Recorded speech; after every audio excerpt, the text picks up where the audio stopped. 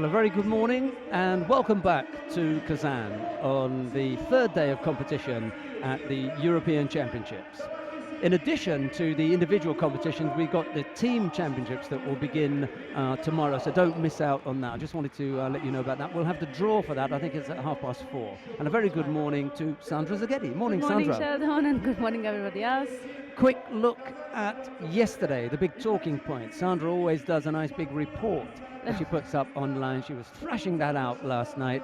What stands out from yesterday's competition for you? Same as after day one, I have to say, it's not a gold medal which stands out for me. I'm very happy, for example, for Rustam Orzhov, because as I mentioned yesterday in the morning, he won almost everything throughout the IGF Worlds, but he never managed to get a continental, neither world medal. And so the first ones to be a gold is for sure a thrilling moment for him. But I was really pleased for Esther Stam to win a silver medal, and of course for Gercek Sabina.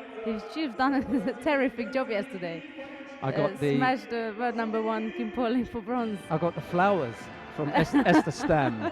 They're in my bathroom at the moment in this glass of water, so I was happy about that. And the reason for that is that I was so disappointed for her that she missed out on London, and I'm delighted that she's now within touching distance of a qualification spot. She's actually got the continental quota spot at the moment, but I suspect that it will be Baku and Almaty for her, just to seal it if she can. That's right. I had a quick chat with her after her final, and remember she was in pain during the final. So she said she'll see about Baku because it's really painful. She needs to see a doctor. Right. Okay. And then maybe Spicier in Almaty, she says.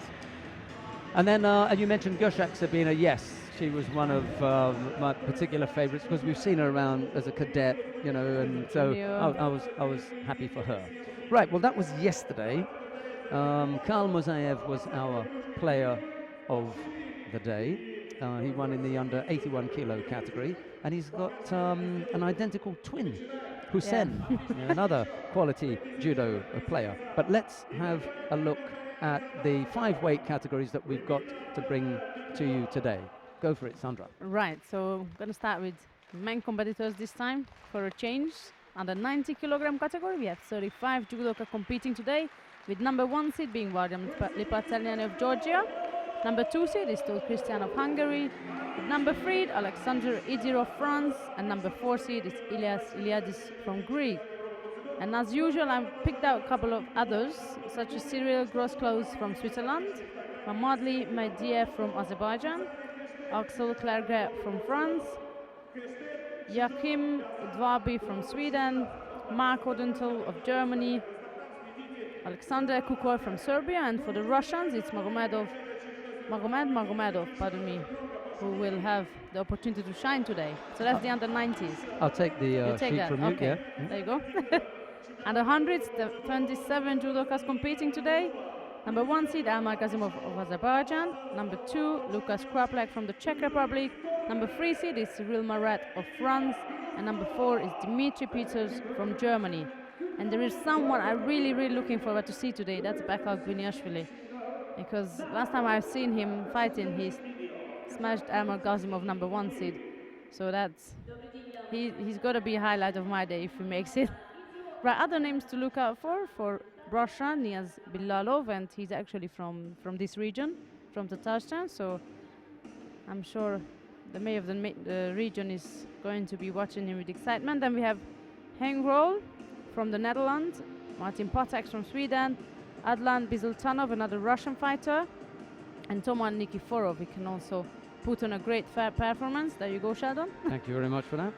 Plus 100, 24 judoka, and we got the privilege to have Teddy Riner returning to the European stage. He missed out on the Europeans last year due to an injury, so here is he coming back again as number 1 seed. Boad Barna of Hungary, number 2 seed. Roy Meyer from the Netherlands is number 3 seed, and Adam Okurashvili, last year's European champions Georgian fighter, is on the number 4 seed position. For Russia, we have Andrei Volkov and another Georgian player, Levani Matiashvili, who is at the moment head-to-head with Okurashvili in regards to the Olympic qualification. Daniel Nata of Romania and Orsa Son of Israel also stands the chance to take home a medal today. Okay, that's the men. Let's take a look at the women. Okay, under 78 kilogram category, we have we have 18 competitors today. Number 1 seed, Audrey Chumel from France. Number 2, José Steenhuis of the Netherlands. Number 3, Annemarie Valenciak from Slovenia. And number 4 seed is Marinda Fakerek from the Netherlands. Others named to look out for is Gemma Gibbons from Great Britain and also Natalie Power from Great Britain. We got Ju Abigail. Sometimes she could shine if she has a good day. She's Hungarian player. Then we got Louise Maltzan from Germany, and Antonia Shmeleva will be representing Russia today in the under 78 kilogram category. And the plus 78 kilogram category, there are also 18 judokas to compete today. Number 1 seed, Emily Andewol from France. Number 2 seed is Svetlana Yeromka from Ukraine. Number 3 is Jasmine Kolbs from Germany. And number 4 seed is Irina Kidzerska from Ukraine as well. Others one which I would highlight to you, that's Kayra Said from Turkey, and also another Turkish player is Belkizera Kaya. Then we have Larisa Cheric from Bosnia. And for Russia, you can watch out for Nadia Chibisova. She'll be representing the host nation today in the over 78 kilogram category. Right, I'm going to have a look at the women's categories first because we just finished with those. We'll go backwards here. The plus 78 kilo category, I think we're going to have a very, very difficult time for the Russians here. Chibisova, she faces the Polish fighter Katarzyna Furmanek in the second round. Yes. You know, I can't see it happening for Xenia Chibisova, really, and a difficult next contest after that is going to be Cheric or Yeromka, and she's not going to you don't want to Yeromka, you know, you don't want to pocket battleship, go isn't there. it? Exactly.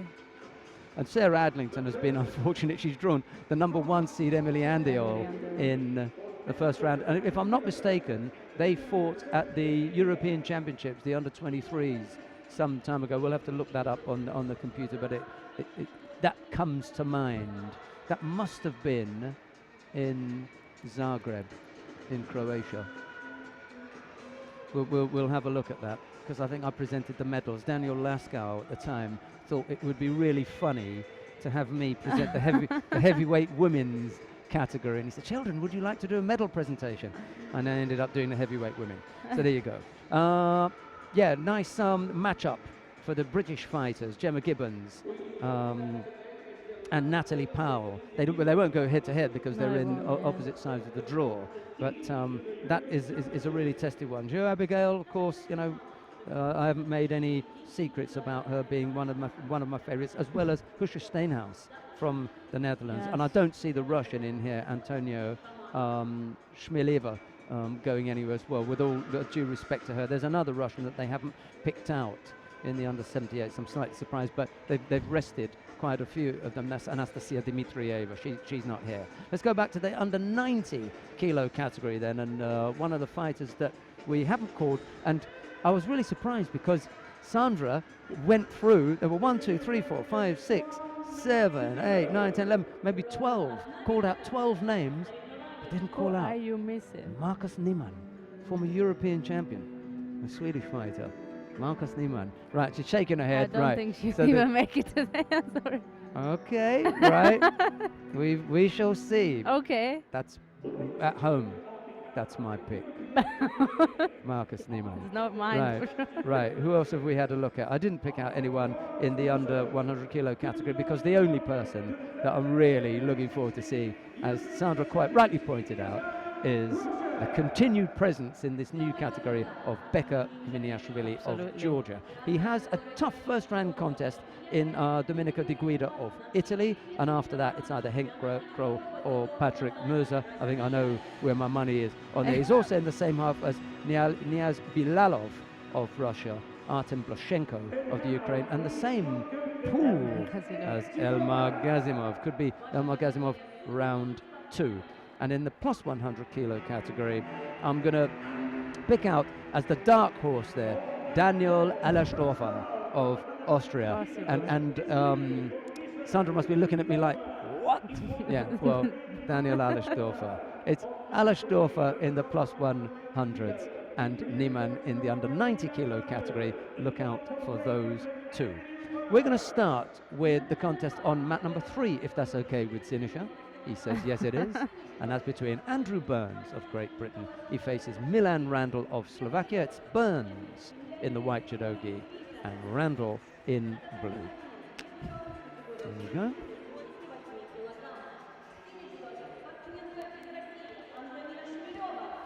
Yeah, 10 minutes is just about enough, isn't it? To get that done. Now, Sandra's got to race off. I know that she's got something burning that she's got to do, but she'll be back in a second. And we shall hear from Sandra in a moment. Let's sit back and enjoy the action.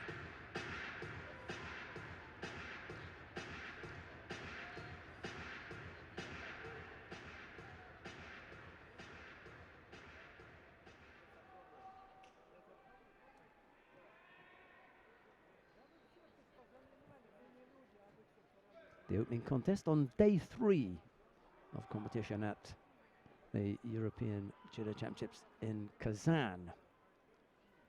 Burns in white and Randall in the blue judogi.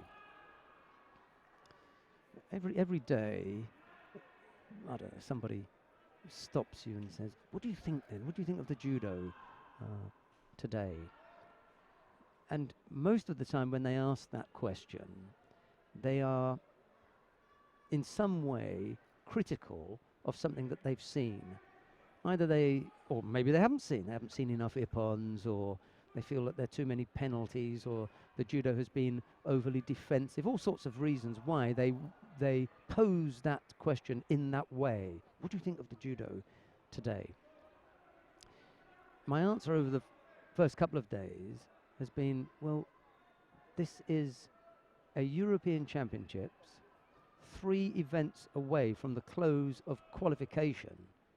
One would expect it to be tight, tense, nervy, and at times not the easiest to watch because of those things. You've got a lot of fighters who are so nervous. You know, it's not going to be, you know, just bang them up and smash them up. And the other thing is apart from the Russian team, for reasons known only to the selectors and Edzio Gamba, everyone has sent their best fighters here. You know, we've got the best from almost everywhere except from Russia. And, you know, they're at home. That's what they've decided to do. And as a result of the best being here, you're going to get some very, very close contests. And I think that's what we've seen. Burns has picked up a single Shido. Frank Wolf is about to dish out another. And it's Burns who picks up his second, this time for stepping out of the area.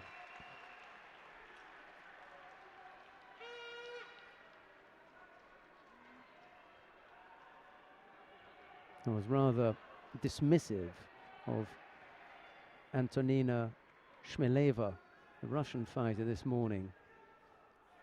She's on the board with 2 scores down on mat number 1 against the Hungarian Szalanki Evelyn.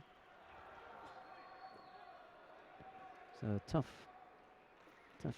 job for Szalanki down on mat 1, down by 2 scores, Sandra.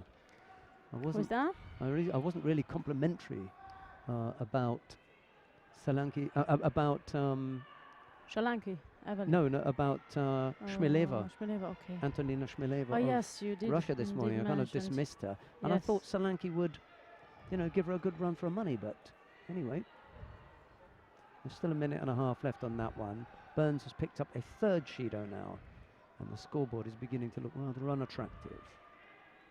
Maybe we should, in this instance, we should just call it a penalty board instead of a scoreboard. Neither fighter able to put up a score yet. That was poor, wasn't it, from Randall? Come on.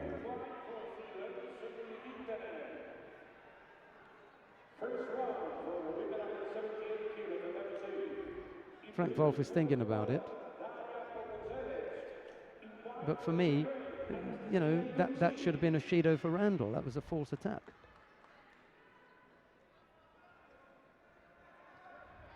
And Sokamake given to Andrew Burns.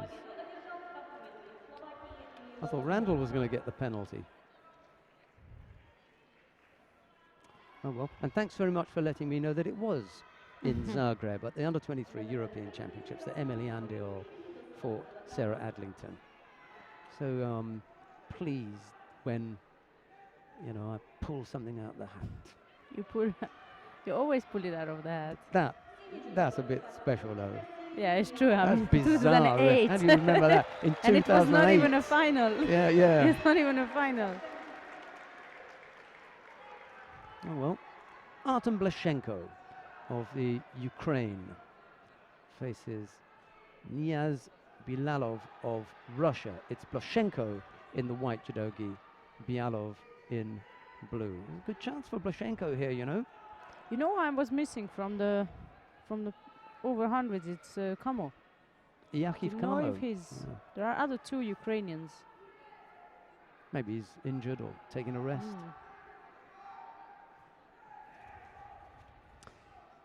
So, Solanki looks as though she's on her way out against Antonina Shmeleva of Russia. Has to take that back.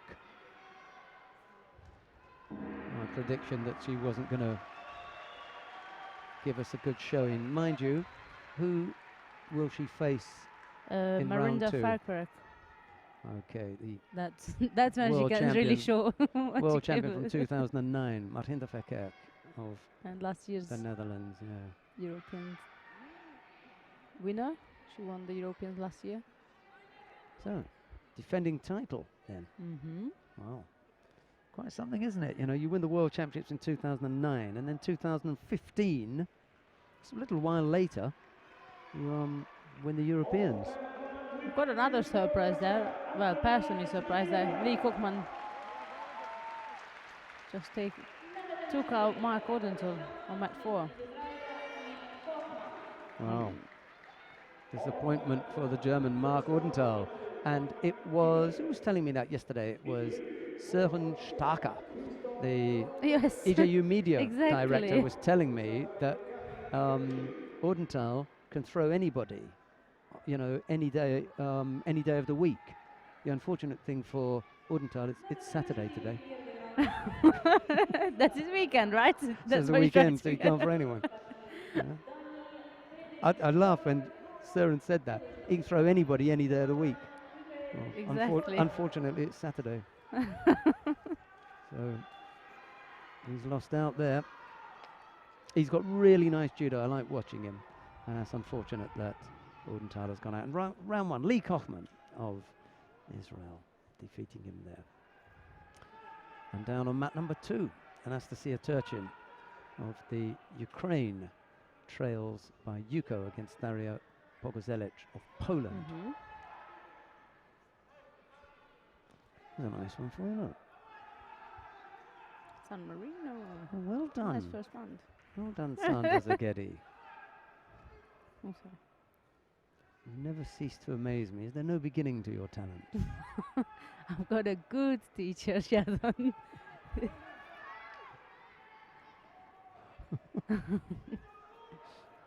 That was really unfair of me. I know that there'll be some of you at home who will understand exactly what I've told Sandra there, but that was completely missed on her. That went over her head. But she's a good girl, and I'll explain it to her later. She's still none the wiser. She's looking at me Offline. like, what? What are you talking about? You're just making me more confused than I was 2 minutes ago.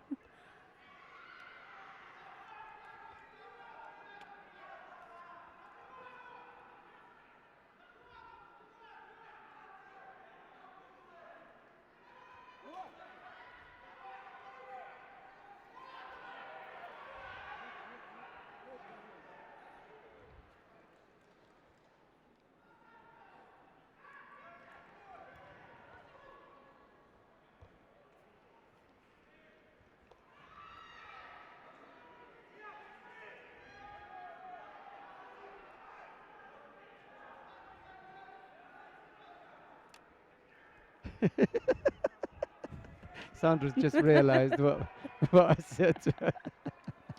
Thanks, Shadon. I love her to bits. She's so wonderful. She's great to work with. I'm very lucky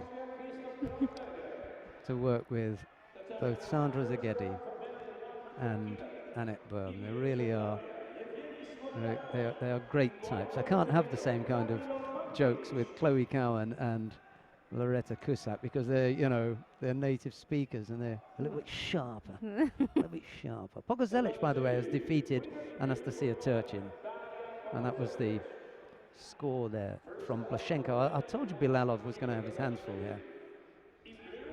Blashenko's got a good chance here. Blashenko's got a good chance. He's picked up a couple of penalties, but as long as he keeps going here. All right, and I highlighted. who's the only problem is it's the upcoming contest. It's going to be against Elmar Gazimov. Yes. Oh well, tough draw for both fighters.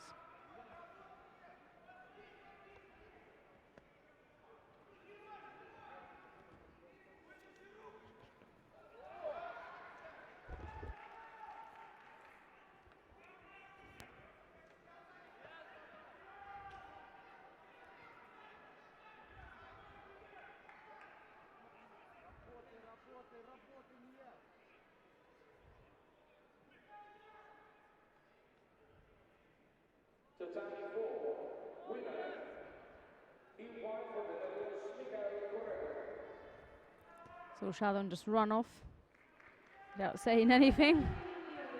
And there's 30 seconds left on the scoreboard, and still Blashenko is leading by Vasari. Bilalov could put him under pressure enough to get him a fourth and final penalty that would help him. However, that's not really the case right now because Blashenko is rolling Bilalov all over the place.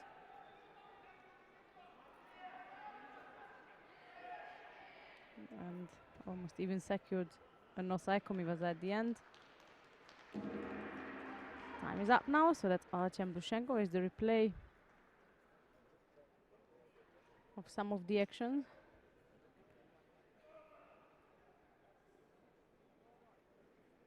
So Blashenko is going to have a big job, as Sheldon mentioned it earlier. He will face number 1 seed, Elmar Gazimov, during his next contest.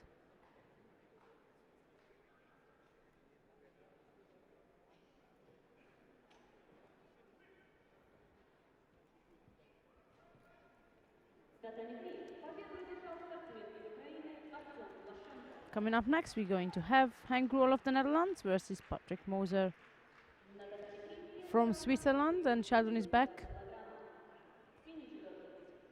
He roughed him up there, didn't he? It was an ugly looking But at the end, Bilalov had a little tiny chance to. Now I wonder what kind of mood Henk Grol is going to be in today. No, he is like that. Honestly, I was going to say blast them off the mat, oh. you know. But then he can. I remember last year's World Championships. He gets stuffed up. Yeah. Well, let's see what happens today. Henk Grol is about to take to the mat against Patrick Moser of Switzerland. It's Grol in the white judogi, Moser in blue.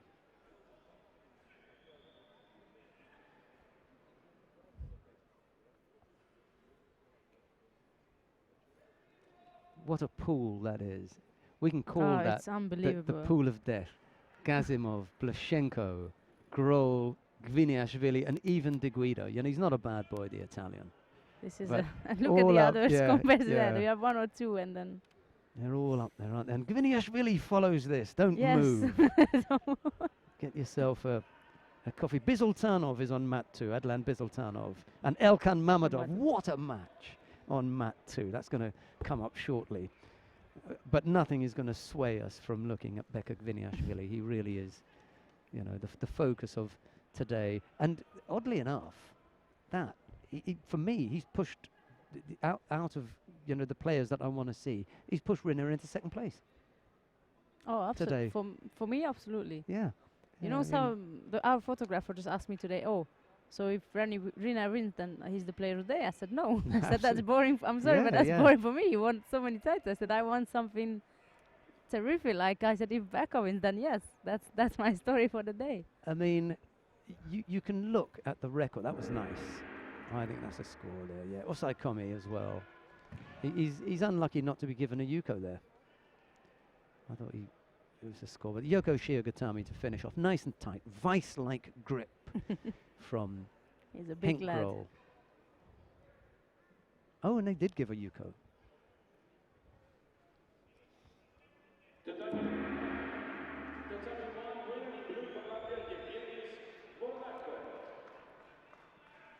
It's a nice piece of. She was a. Moser almost managed to defend it, but then.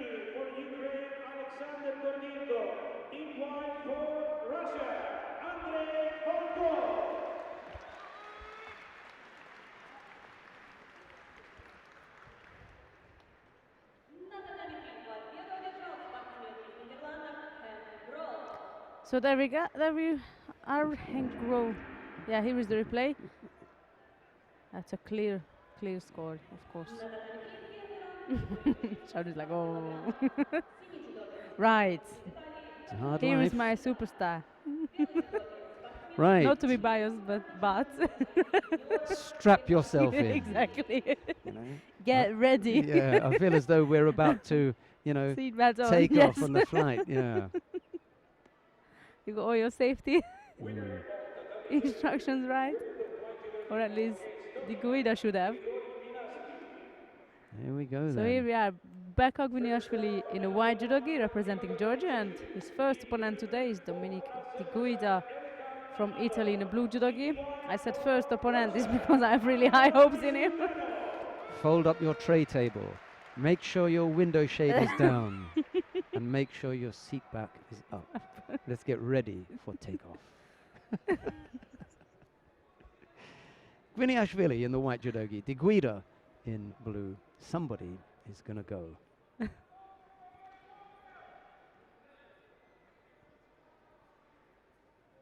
Oy, oy, oy.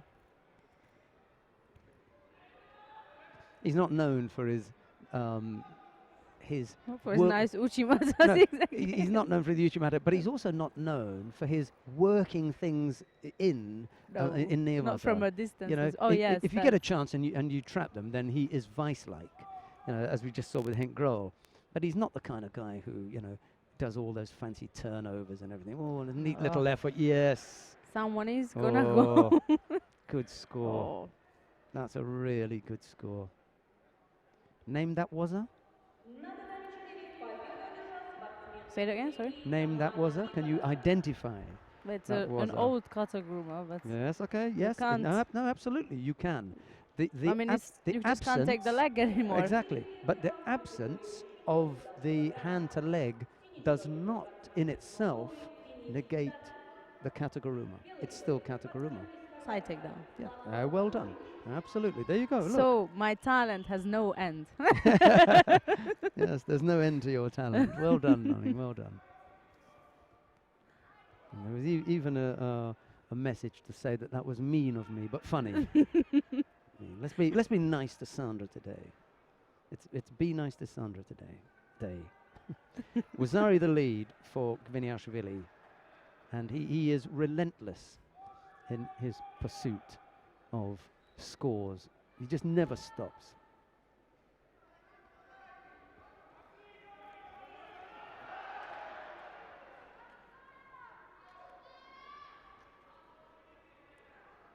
What's the weight you would guess, Sheldon? What's his general weight?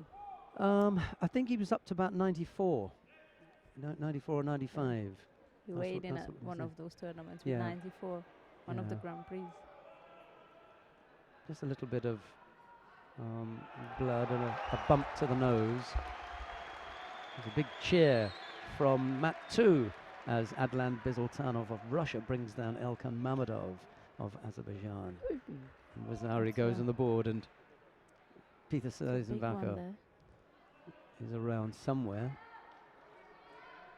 He'll be watching on.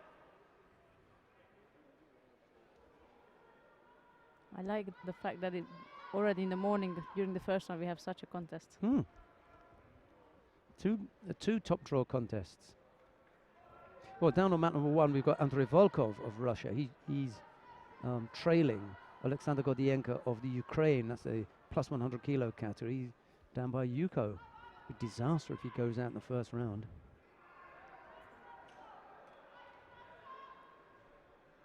Mind you, if you will send your number 3 and number 4, you know, what do you expect? Exactly.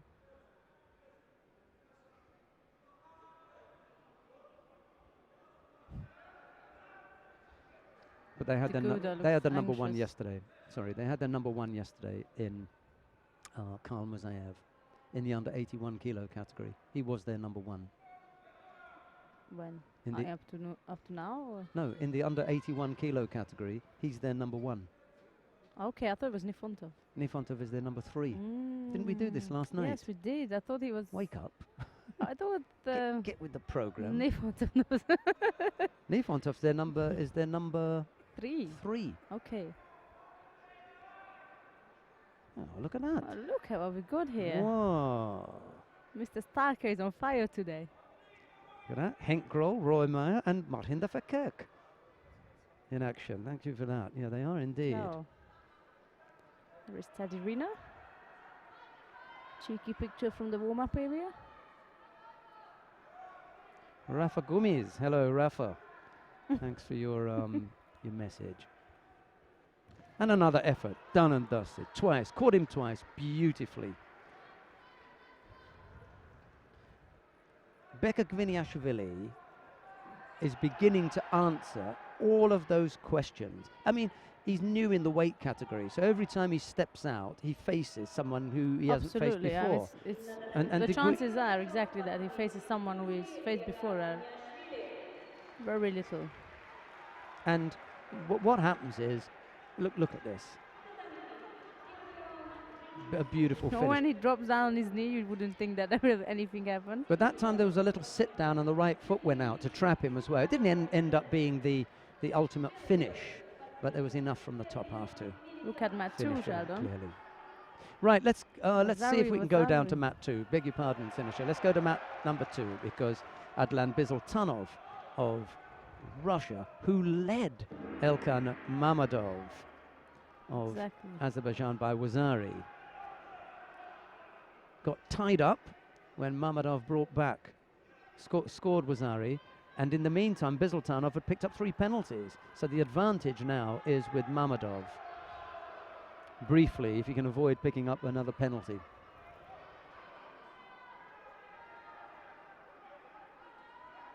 Well, 49 seconds left to go, and that's enough to put another penalty, but Mamadov instead decided to just smash Bizaltanov. He's going to end it now. Right, Mahikomi.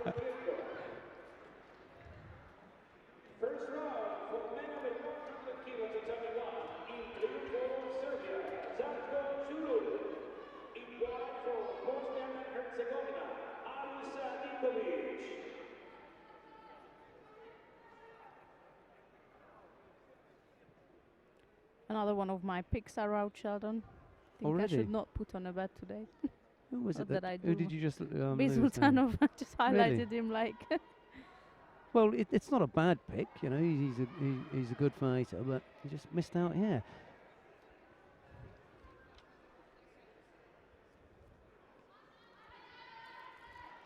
Let's see who we got next. Coming up, still the under 100 kilogram category, and that's going to be Jakub Wojcik from Poland, and he'll be up against Benjamin Fletcher from Great Britain. Yeah, that's okay.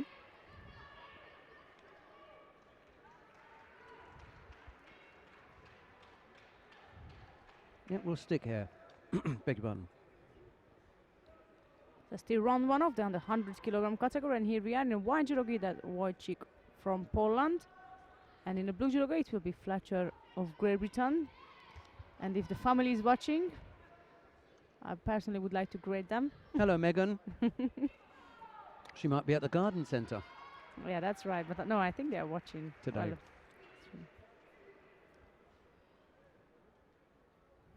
I think she'll be working. Possibly. Getting money for a new pair of shoes or something. She had a disappointing couple of months. She had a serious back injury. She's quite injured, yeah. But I think now she's getting better. And normally, you know, you see Megan around with, because she's always in either, you know, sports shoes, you know, some trainers or whatever, or just barefoot. So never realised how tall she was until I saw her in heels. She's quite quite tall, isn't she? Mind you, I'm only 5'6", so most people are taller than I am. Now, we were talking I don't about have that problem. under 81 kilos. Look, there it is. Oh, Hassan okay, yes. Kalmazayev on 1,452 points. Alan Kubetsov on 1,300. And Ivan Nifantov trailing behind on 1,200. There you go. So. Wow. And we've got Zirazudin Magomedov on 950. He's here today. So if we just looked at, you know, the overall picture in the under 81 kilo category, we'll see what we come up with. But 3 of them are qualified. Oh yeah, I can see that now. You've got Kalmazayev, Kubetsov and Nifantov. You've got 3 fighters who are qualified. And then and Zirazudin Magomedov, he's also qualified. 4 of them. Incredible. Yeah.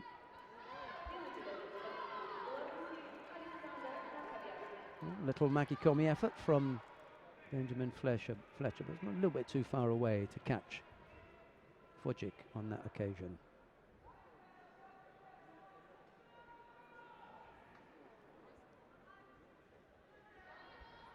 Oh, Tulum is on number 1. Is it Kulum or Chulum, the Serbian?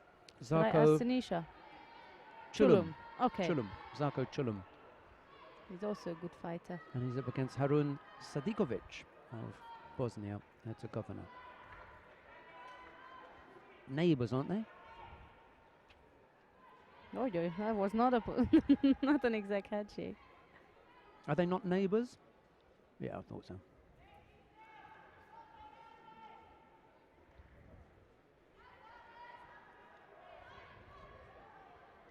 Going to say hello to Barbara Bandel. Oh. Hello, Babsy.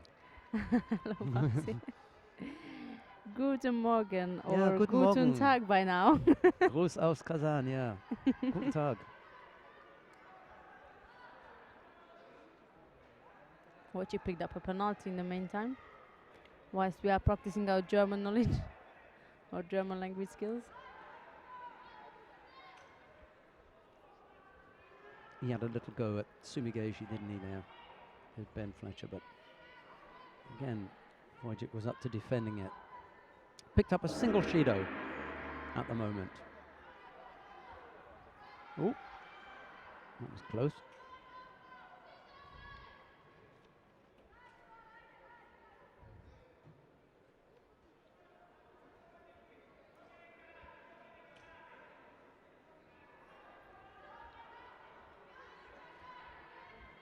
Well, it didn't take long this morning to, well, we started this afternoon. I find it very difficult to get used to an afternoon start.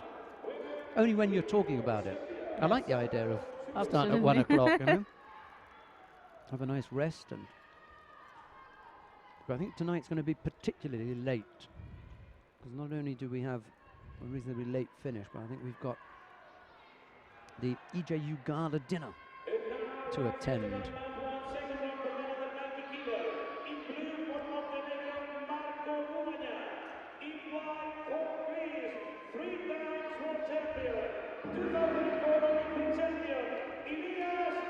And now Fletcher comes up with Wazari. A good score for the British fighter. Well, they've decided it's only worth Yuko. Still the lead with a little less than a minute to go.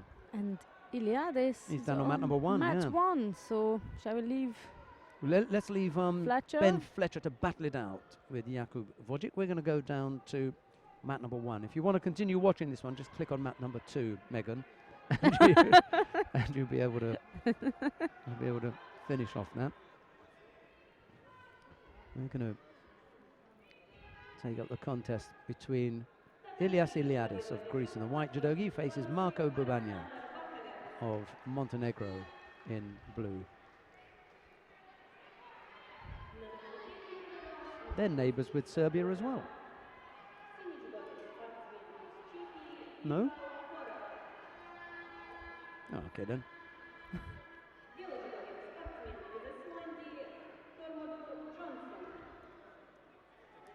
And it's Iliades to pick up the first penalty. No, Serbia. No, Montenegro and Serbia. Get with the program.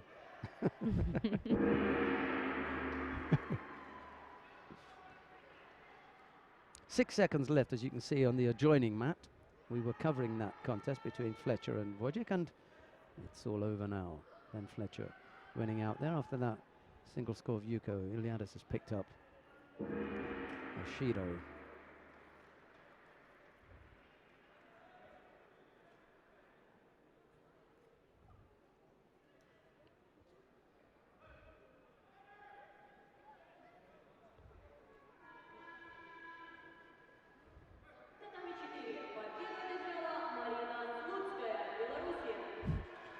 It's like Bubanya is not afraid, but he's like very cautious on giving the sleeve and how to get that sleeve. Like, Yeah, he's a if little I give my sleeve to him, I'm going to fly like a bird. So let's just bit tentative, isn't he? play it slower. I think we're going to have to be really careful here about the upcoming contest, because normally you can just sit back and bit by bit some top draw contests will come up. No, But if you're not careful, they come thick and fast here. Yes, today is. You spoke about, I mean, look, Yeah. just take mat number 1. We don't want to miss Iliadis. You spoke about Clerget. I spoke about Marcus Niemann. Yes. Tot Christian. I spoke about Alersdorfer, Lipatiliani and Milan Randall. And Idir and Lee Kochman. So, you know, everywhere you look, there's something happening. to grab your attention. It's good. That's what I like. It'll be a busy day. Who's that thumping their way down the stairs? Carmen. Was it Carmen Cavallo? Yes. Oh, okay. Yep, there you go. Kathy Muek's got that one right, hasn't she? Look. So easy to sit here and, you know, be a referee, you know, and you wait till you get out in the middle of the mat. It's just everything disappears. You're same as being a fighter or either way being on the tatamis. Just everything goes. Sven Heinler of Germany is on the mat. On mat number 4, he's up against Juan Metis of Estonia. Single Shido against the German down there on mat 4. There you go. What would you give this? Oh, it's interesting because he didn't put his shoulder down. But Wazzari, for Yuko me... Wazzari, yeah. Yeah, I said Wazzari when I first saw it. There, you know, if she'd given Yuko, then it wouldn't have been wrong, because it was more along the side, wasn't it? But I also said that I thought it was worth Wazzari. It's a good effort. So mat number 1 looks as though we're going to be here for a while. I won't rush down to look at Alersdorfer. I mean, if he happens to win, then, you know, that'll be a bonus for him. You might want to see Tot Christian, Lipatiliani, yes, for sure, and possibly Alexander Idir and Lee Kochman. That'll be a good one down on mat number 3. Sven Heinler has just lost out to Juan Metis of Estonia. It's been a while since the Estonians have had a top draw heavyweight. Can you remember the last top draw heavyweight for Estonia? For Estonian, really? Indrik Pertelsen. Doesn't ring any bells to me. Check him out, Indrik Pertelsen. See what his achievements are, or were. I suppose they are, because he's still around, so see what he achieved. Indrik Pertelsen.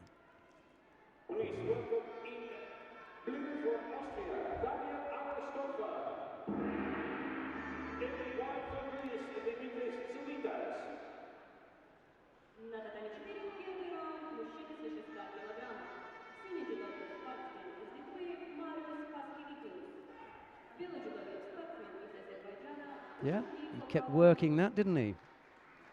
No reason not to give. What was his surname again, Sheldon? Sorry. Pertelsen, P-E-R-T.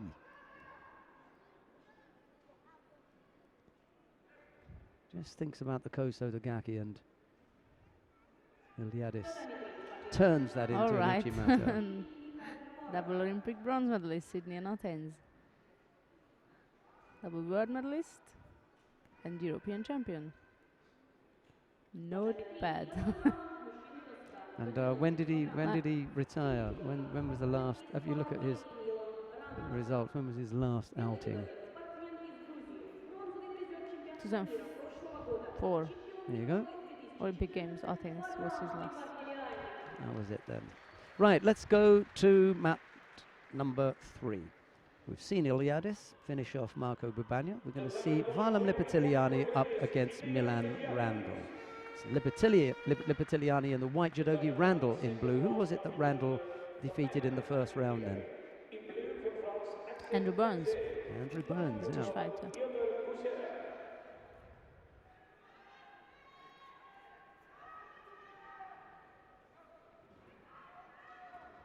I'm sure Lipitiliani's got an advertising contract with his underwear provider. He always manages to have it emblazoned across his back there. In the shiny color as well. That can't be for free, can it? He must be making some money out of that. Iliadis looking on as he leaves the arena. You just see him on the right side of your screen in the background there. He was having a look at Lipitiliani.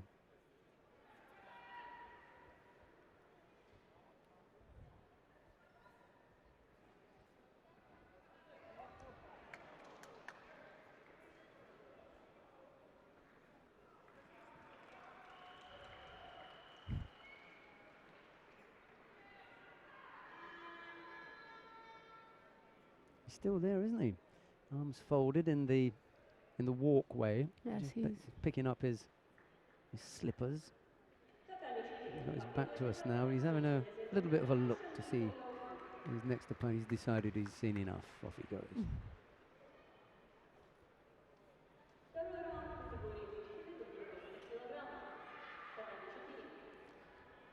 Axel Clerget is down on mat number 1. That was one of Sandra's picks this morning. He's up against Piotr Kutsera of Poland. There's no score in that contest yet. and Torfer is leading by Yuko. Yeah. Oh, that was beautiful. Absolutely beautiful. Yep. Wazari. Oh, no, come on. I thought that was a good score. Yes. Yes. Why no score?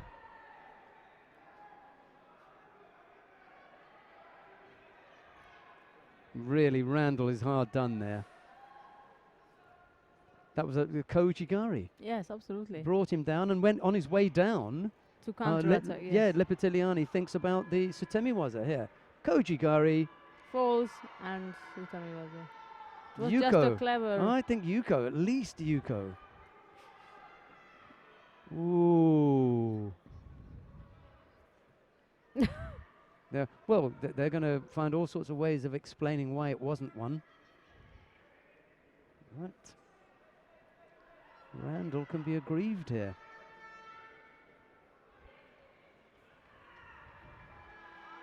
Lippo is going to have to Picks up a second penalty here. pull it together somehow. It's time for an overly defensive posture. He dodged that bullet, didn't he? That was a nice Koji. Down he went, and on the way down, yeah, he goes over. That was Ari now.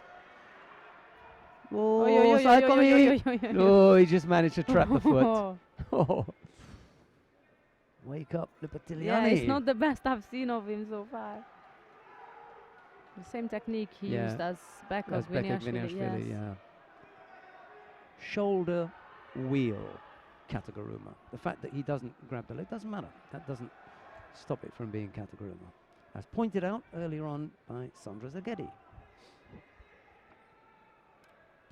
Our resident was an expert.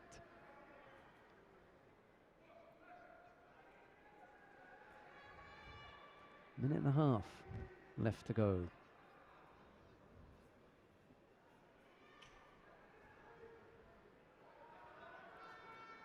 Portalian is really not at his best so far. Oh, he thought about the Kosotogaki. He put some pressure on Lipitiliani there.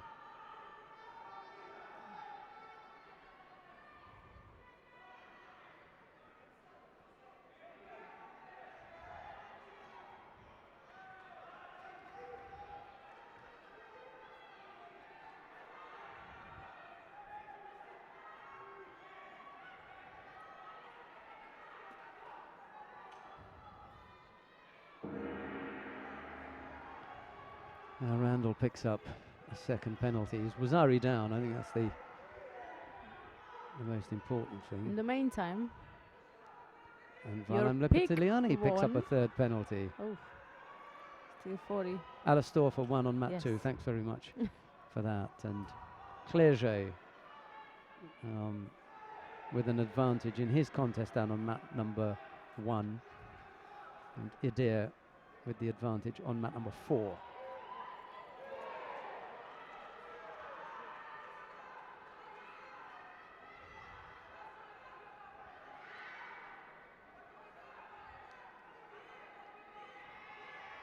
He's gonna have to keep active, even if it. Oh no, it cannot be a double sheet anymore because.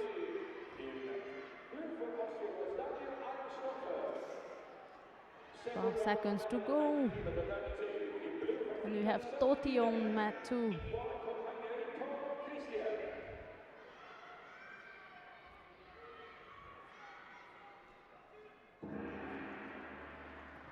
Milan Randall took Lipitiliani the distance. And, yeah. Oh. Yes, that was Aaron. Right. Now we can explain why it wasn't a score. When we go back to it, you'll see that Lipitiliani is not just falling away, he's actually attempting a counter. Watch Lipitiliani. Okay. That's the end. See, that's the beginning now, and now of he begins Lipitiliani's to counter. technique. Yes. So he didn't begin the counter. Absolutely. That's the end of Randall's technique. Yes, my initial thought was, you see, when you only see it from there, that's yeah. But now that you break down, that's a Satemiwaza attempt from Lipitiliani. Yes, now I understand. And I went with the referee. You know, he said Wazari, I said Wazari, but it was a good call. Right, mat 2 we'll go to. Yeah, well done, Sinisha. The top man, Sinisha. Axel Clerget has lost his contest down on mat number 1. Well done for that pick. He loses out to Piotr Kutsera of Poland. Oh. down on mat number 1. Unfortunate. I would have expected Axel Clerget to come through there, but Polish fighter it is, who steals it right at the end. Wow. Todd Christian in the white judogi. Samuli Fitanen of Finland in blue. Right, here's Sandra Zaghetti. I'll be back in a moment. All right.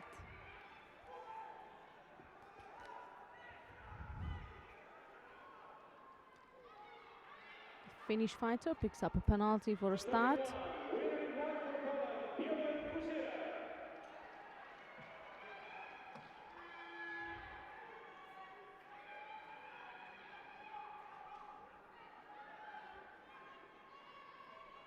And Markus Niemann, Swedish fighter who Sheldon picked this morning. He's on mat 1, so if you'd like to have a look at his performance, then please feel free to do so. He's in a white judo again. He's versus Rios Zayak from Spain. And in the main white, who picked up a penalty as well, so we are back to square one.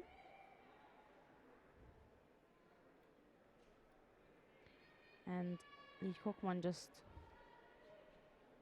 lost out against Alexander Idir on mat 4.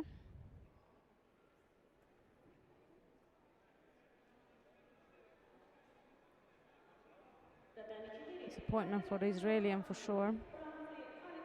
Taking out Marco Dental and then being taken out by Idir.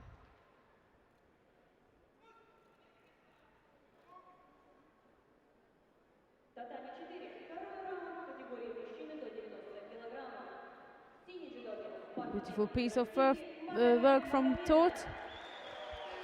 Utanem was stepping in with a little Ashiwaza, but then he said, right, you mustn't run here, so I'm gonna use my skill and show you how it's done. And he's smashing for Wazari, and he's working in Nevaza now. So he has got a good Nevaza turnover, exactly the same style he was aiming to turn. Here is the replay of the Ashiwaza. Wazari score for the Hungarian, and we have 2 minutes and 12 seconds left.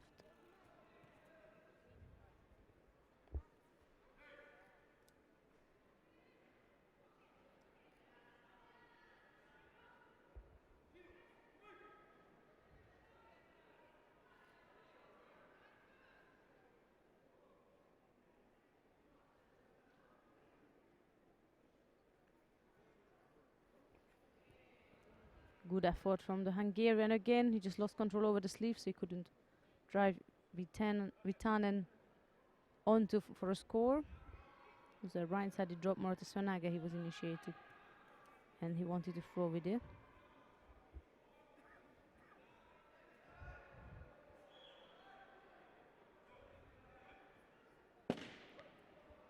Penalty number 2 for Vitanen.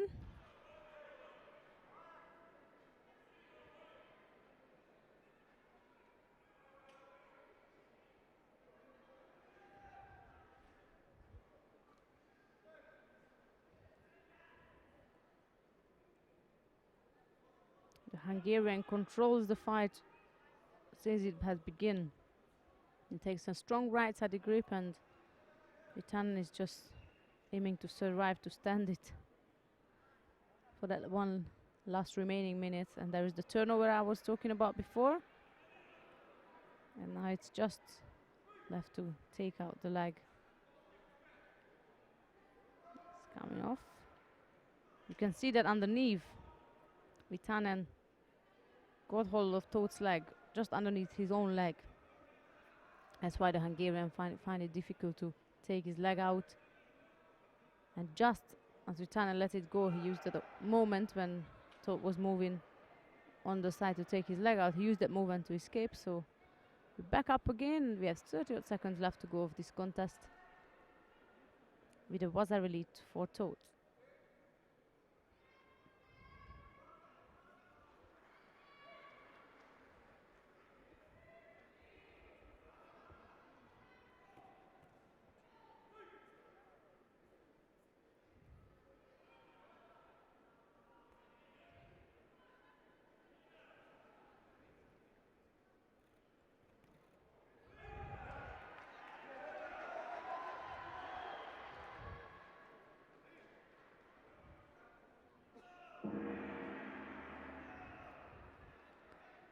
So that's the end of this contest, and number 2 seed Toad Christian of Hungary is going through to run free in the under 90 kilogram category,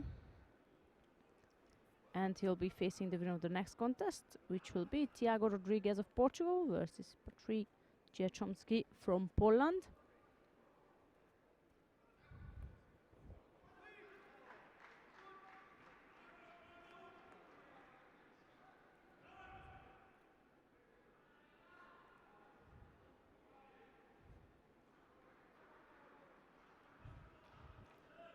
And a very good, not morning, but a very good afternoon to my good friend, Katrina McDonald. Thank you for watching us and following us. I hope you're enjoying the show as much as I do. Can't say we because Shadow just gone disappear. I don't know where is he gone. Let's hope he's going to come back at some point today.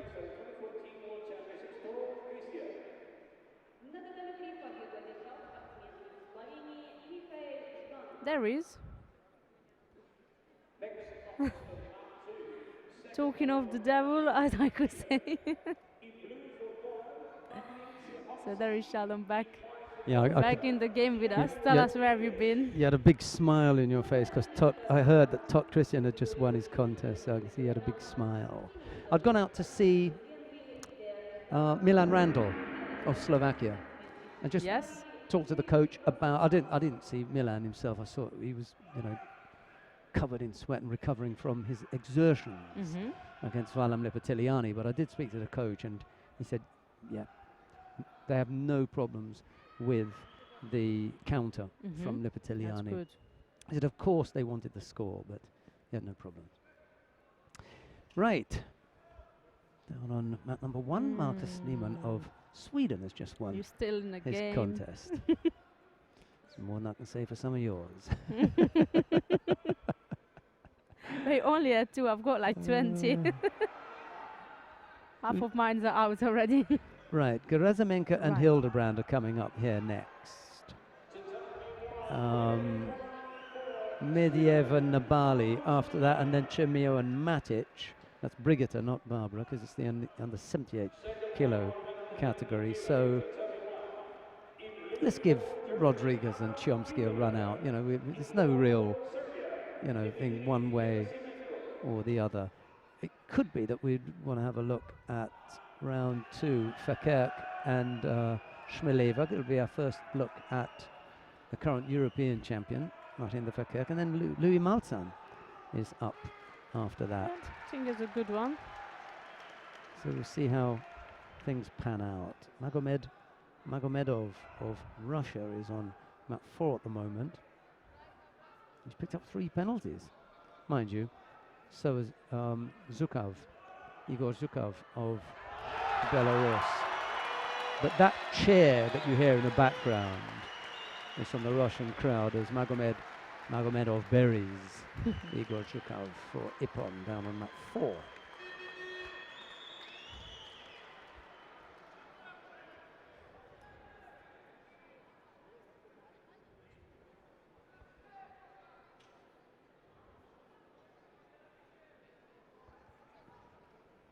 Now, the Magomedov that you are looking at there is in the under 90 kilos, remember. It's not the Magomedov in the under 81 kilo category. This is Magomedov the 7th. There he goes. Oh my God. It is. If you look up that name in the database, you'll see how many Magomedovs there are. Bewildering. Oh, chance on the arm here. But before I look that up, I have to pass you a message from Georgi Guicciani. He says hello to you. Gviciani. Yes. Kauma Jerba. Mr. Gviciani. He's a top man.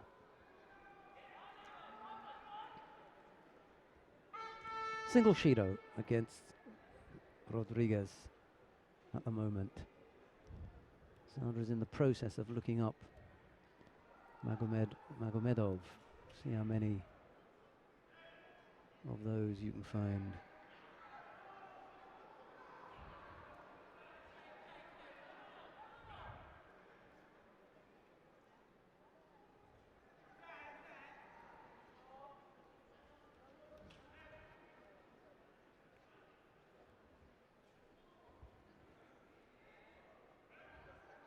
Inside the last 2 minutes. No score yet. I have 2 of them here. One of the database.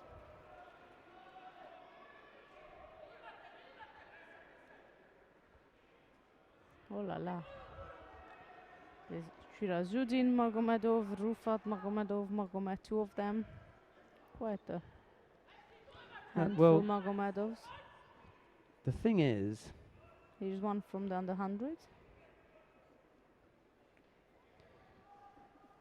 It's not unusual for there to be a common family name. For example, Magomedov, yeah?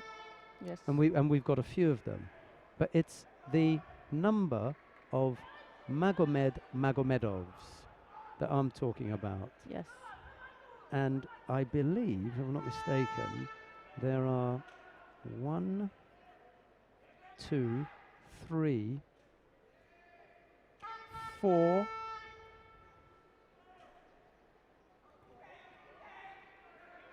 I can see 4 on this list here, of Magomedov.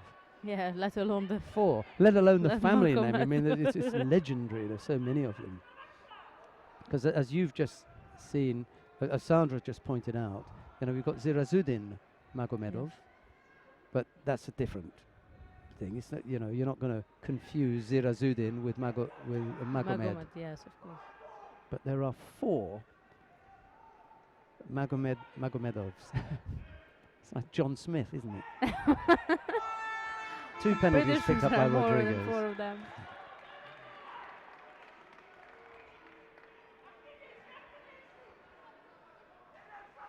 It was a nice chat with the Slovak coach. I like it when they are clear about something and they understand they understand the whole concept of the counter. When does a counter come into play? And I find it difficult to give a score to a fighter who's in the process of being countered. Because if you are in the process of being countered, you're escaping of that moment. How can you be said to have control? Yes. A fighter who has control should be given the score. A fighter who is in the process of losing control can't be classed as having control. So that's a tricky one for some fighters to take. Yeah. Chomsky. 2 penalties picked up by Thiago Rodriguez. That's going to do for him, I'm afraid. The Portuguese fighter goes out, and as Sandra says, Chomsky it is who will go into round 3. Have we got 3 rounds? 3 rounds of the under 90 kilo category? And Weir just lost in a very, very last second against Gross-Klaus. The next comes from Mat 2, second round for men under 90 kilo. In blue for Lithuania, Karolina Sibauda. In white for Sweden. Modley Moideev is coming up, and then we have... Did you pick Dvabi? Joachim I did. Dvabi? Okay. I did indeed. He's in the under 90 kilo category.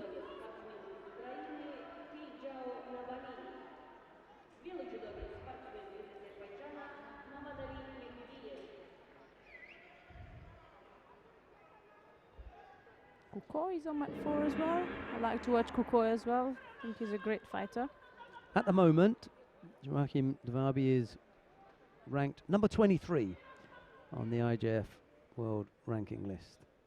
His teammate, Marcus Niemann, however, is number 15.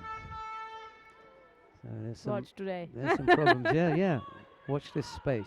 Let's see what happens here today.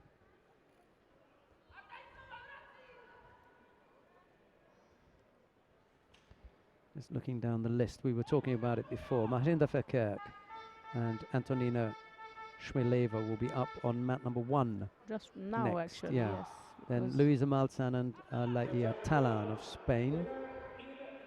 Husha Steinhaus and Daria Pogozelic in round 2 of the under 78 kilo category. That's coming up at a couple of fights time on mat number 2. Right now on mat number 3, Mamadali Mediev of Azerbaijan faces Kejan Nabali of Ukraine. And then that will be Chermio and Matic and Gibbons and Turks on mat 2. So that's what we've got coming up. Where do you want to go then? No, we're good here. We're good? Okay. Yeah. Oh yeah, we're good.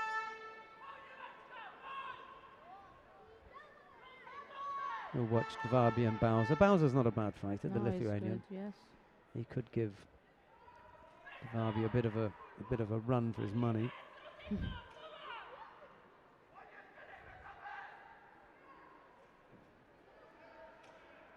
Left side, so Naga was initiated from Dvabi.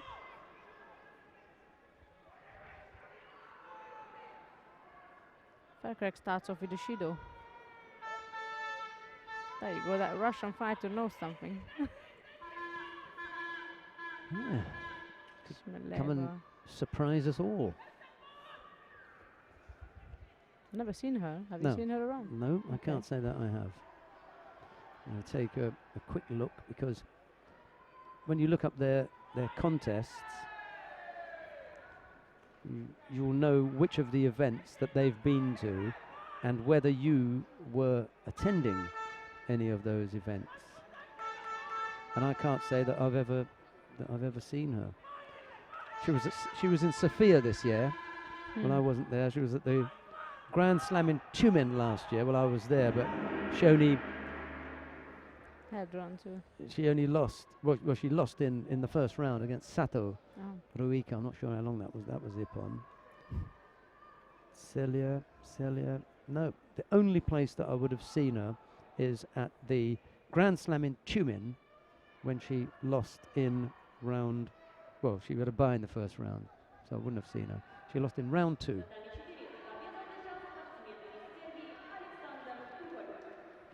Oi.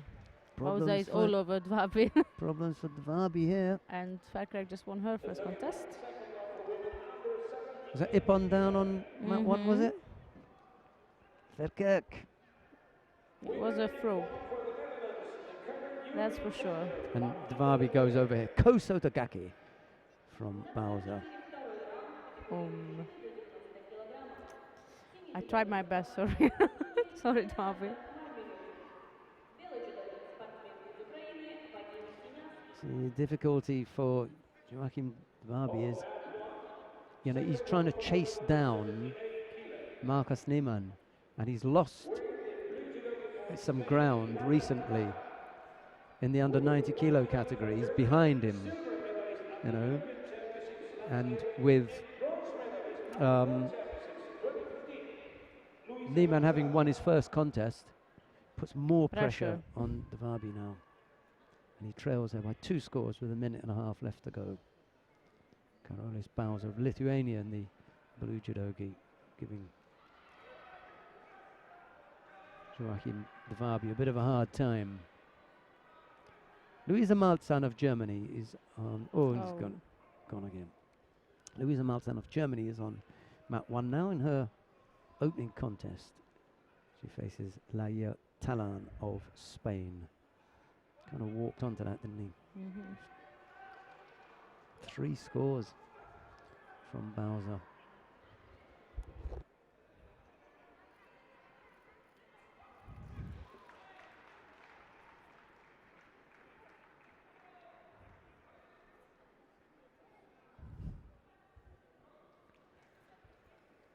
And Karolis Bauza just put the end to this contest. With 1 minute left to go, he said, that's enough for me. I think we're going to have a replay of the last move from Bauza.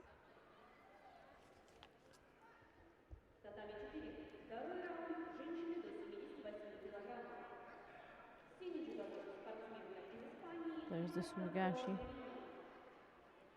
which he scored earlier with.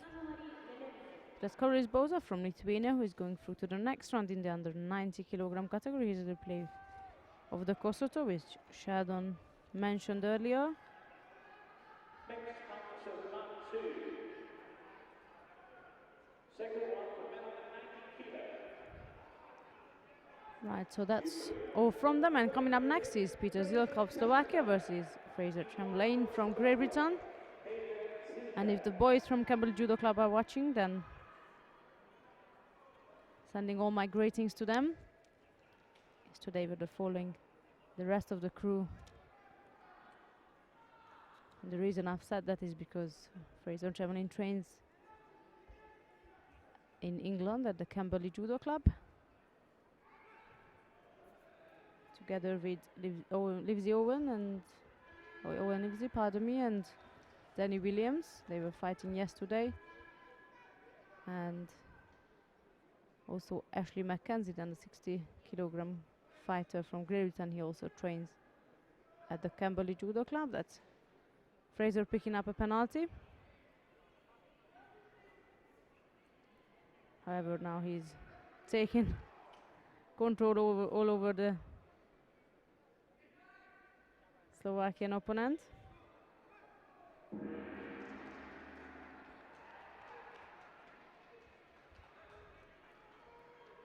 Strong top right-sided grip from Chamberlain. Sure, it's not going to be him picking up a penalty this time. Judo for Zilka.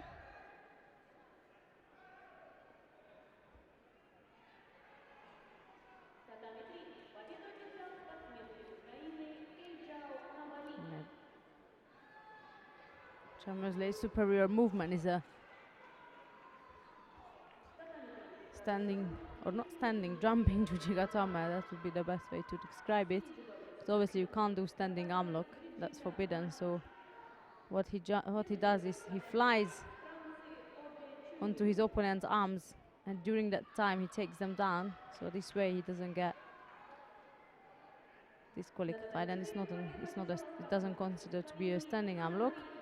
Whilst I was talking, Chamberlain scored with the right-sided Uchimata. He's got a Yuko now. We got Audrey Chumel on mat 3, so I'm gonna leave these two to battle it out, and we're moving down to mat 3. I will ask Sinisha to change it for me,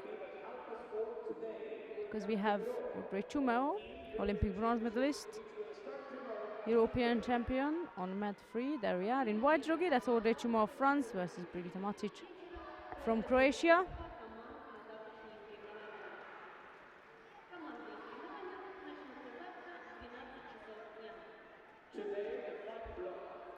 And just as we switched, Fraser Chamberlain finished the contest fastly after we switched the tatami. Going against Peter Zirka, and he'll be going through to the next round in the under 90 kilogram category, and there he will be up against Karolis Boza from Lithuania. We've seen him it was just the contest before.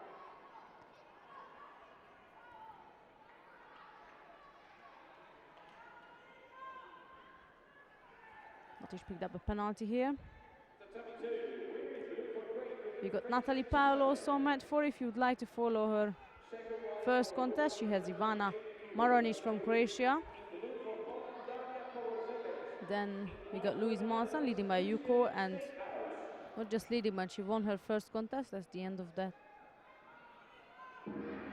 matchup. So she's through, I believe, to the quarterfinals. Let me just double check. That's right. So she's through to the quarterfinal, and she will be facing Fair Correct. That's Louise Marzan, won her first contest. And here we have still Chumel and Matic.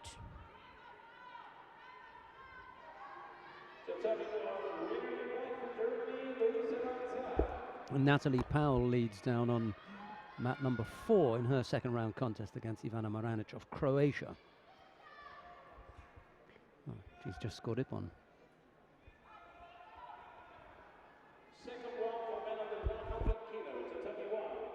Second penalty for Matic. Oh, and Dimitri Peters under 100 kilograms, German fighter. He's on mat 1.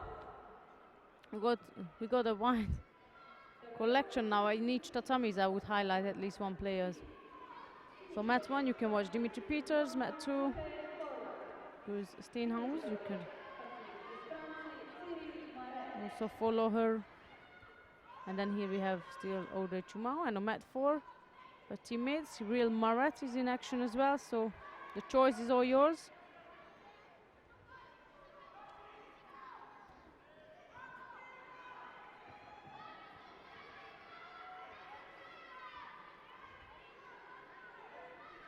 Matic struggling here. I was gonna say exactly the same, that she struggles to Finding it hard find going anything. against Jamio. Yeah.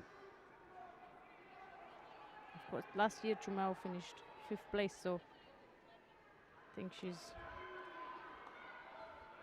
well prepared this time, not to make the same result. I think Manfred Hausberger, the referee, has seen enough. Minute 27 left to go. It's not going to go any further.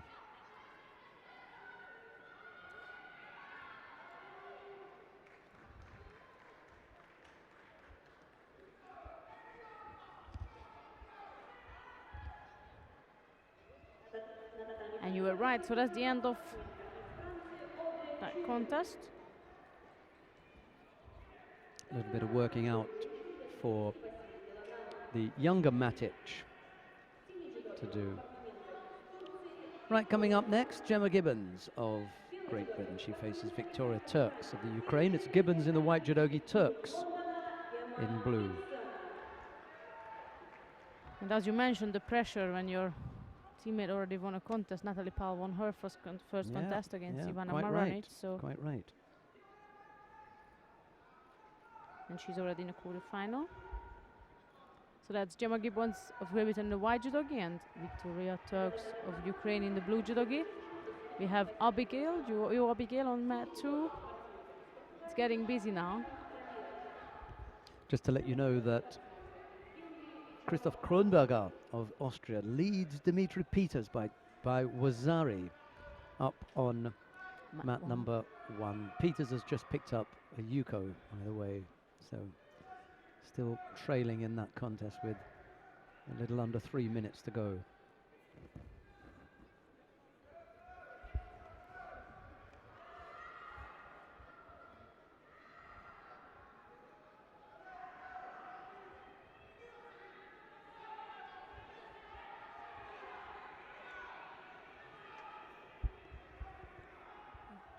Gibbons and Turks battling it out here, but we've got Gazimov and Blashenko to follow, and then after that it's Grohl and Gviniashvili.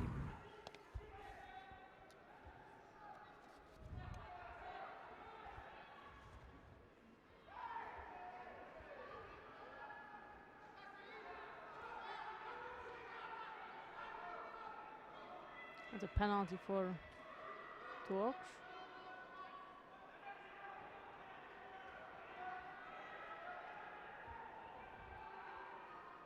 Still not looking good for Peters on mat 1. I just had a quick peek. Well, got some time, Yes. a couple of minutes for Peters to straighten things out as far as the scores are concerned. I know our audience can't see it, but the way Kronberger is controlling the sleeve of Peters is is unusual in terms of that is really dominating him.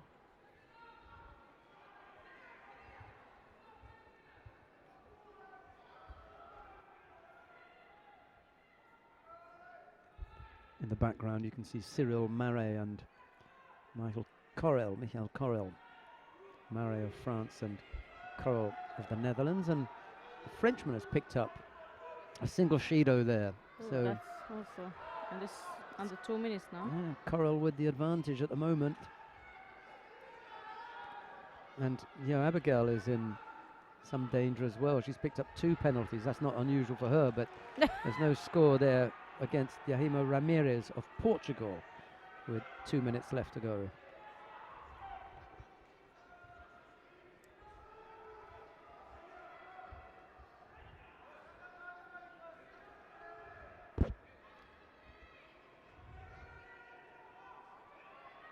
There's only a little difference here as well between of Gibbons and Turks. Second penalty is given to the Ukrainian.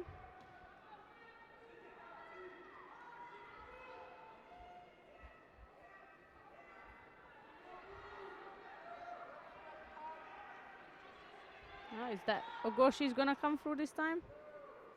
Or the thought she will go for a Yokoguruma, which she normally does.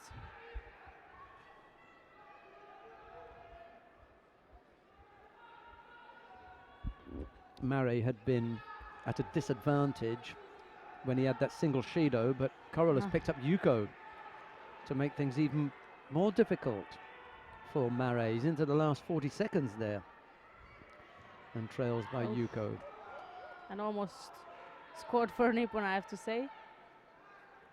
I know the audience could not pick that up, but that was a really nice left-sided drop Senaga from Corel, which almost ended the contest. Kronberger still leading by Wazari against Yuko Peters. now. Down on mat 1. Ramirez gave up 2 penalties, and now both fighters have been penalized twice in that contest between Yo Abigail and Yahima Ramirez.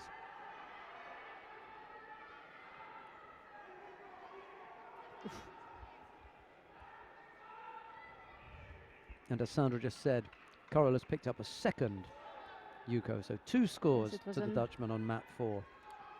A nice right-sided drop. What happens there is actually that, well, nothing anymore. because the time is up. But what happened is that Morat was running after the score, and each time he put his long arms over the top of Corral, he all he had to do just drop underneath. So with those 2 drops, and that other gong was for Peters Dimitri. Kronberger damages Dimitri Peters, putting him out of the competition. Round 2, second round loss for Dimitri Peters. When he came in here this morning, where was Peters seeded? Number 4. That was his first contest. The number 4 seed goes out. And also the number 3 seed goes out. Corral defeated 3 and 4 tumble then. Toma Nikiforov of Belgium faces Zlatko Kumaric of Croatia down on mat number 4.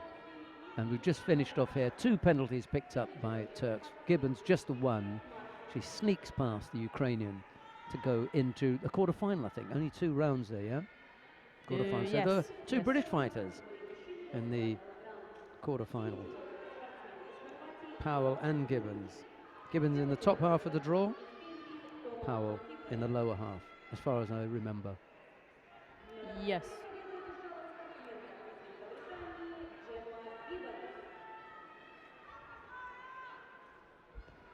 Right, we're going to stay here because coming up next, Elmar Gazimov of Azerbaijan faces Artem Bloshenko of the Ukraine. It's Gazimov in the white judogi, Bloshenko in blue.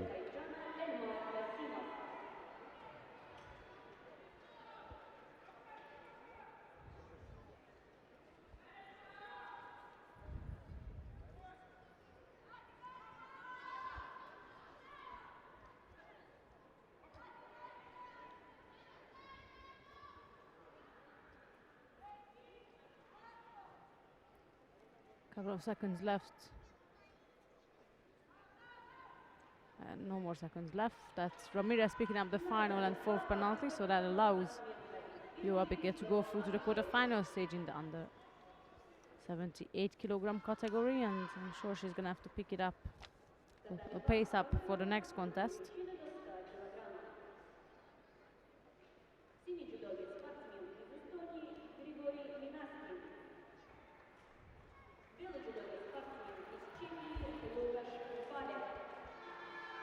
Penalty for Kazimov as well as for Bloshenko. And Lukas Krapelek, world champion Czech judoka, is about to begin his day on mat 2. We should really take a look at Kapalek, shouldn't we? Just giving the benefit Number of his 1 seed, number 2 seed, whatever. position. We have number 1 seed Gazimov on mat 3 and number 2 Krapelek on mat 2. So I will stick with Gazimov then. okay. And Nikiforov is on fire today. He's already up with the Vazari and the Yuko. Despite his little injury with his forearms, it seems to me that he's back in the game.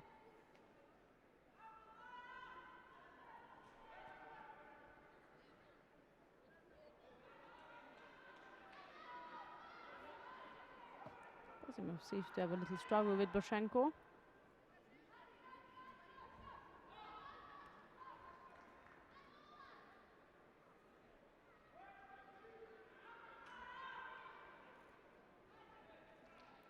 Kazimov is aiming to attack, and all his attacks are a bit floppy.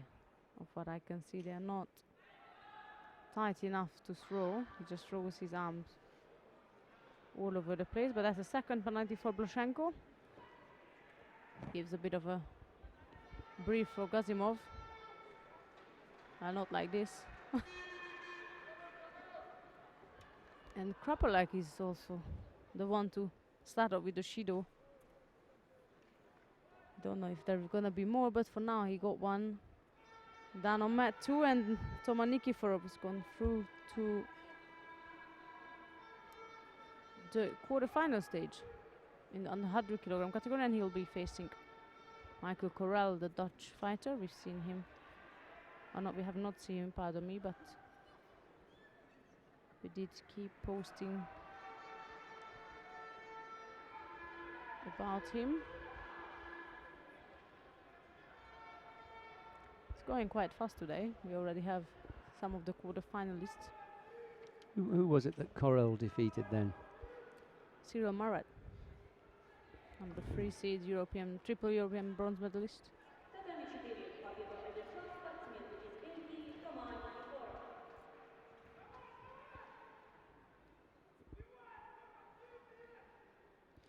Menashkin leads against Lucas Kopalek on mat 2.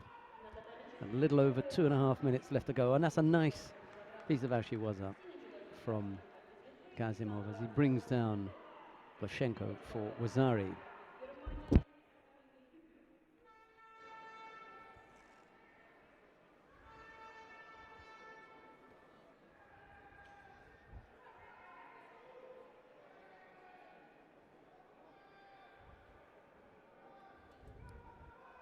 To all the teams competing in the Team Judo Championship of tomorrow. I repeat, to all the coaches for all the teams competing in the European Championship for teams. Don't forget that today the draw will be at 4:30 p.m. I repeat, the draw. As you could see, our announcer, our stadium announcer, Luis Torres, just mentioned about the draw for the team event. Sheldon also spoken about it earlier this morning, so it will be 4:30. We will be in these 3 minutes, so if you wish to watch it. The final block starts at 5:30 as usual, and the team draw will be at 4:30. So it will be all streamed on for those who are interested to watch it. And here is the Wazari score from Gazimov.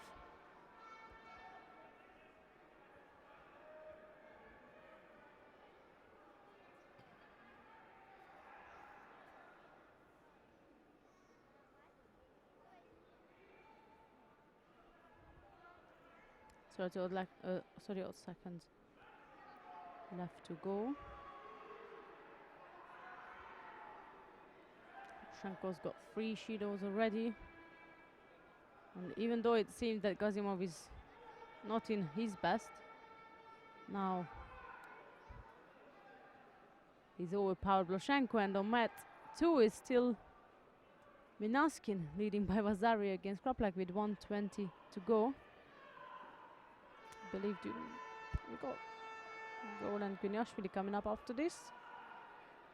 So we'll keep you posted from a distance regarding Kraplak and Minashkin. But if you would like to watch that contest, just switch to mat 2. We are staying here because we have Hank Rowe coming up, and he'll be up against Beka Gviniashvili. Well, I don't know what's Right, I don't know what's happened to the Baltic countries, because on the adjoining mat, Yevgenis Borodavko of Latvia is leading Martin Pacek of Sweden by 2 Yukos in the under 100 kilo category second round. So Minashkin leading Kopalek and Borodavko leading Pacek. If your name ends in ek today, you're in trouble. Right, thank you very much to, who was it that sent us the message? It's Ping Pong Marker from Belgium. Thank you very much for that. 5 Russians, indeed, in qualification positions in the under 81 kilo category. Vorobev, Magomedov, Nifontov, Kubetsov and Karl Muzaev. Thanks very much for pointing that out to us. We'd only mentioned the first 3, but there are in fact 5.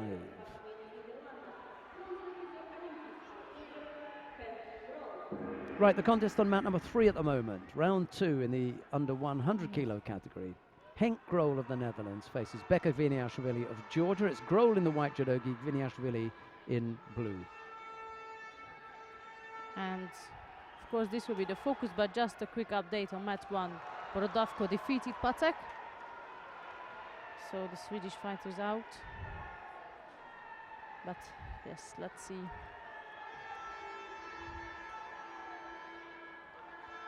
Kraplak managed to come back with a Yuko, but it's not enough to lead the contest.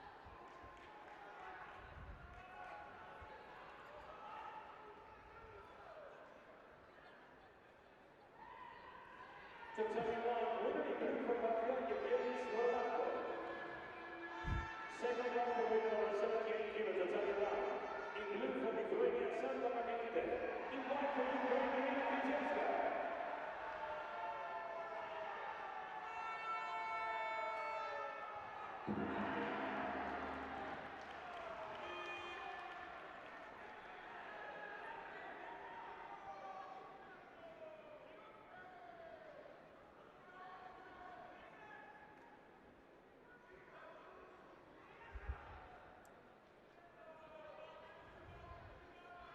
Kviniashvili leading by Yuko.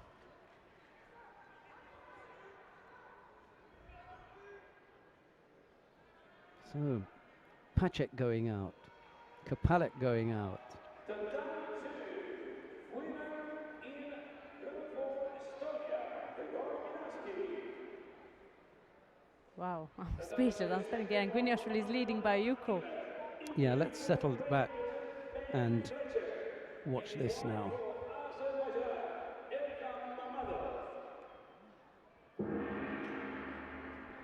I'm just gonna ask Sinisha quickly if we got any moment of that Yuko to replay it.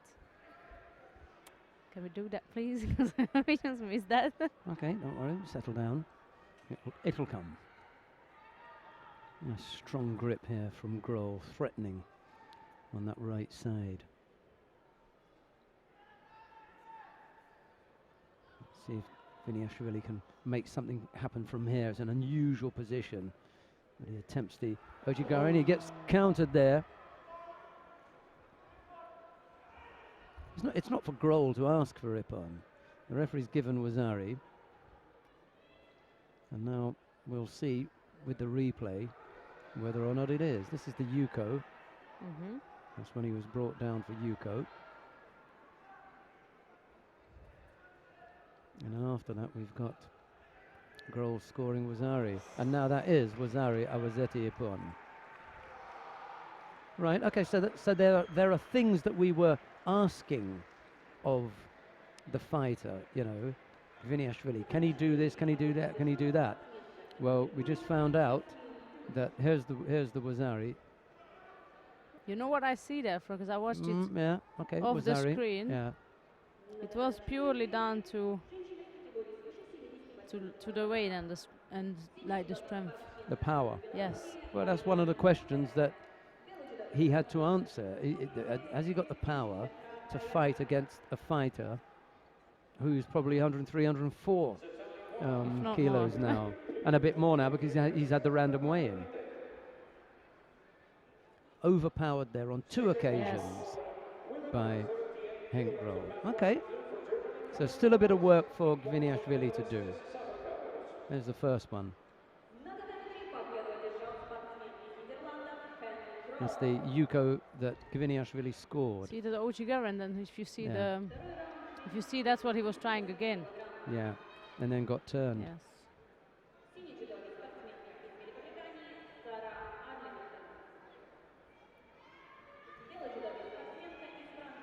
Okay, bit of working out for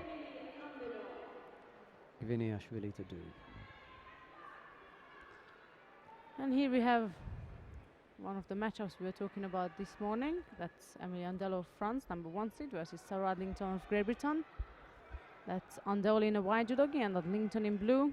And that's the second round of the over 78 kilogram category. But we're going to go quickly to mat number 2, because Elkan Mamedov of Azerbaijan is on the adjoining mat. He faces Benjamin Fletcher of Great Britain. It's Mamedov in the white judogi, Fletcher in blue. We get there just as Mamedov attacks with that Osodagari, but he puts Fletcher on his backside, and Fletcher manages to get a hand down and stop himself from going over and giving up the score.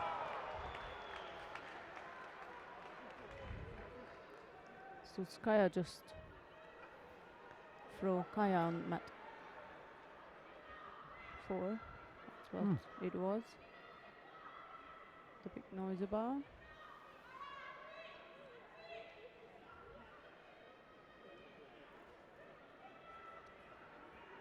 Bit of a coachy attempt from the British fighter there. Blocked very quickly by Mamedov. He stopped that immediately, didn't he?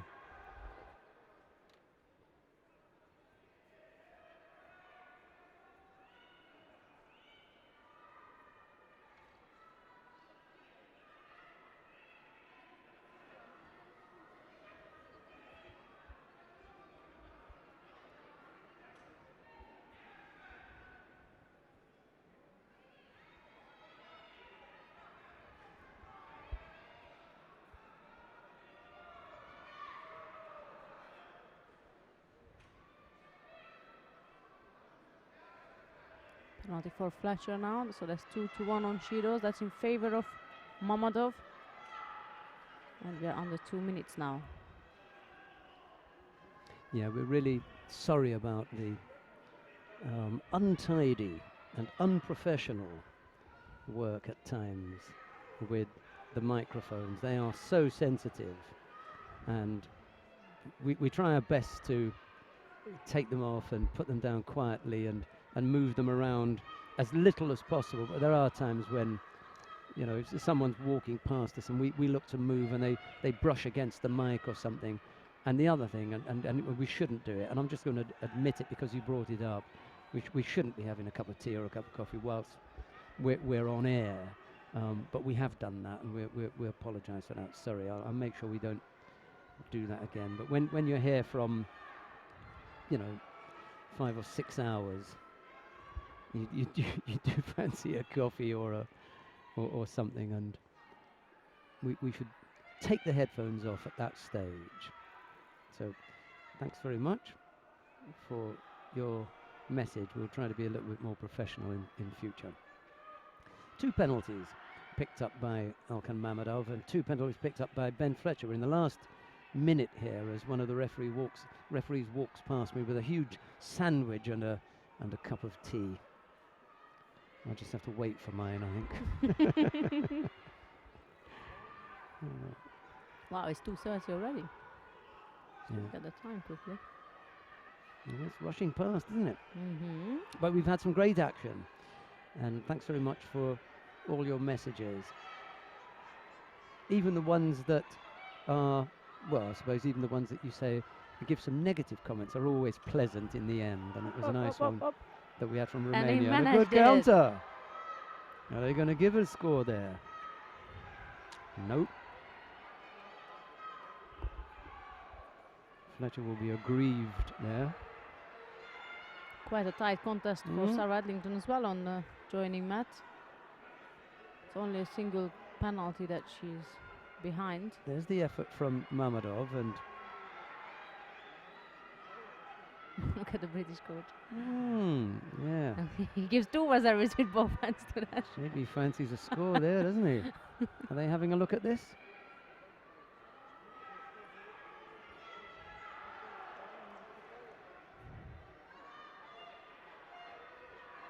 He's got a good chance here, hasn't he? Who was it I that, think so too. that gave us the message? We should thank them. I think they're going to give a score, you know. Which message? No, they didn't. You dodged that bullet about the, you know, microphones. It's just That was Mihai from Romania. thank you. Yeah, no, he's got a very, very good point. And we should be that little bit more careful. We'll make it a rule in future. That's absolutely not negative in any way. That's a very positive suggestion, and we apologise He for indeed that. did that. The work is great. He just would like Yeah, to. he's a nice guy. We like him. We like him. Yes, Yeah. absolutely. We've got golden score between Mamadov and Fletcher. I bet Megan's not at the garden centre now, is she? She must have been screaming for a score then. I'm sure the whole family is watching. Oh, Koji The Gaki. little iPod. He's worrying him now. 2 more attacks here. Put some real pressure on Mamadov. If he gets in first, you know, on 2 more occasions, they'll wind Mamadov up. And only with a little, but. You've just got to be that little bit brave going in with the attacks here. There's another. And he's over he goes! Beautiful! Koji What? Gaki. Oh. He threatened with that earlier. What a. And Mamadov went Wow. crashing down, didn't he? Gave a whack to the chin first. And anyway, there's a suspicion of a leg grab. You watch at the end You watch. when Let's see Mamadov goes the- down. You watch this. Watch Mamadov's left hand. Yes, He's all it over is him. there. Come on. It didn't matter in the end, but that wasn't it? Look at Oh, that. he was below the belt. He just. He was going Wow. over, wasn't he? Good. He's going to have Mineshki for next. Ben Fletcher. Fletcher, the dark horse. Mm-hmm. He could upset a few people here today. Tessie Savalkals and Caroline Weiss are on mat 1. Svetlana Iromka faces Larissa Cherik on mat 2. It's Okrashvili is on. Karasayat.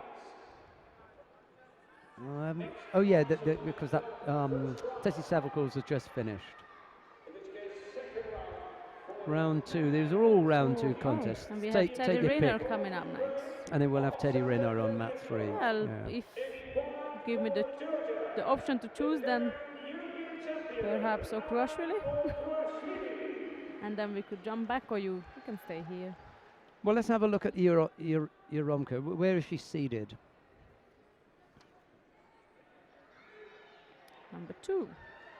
Number 2 seed. And Okrashvili? Number 2 also. Well, we don't want to be accused of anything here. Oh, number 4, pardon me. Okrashvili is number 4. In that case, we've got no choice. Yeromka gets the pick. Okay.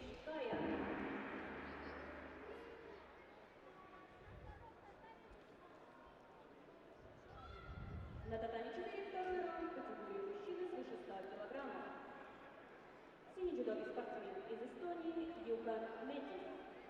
Белый джудовый спортсмен из Нидерланда Рой Майер. Just heard Roy Meyer coming up next. На татами 3 победу одержала спортсменка из Турции Кайра Саид.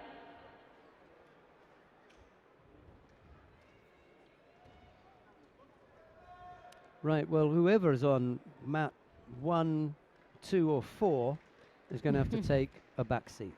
Because coming on to mat number 3 is Teddy Rayner. He faces Alexander Vachaviak of Belarus. It's Rayner in the white judogi, as usual. And Vachaviak of As Belarus usual. in blue. I want to find out when was the last time he wore the blue judogi. In the team event. Okay. I can't remember seeing Rayner in a blue judogi. And I spoke to him in the hotel the other day about it, because he had a blue judogi rolled up under his arm. And I said to him, where are you going with that? He said, I use it just for the training. Only for the training, he said. Okay, he could have said, only for the training. But it was the same words, but just with a deeper voice. That was it. Well, what can you say about Rayner as Vachaviak finds his way off the Do you mat? think he even ever brings his blue judogi to the competition? Oh no, he has to because of that. yeah. No, I'm just kidding. Of course he does. Vachaviak came under a little bit of pressure there from Rayner and just stepped off the mat. And I'm surprised he didn't pick up a Shido for stepping off the competition area. He got lucky. Hey, don't tap your microphone. Sorry. Just fall down a little bit. A little bit of ashy was I it there. just fixed it. Just put Vachaviak on his front.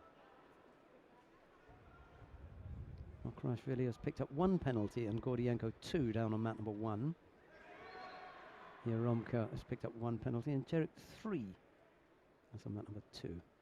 Meyer has 2 scores to his name down on mat number 4 against Juan Metis of Estonia. Roy Meyer and Yuko Andawazari, the challenger, if you like, today to Teddy Rayner. He's got to be, hasn't he?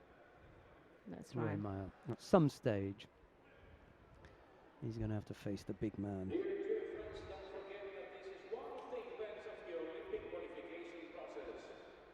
The winners here in Kazan will get 400 points, which will be valid for the improved to the ranking and for the qualifications of the Olympic. Where is Roy Meyer then? Where is he seeded?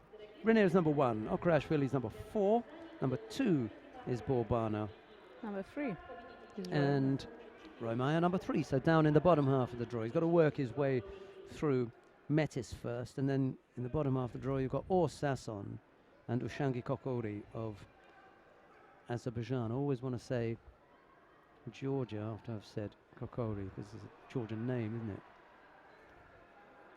Anyway, Gordienko has just scored against Okrashvili down Oi, oi, on oi. mat number 1. He leads there. Meyer has 2 scores against Juan Metis. There's a Yuko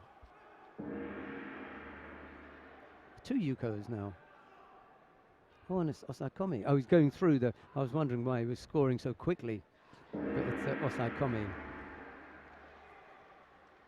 Done. Okarashvili is out.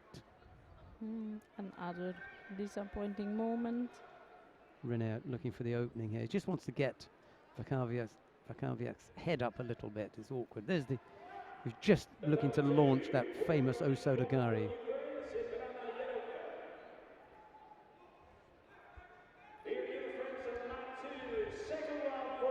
Second penalty picked up by Vakaviak. Uchimata maybe?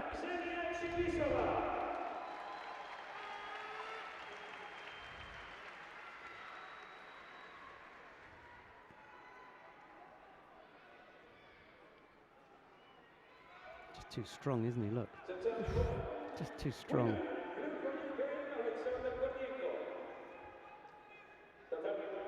Third Even penalty. he's not even going to look at the referee. He's just like, yes. Half Give the it to me. contest.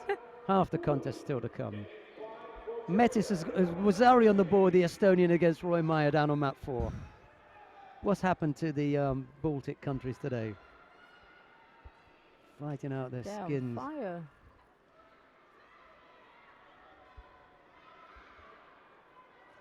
Massive upset in store there. How long left to go? Plenty of time. Oshigari, and over goes Vakaviak. Nice. It's all over Vakaviak.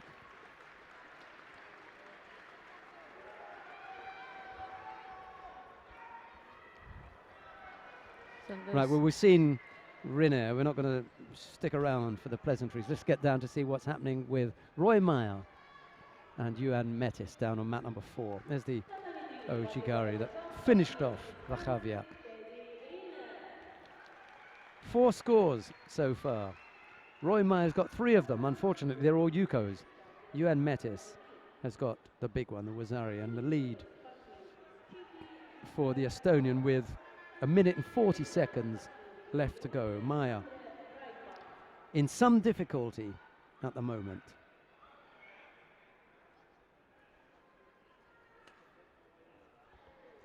A good test of... Oh, Metis decides that he's going to give the scores now. He's joining in as a referee. He threw Meyer and he signalled Wazari. I think there should be there should be something about that as well. You know, they've got quite a few rules for the players, but you know, for the fighters now to be signalling the scores. Yeah, come on.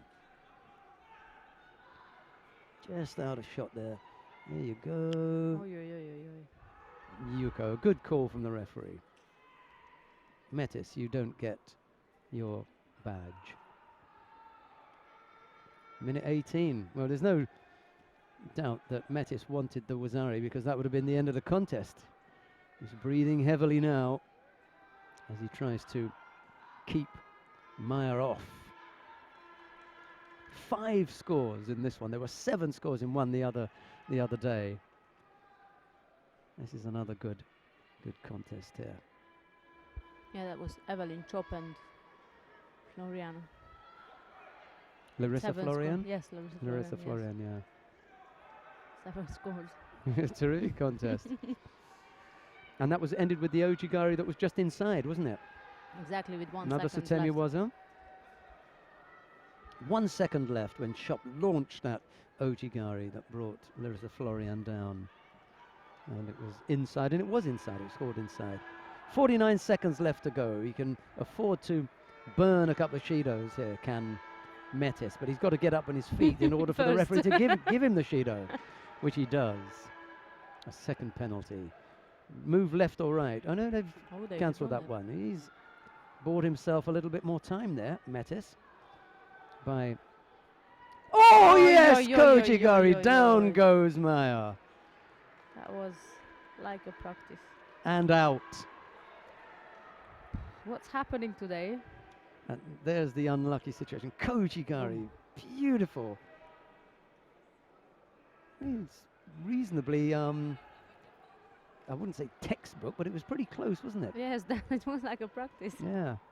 Kata demonstration. Yeah, look. He just switched off. Meyer. And there's the unlucky sight of Nelson on the board for Maya. When you Yes. see that against your name, you know your history. 6 scores in that barn burner of a contest between Roy Meyer and Juan Metis. Metis brings another one for Estonia. Terrific. Latvia and Estonia, they've been great today. And in Lithuania, I think Bowser won, didn't he? Yes. Karolis Bowser. And yes, that's right, he won. Right, Levani Matiashvili leads his contest against Zarko Chulum of Serbia down on mat number 1. Borbana and Shanishki are about to get underway on mat number 2. On mat number 3, Andrei Breitbart of Germany faces Michael Horak. There's no score in that one. Both fighters have picked up a penalty, but we're watching the contest between Or Sasson of Israel in the white judo gi and Ushangi Kakori of Azerbaijan in blue.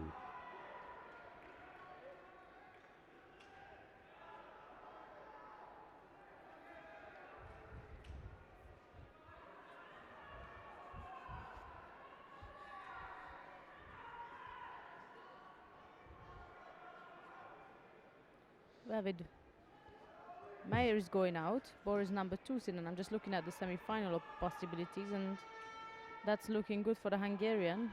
The only struggle left will be Sasson. Sasson if he wins this contest. I'm just thinking about who it was that wrote us from Romania about the sounds of the microphones and things, and it must be really quite scary if you're sitting quite calmly and you're watching judo in the afternoon, and all of a sudden through your big speakers, because you want the crowd noise and everything, you get this thump when we accidentally hit the microphone. So it's not lost on us. We will try our very best to make sure it doesn't happen again. Oh, big effort on the right side there. Sarnaci just scored Yuko against Bor. Seems all the top seeds are falling out first round.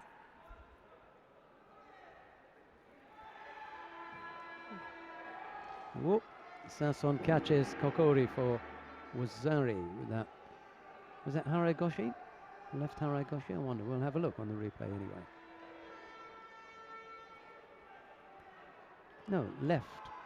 Sode Tsurikomigoshi for Wazari. It's not the prettiest, to be honest, but it's very effective. And Sasson won't care. I was going to say that. I think that's all what matters. Oh, there's a chance. Oh. Thought he's going to catch that one. Should have gone for the supporting leg,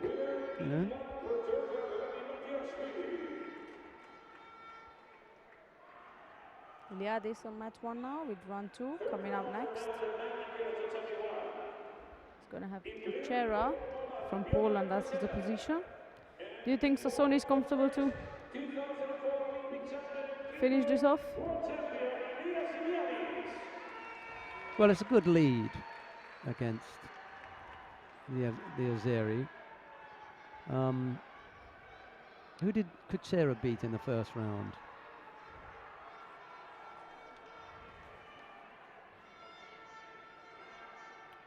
Oksal Karagat from France.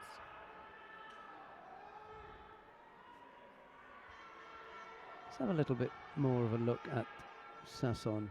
Actually, it's round 3, slightly more advanced here, but there are only 2 rounds before we come to the quarter-final. So in both instances, whomsoever wins this contest, Sasson against Kokori, he could go into the quarter-final, or Iliadis and Kutsera, whomsoever wins that will go into the quarter-final. And at home, you have the choice. You can click on mat number 1 and you'll see Iliadis and Kutsera.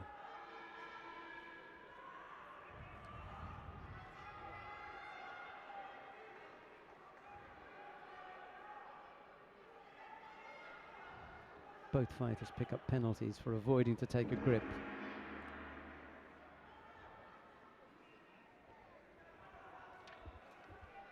Ojigari, then Diashibarai from Kokori, as he just unsettles Sasson momentarily. But couldn't come up with a score.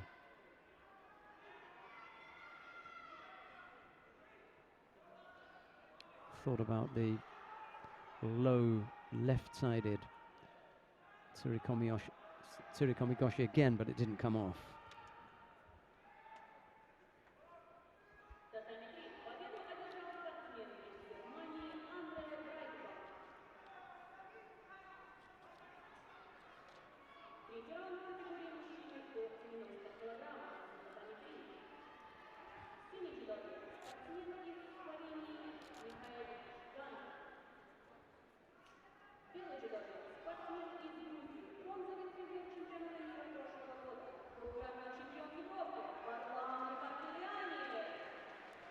Well, since he scored, Sasson has just taken his foot off the gas there, just done enough to keep Kokauri at arm's length.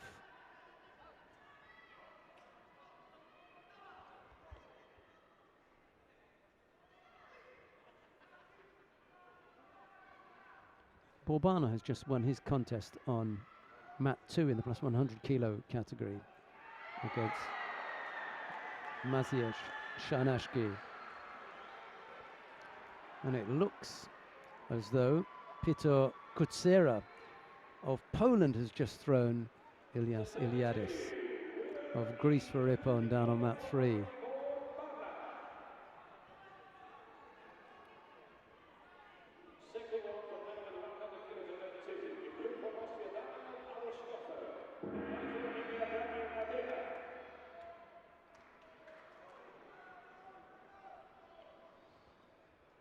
Sasson it is, who wins out here. Let's go to mat number 3. We'll take a look at Valam Lipatiliani. He's up against Michal Skank of Slovenia. There's no score in the contest. And we just had the first minute. It's Lipatiliani in the white judogi, Skank in blue.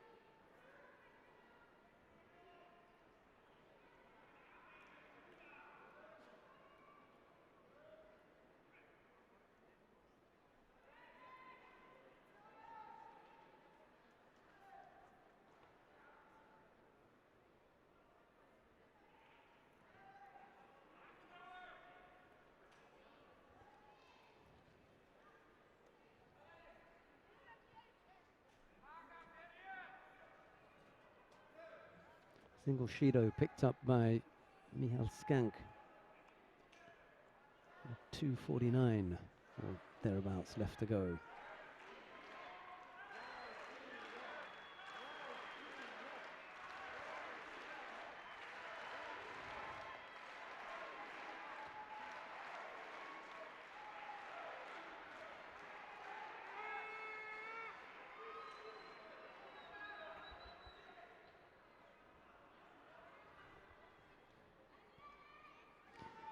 Yeah, Daniel Natia has overcome Daniel Alastorfer, the battle of the Daniels. The big guy won out. Just as well, Sandra Zaghetti wasn't here to witness that one. She'd have rubbed that in. So.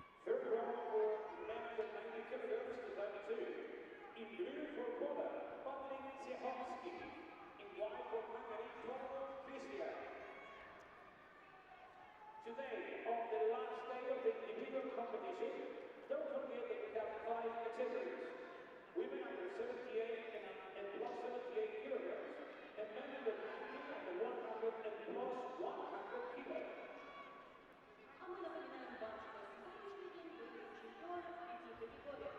Женщины до 78 и свыше 78 килограммов. Мужчины до 90 до 100 килограммов.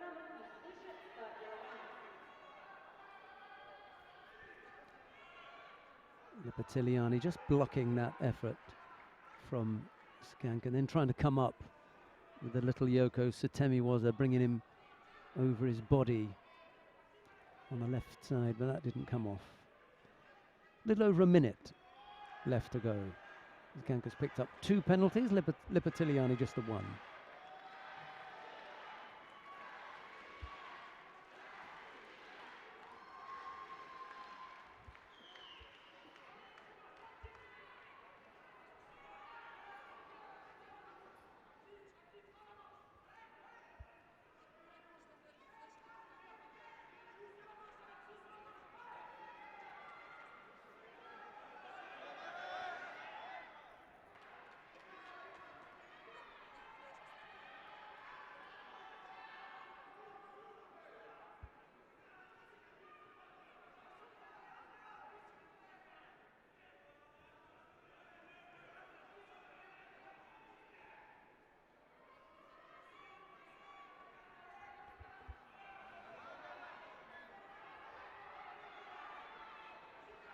Half a minute left. Lipitiliani not looking at his shining best today. Skank just unsettled in there with that Uchimata effort.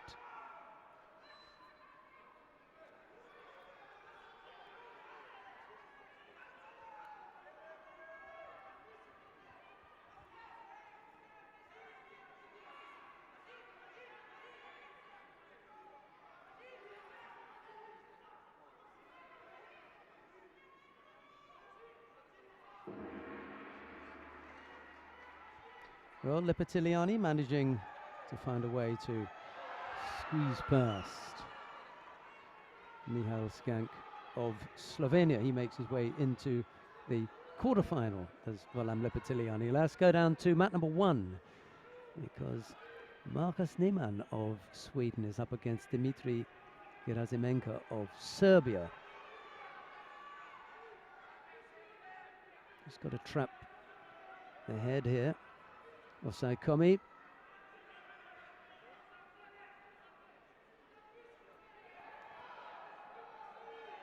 Just needs to hang on here. There's Niemann. There's the score that he so desperately needed.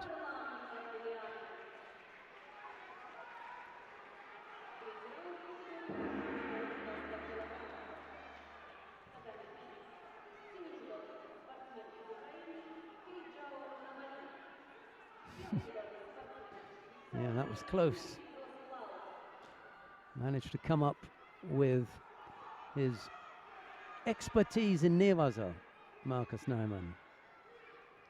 And he overcame Dmitry Gerasimenko.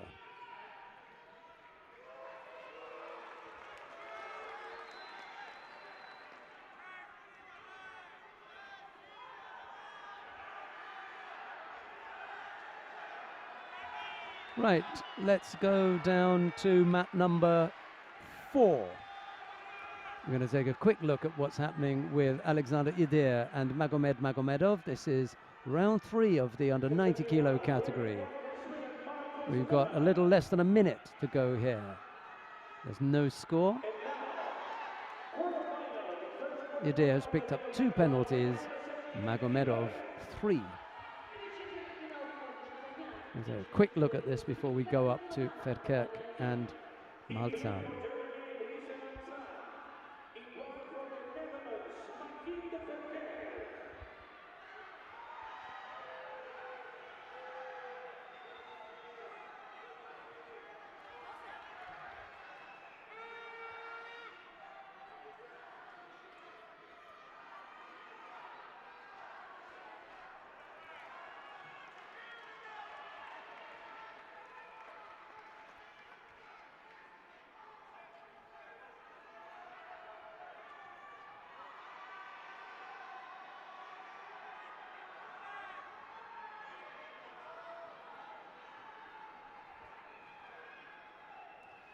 Last few seconds here.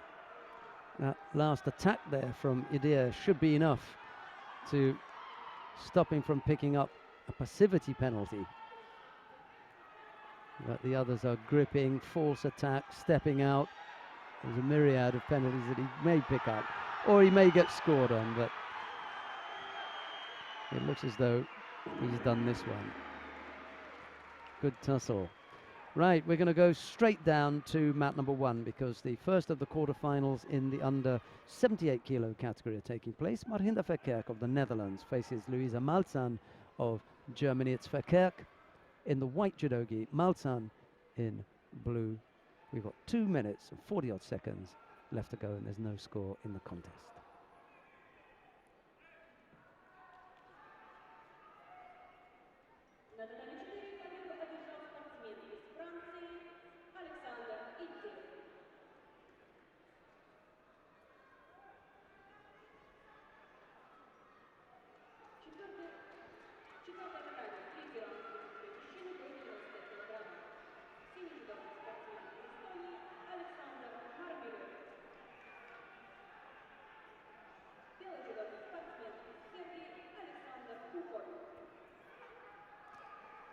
Verkerk picks up a penalty for a gripping infringement.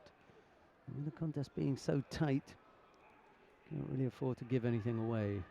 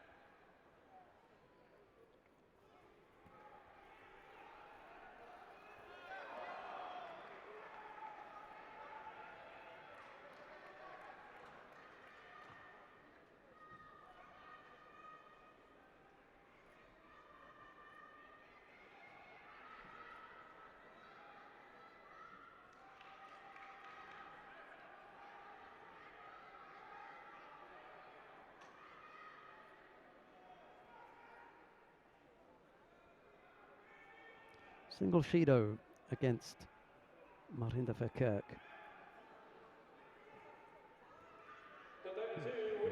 And a little over a minute left to go. Third round for men under 90 kilo. Contest number 21. On mat 2, please welcome in blue for Great Britain, Fraser Chamberlain. And in white for Lithuania, Carolina Sposa.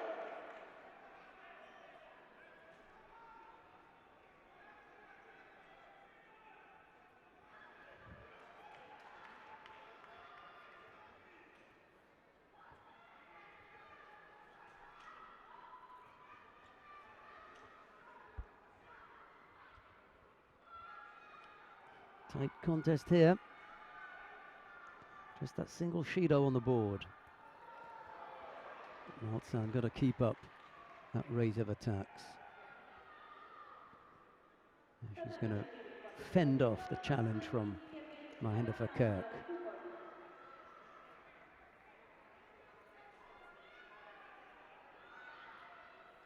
And now on mat 4, quarterfinals for women under 78 kilo.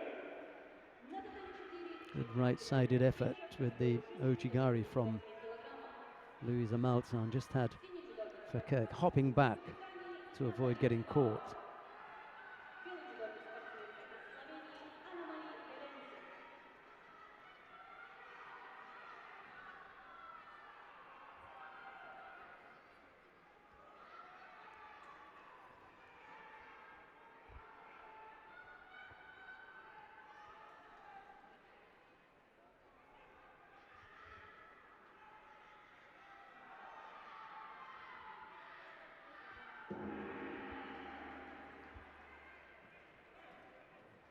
Well, just a single Shido given up by Marhinda Verkerk, but it's enough for Louisa Malzahn. And that puts the German in the semi-final.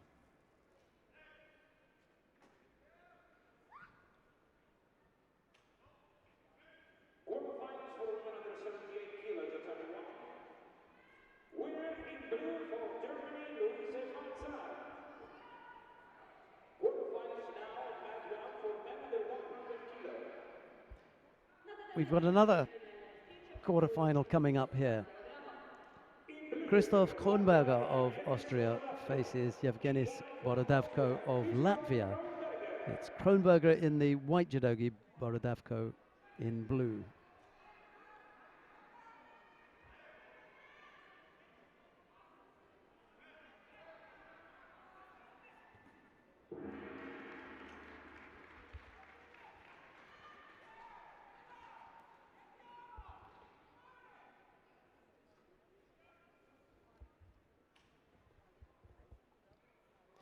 Kajana Bali has just defeated Cyril Grossklaus on mat 3 in the under 90 kilo category.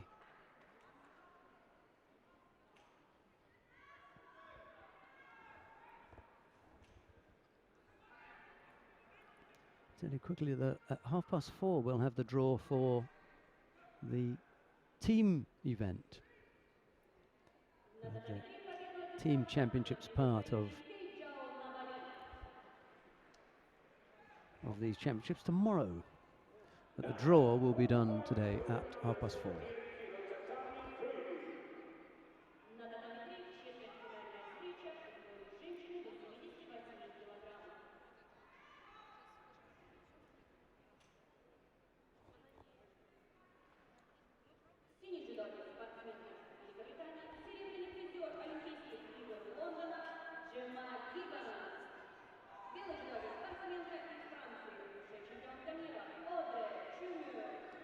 Well, there's another quarter-final about to take place here. That's on mat 3. It's a repeat of the matchup from London. Audrey Chamillo and Gemma Gibbons.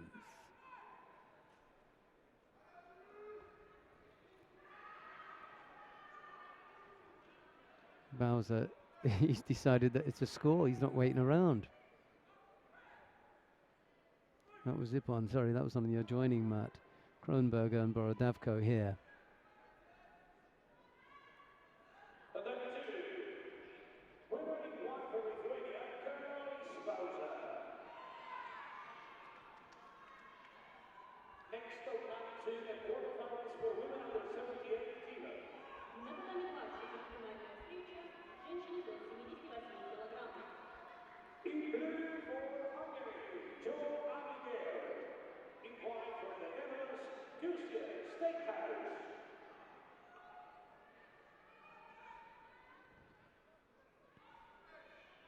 We're just making things difficult for Borodavko, but Latvian won't be entirely displeased with the way that things are going in the contest at the moment.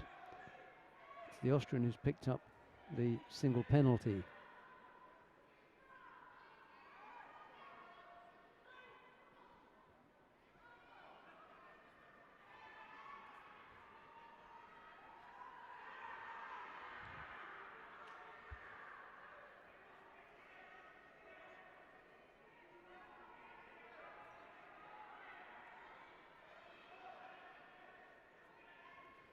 Well, he won't be that happy now. He's just given up Wazari. Kronberger leading with, well, still half the contest to come, but Borodavko looks as though he's struggling now.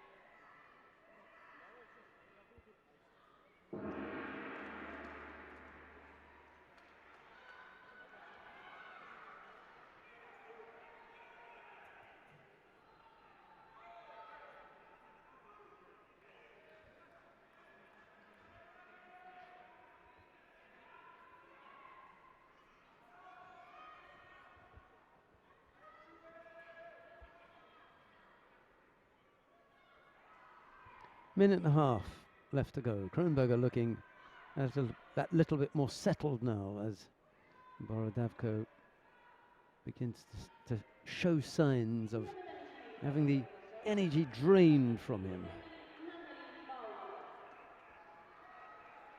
And then, just as I say that, he comes up with a Wazari.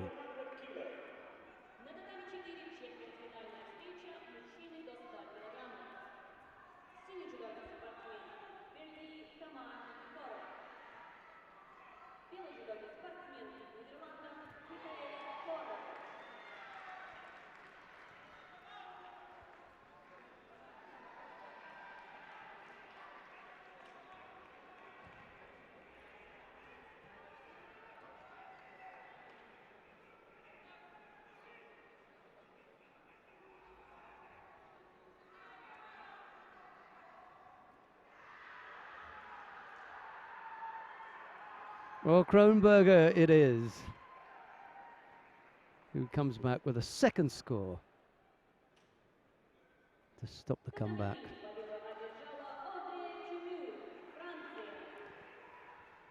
Borodavko went Wazari down, came back with his own Wazari, and for a moment had the advantage before Kronberger came back with the winning score. Christoph Kronberger of Austria goes in to the semi-final.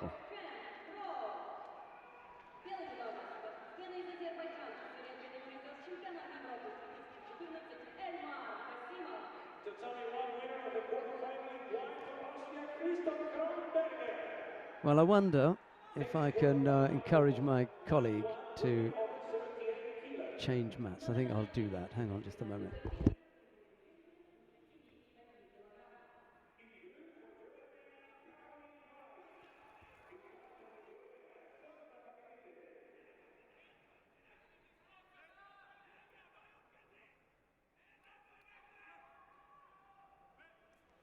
There you go. He's doing 3 or 4 jobs at the moment. It's poor old Sinisha, but he's managed to move us down to mat number 3 to pick up the action in the contest between Elmar Gazimov of Azerbaijan, who faces Henk Grol of the Netherlands. Henk Grol having defeated Bekir Gviniashvili in round 2 earlier on.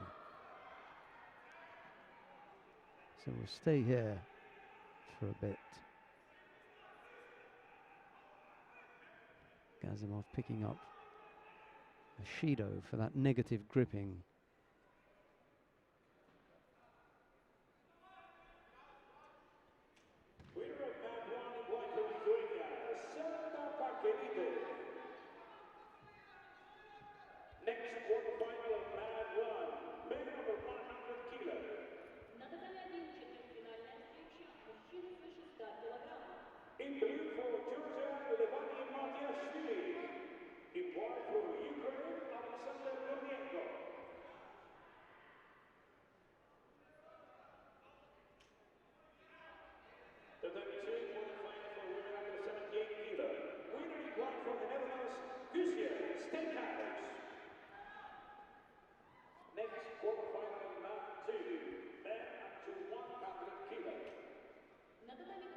Gazimov has picked up a second penalty. See all the strapping around Gazimov.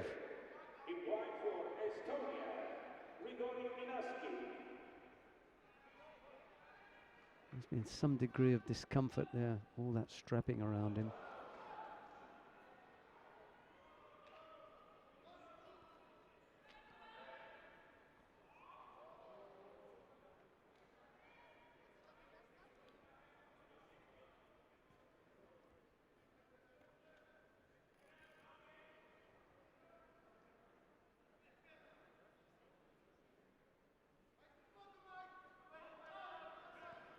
Gazimov collected another Shido there.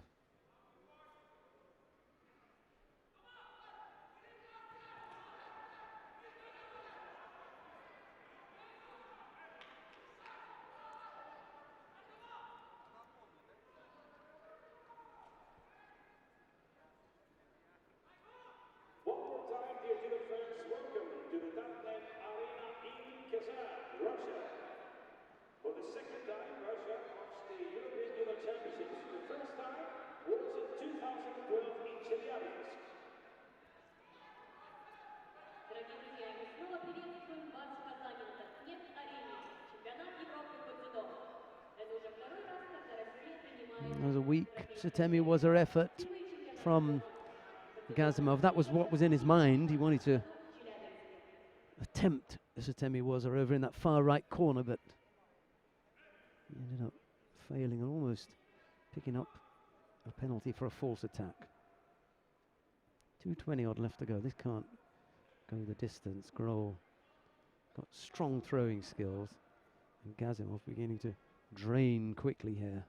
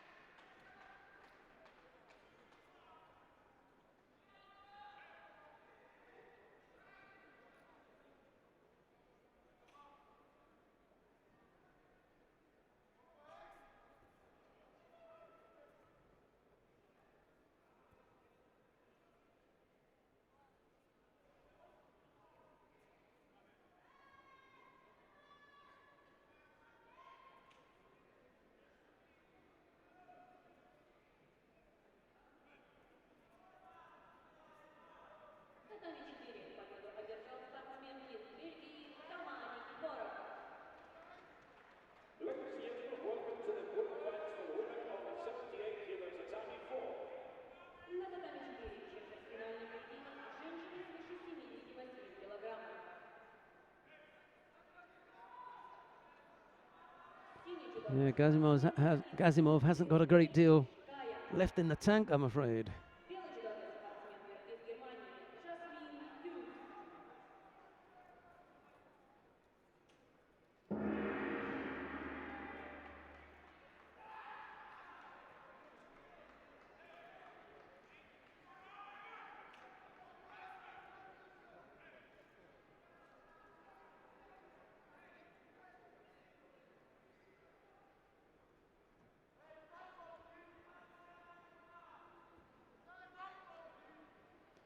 Menashkin has defeated Fletcher on mat 2 in that quarter-final.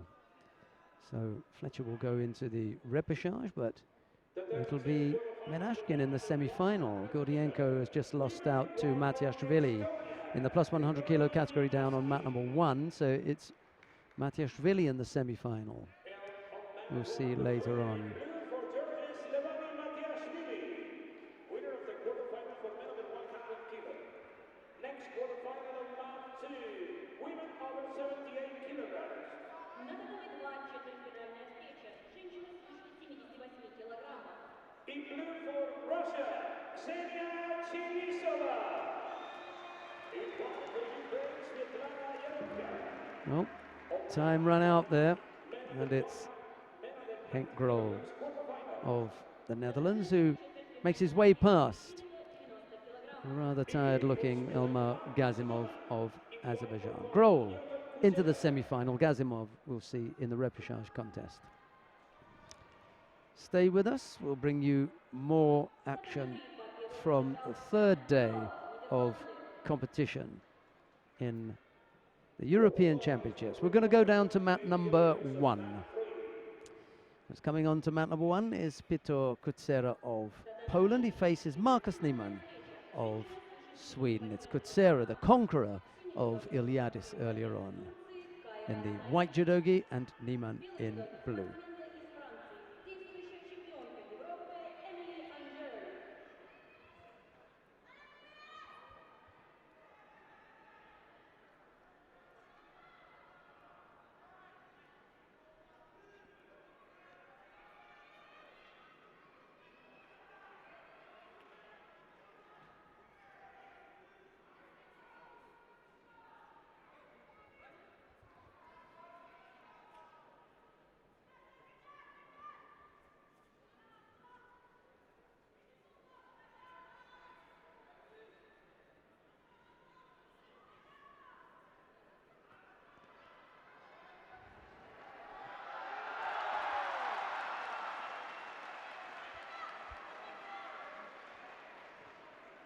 Well, we said that Jaromka had the beating of Chibisova,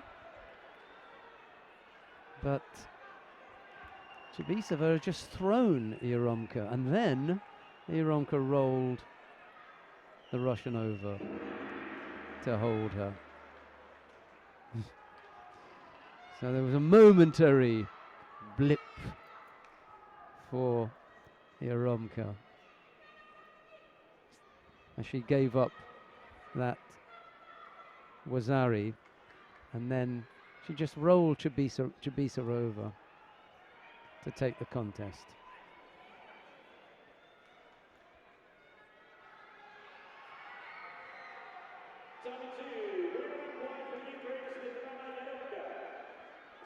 And now Kutsera throws Niemann. Let's have a look at this. Uchimata can't get off it. Over he goes for Wazari. And now Niemann limps back to the middle. And is Wazari down with a little over 3 minutes left to go. The danger for the Polish fighter Kutsera is that Niemann never gives up, and he's got real expertise on the ground. So it's not over yet. There's plenty of time here.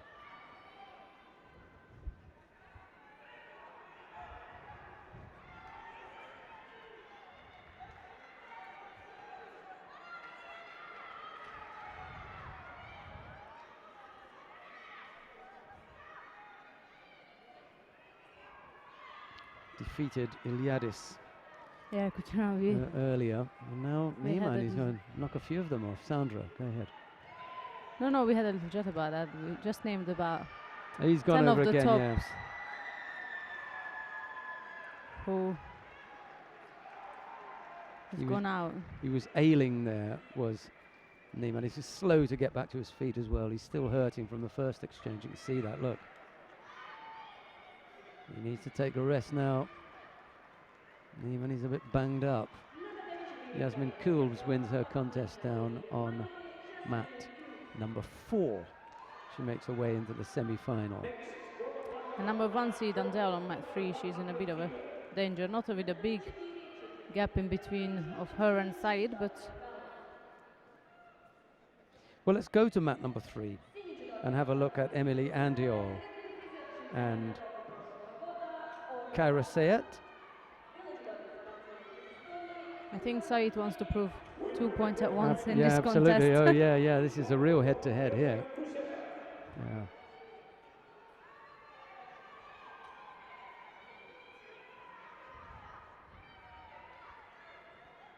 So that's 2-1 on penalties. And we got just a bit over a minute left. Oops. And doesn't look like to me like Underhill has got much to do in this contest. Oops. He's probably plugging in his coffee machine. Okay, well, it's best to call a mate here and wait until they sort things out with boards and the lighting and what have you. Looks as though that's back on. Looks all right, okay, all right. Referee did the right thing though. Just to say, oh, there you go.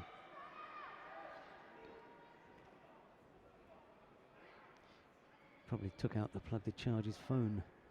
Something must have One of the crashed. technicians. Yeah.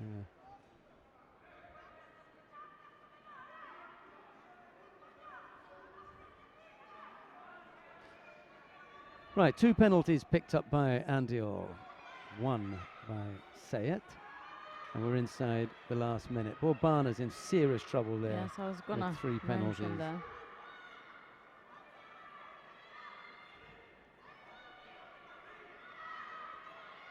If if you asked me before, I wouldn't think Nata can No. cause much of a trouble for him. I thought Kronberger was going to, not Kronberger, Allerstorfer Mm-hmm. was going to sort him out, but he didn't. He lost out in the Battle of the Daniels.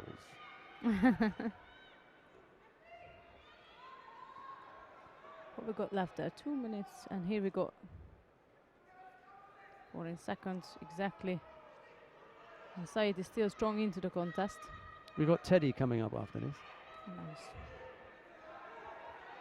So more French interest immediately after this contest. What happened to Ben Fletcher, Sheldon? He lost out, unfortunately. Because I just had a quick Yeah. peek, and then he was in a lead with the Shido. His opponent had a Shido. That was my last look at the scoreboard before I came back down. And here we have this contest ended.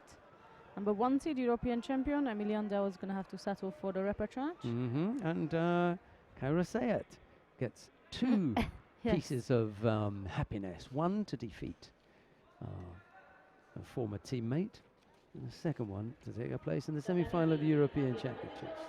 A little tap of the hand. He hardly even came close I think to. she was eager to prove this point for a long time. Done now. And Nata stamped board for Wazaru just to make sure that Yeah. he's not getting anything done here, or not getting nearby here. Natia hasn't picked up a penalty. At all, yes. He could coast from here, couldn't he? Absolutely. 50 seconds to go. Right, coming up next, quarterfinal in the plus 100 kilo category. Teddy Riner of France faces André Breitbart of Germany. It's Riner in the white judogi, Breitbart in blue.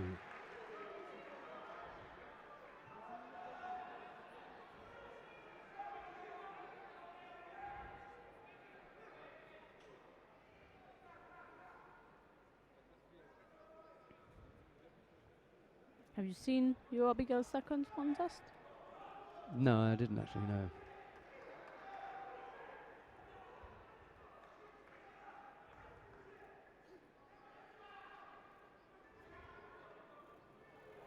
Oh, dear, oh dear. Caught our camera operator a little bit by surprise there. Not sure if we're going to get all of that in the replay, to be honest. Maybe not. There we go. Big Osodagari. Oh, beautiful. So Okay. where we are with Teddy now. Yeah, semi-final. Okay. We're going to stay here because we've got Varlam Lipatiliani of Georgia coming up against Kejau Nabali of the Ukraine. It's Lipatiliani in white, Nabali in blue. These were both junior world champions, weren't they, if I'm not mistaken? I'm sure you know, but let me double check. Let's have a look. We shall see. Not in the same year, obviously. Wonder if Lipartelli will pick himself up after that floppy first contest of him. Last quarterfinal of the day of Map 2, man under 90 kilo. На татами 2 последний четвертьфинальный поединок в категории мужчины до 90 кг. In blue for Lithuania, Kazan Sposa. In white for Hungary, Paul Christian. Yeah, Barton definitely looks a bit more tight now and more neat with his gripping. During his first contest, he was a little bit all over the place.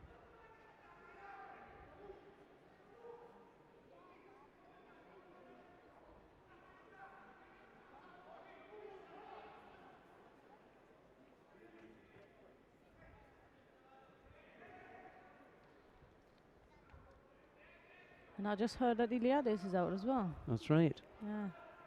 Oh.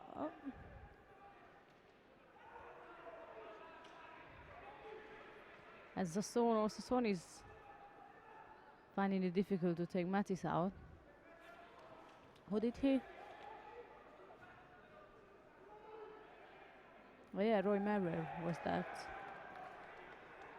Umatics from for Yuko Vasari Ippon and everything. What's happened? You find the Lipitiliani was the junior world champion in 2008. He won that in Bangkok. That was the same year that Kayla Harrison won the junior world championships. And then a year later in Paris, Kejao Nabali won in the under 90 kilo category. So the two go head to head here. Fancy Pants, Lipitiliani. Have to have a nickname for him.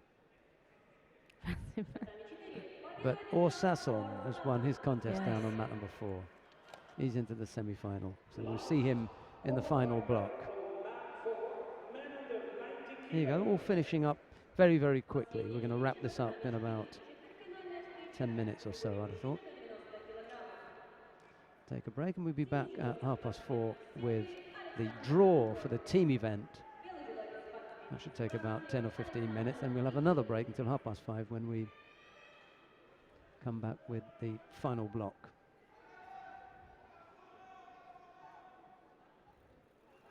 Oh, beautifully done.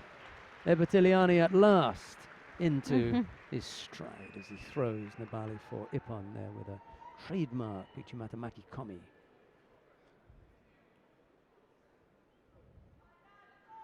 There you go. I'm always amazed how they manage to do it from such a far. Their shoulder is so behind, and then they physically always land on their shoulder. And how come they haven't damaged it so badly yet, like that? Mat 2, we have. Yeah, let's go to mat 2. Yeah. Todd Christian of Hungary faces Karolis Bauza of Lithuania. Todd in the white judogi, Bauza in blue. There's no score. We've got a little over 2.5 minutes left to go, and Bauza, the Lithuanian, has picked up the single Shido.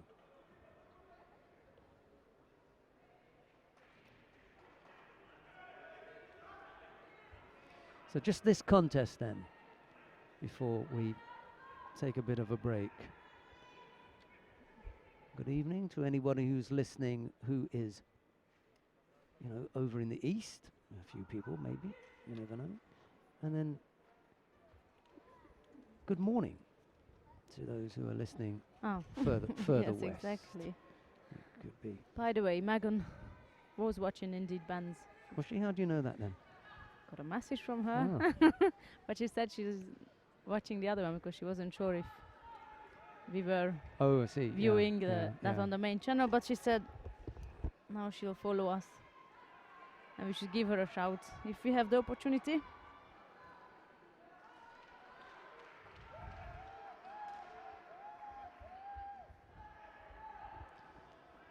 Well, 2 penalties picked up by the Lithuanian puts him at a disadvantage here.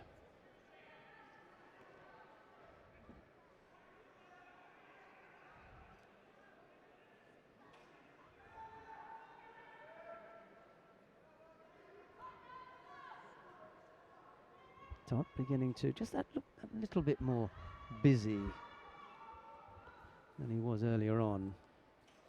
Neither he or Lipitiliani had been that convincing. No. Really, but Well, rather so than Lipitiliani. It was a bit.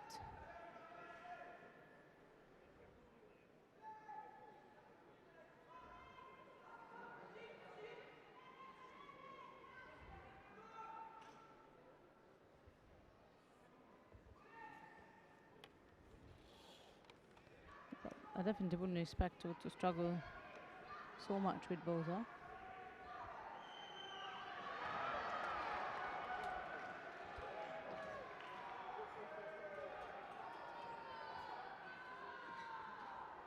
Something has happened on mat 4. As you can hear, half of the stadium is claiming Yuko. The question is who?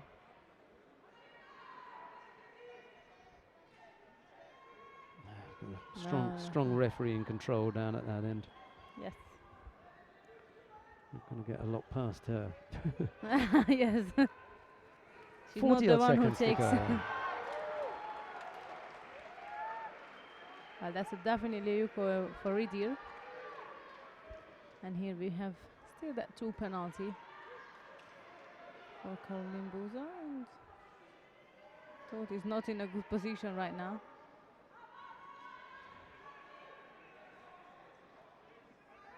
Todd picks up a penalty for holding on to one side of the jacket, well, the sleeve there with one. He had both hands on one side. So Cortez penalised him. 30 seconds left to go. Here comes Bowser with one last roll of the dice, if you like, but Todd throws in that little effort there just to break things up, and now there's a bit of a break. He's feeling it here. He's normally more fit than. Well, it's a rib, you know. He's holding his ribs there, struggling.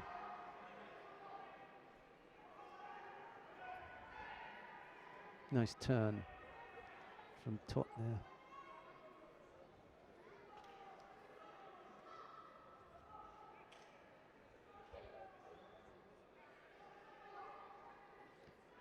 A very good afternoon to Mark Pickering. Managed to join us, the IJF media manager. Time is up, and with a single penalty difference, Christian managed to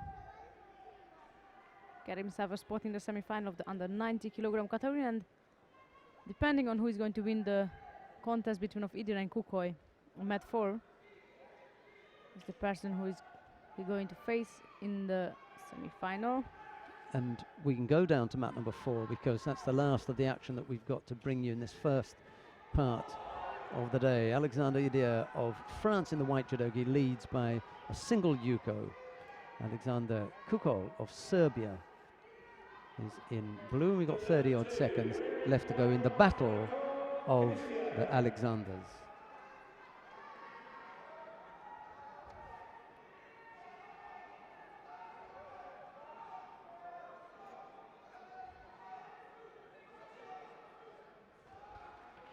Semi-final lineup in the plus 78 kilo category. Kyra Sayed of Turkey will face Santa Pakanita of Lithuania, and in the lower half of the draw, Svetlana Yaromka will face Yasmin Kulbs of Germany.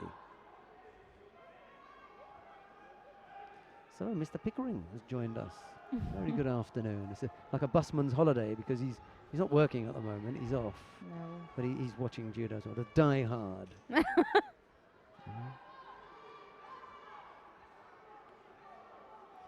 Single yuko the lead for Alexander Idir, and that's going to be enough for him to get past Alexander Kukol.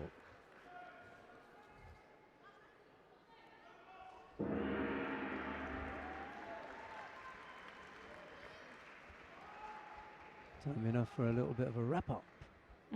Yeah.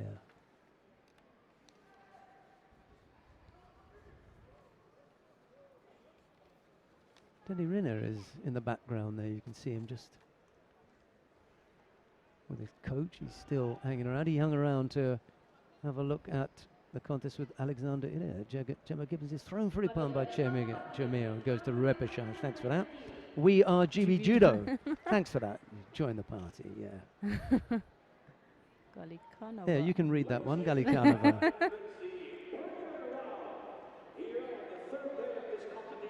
Dominiki Forov from Philip van der Weyen. Thanks very much for that.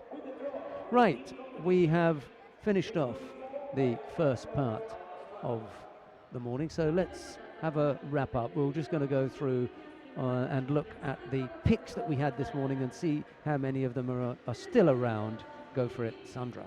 Okay, so we got under 78 kilogram category. We still have Chumel and Malzahn in for the first semi-finals. We picked them both, and also Steenhuis and Powell for the second semi-final. So we are, I could say, according to plans. Yep, I didn't have any other. Then we have Said in in the plus 78 going to verse Pakente. I did not pick Pakente, I have to admit that. So we got a black horse, as you would call them, in one of the semi-finals. Dark horse. Dark horse, sorry. Almost the same, right? Right. Number 2 seed Romka is still in the game, and she'll be up against number 3 seed Jasmine Kulbs from Germany. Okay. So that's also looking like it's supposed to, except Bakanta. Under 90s, we have Valamli Paternian from Georgia, and he will be up against really dark horse Beyoncé Kuchera. He flew through Pool B, and now he's in the semi-final. And on the lower half of the draw, we have Tors Christian from Hungary, and he'll be up against Alexander D. He's number 2 and number 3 seed, so looks pretty they good did to me. exactly what they should do. Yeah. Then we have Henk Grol from the Netherlands. He knocked out Elmar Gazimov, number 1 seed, so he was also one of our picks this morning, Henk. Then we have Christopher Kronberg. If I'm not mistaken, did he defeat Pozdavko? You probably remember Yes, that. he did, yeah. Yes. So there is another unexpected semi-final there. And here we have, on the lower half is Minaski of Estonia versus Nikiforov. Nikiforov, I would assume in the beginning of the day that he will make it. However, I would never highlighted Minaski's name, but here is he. So we have two Kronberger and Minaskis who can still bring even a bigger surprise to us than what they already done. And Riner is going to face Godienko or Matiashvili? That's a good question. Matiashvili. Okay, so he's going to face Matiashvili in the semi-final. That's also, it was always going to be the Rukrashvili or Matiashvili from Pool B. So that Matiashvili is going to go up against Riner, and on the lower half, Daniel Nata of Romania managed to come through with Or Sasson of Israel. They will be seeing each other and facing each other in the semi-final. Okay, we look forward to your company at 5:30 for the final block. But if you want to come back, I think we're going to be doing the draw at 4:30 live. Yeah, we broadcast the draw for the team championships live at 4:30, which is in 45 minutes from now. We'll see you then. Bye-bye.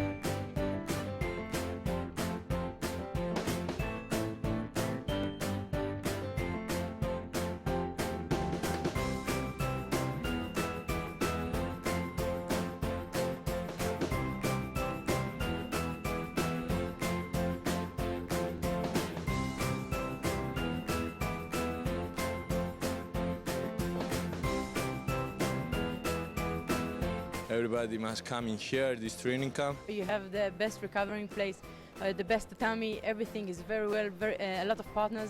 It's very good training camp. Next year only, and me come back. See you. See you next year. Это очень хорошее место. В следующем году жду всех здесь. Who like judo, who like judo festival, here is a best situation in the world.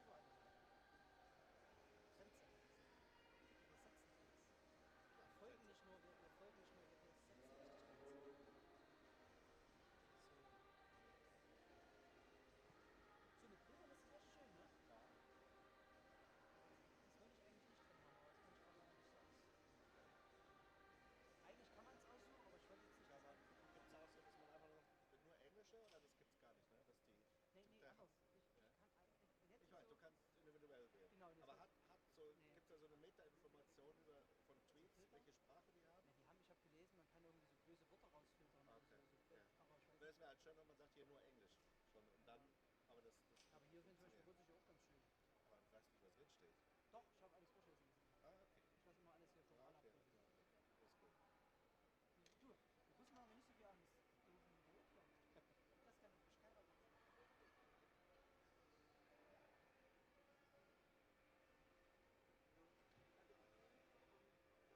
Weil man könnte ja sagen, keine Ahnung, wenn die das wissen und du machst noch einen Hashtag dazu, Show Like oder irgendwas, das wird gezeigt im Stream, ein paar Regeln,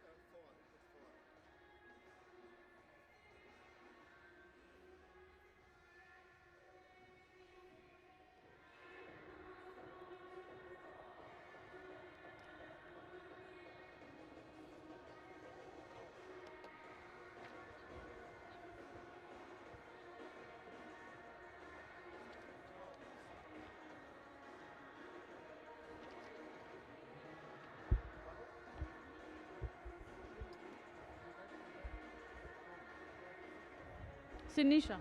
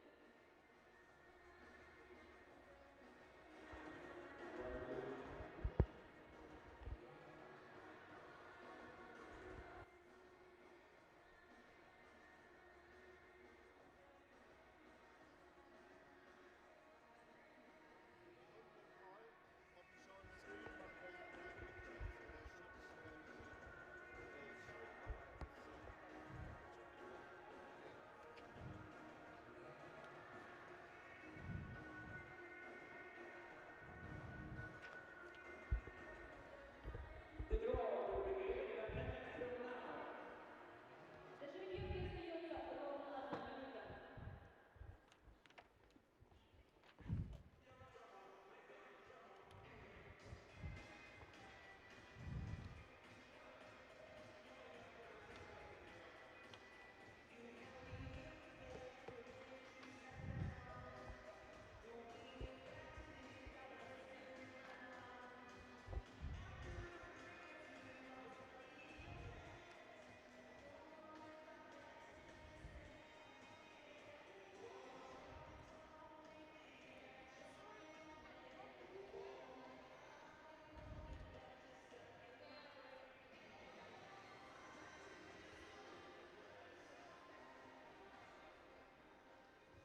Good afternoon, ladies and gentlemen, and welcome to the draw for the European Team Championships 2016.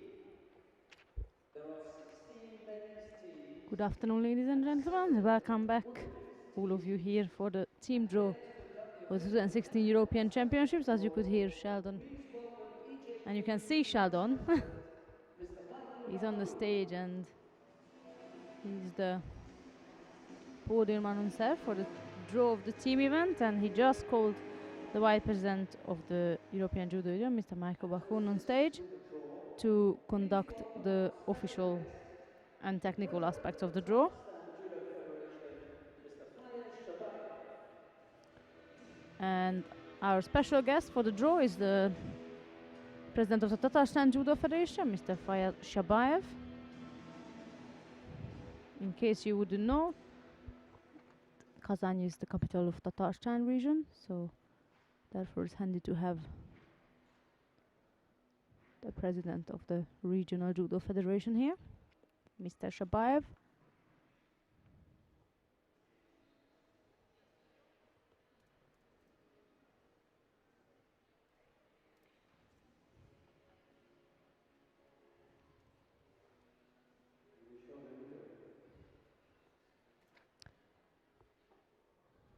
We have a little video played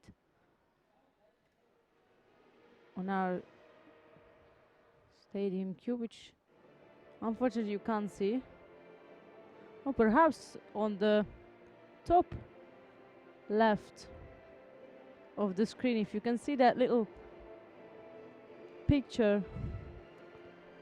Well, it's a video actually, but for you it's probably a little picture there. So on that little spot you can see the video. Hopefully the camera will not move so close so that we cover the area. So that's the video we are currently playing, and after that we're going to begin immediately with the draw. And if I'm not mistaken, we start with the women's draw first.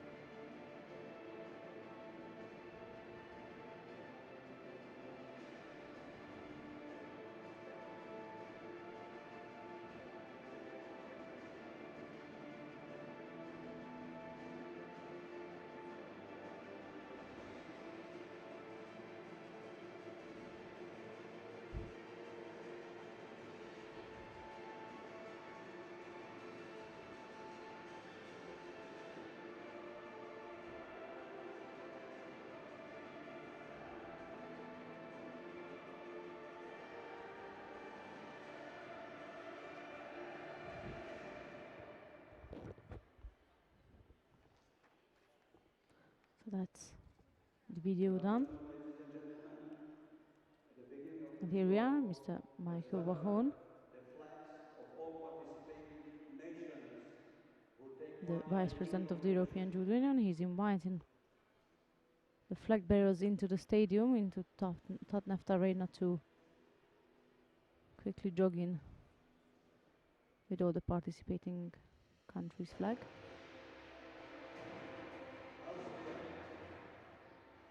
Azerbaijan, Belarus, Croatia, Czech Republic, France, Georgia, Germany, Greece, Hungary, Italy, Latvia, Lithuania, Now he's listing all the countries which are entered for the team event in alphabetical order. He's listing them, and I believe we have the last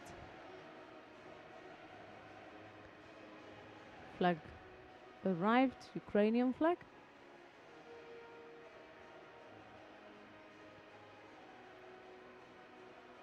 "17 countries, which will be more dominant for the males. We have, I believe, 16 countries for the men and 7 for the women, if I'm not mistaken. That's right, 16 men and 7 women entered. So we are going to have another video which we can't view as is on the cube. This is about last year's, this is a little clip from Baku 2015 European Championships, which was also the first ever European Games. Female team event highlights is what's on display of the cube. You can also again see a little bit of it on the top left of the screen.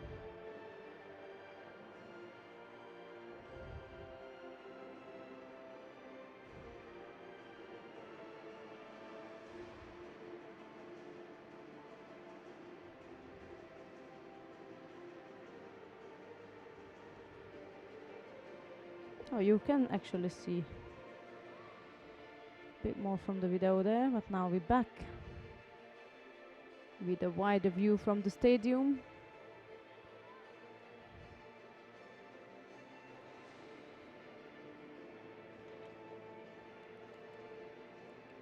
As you could see, France won last year's team event at the Europeans, therefore they're going to be number 1 seed.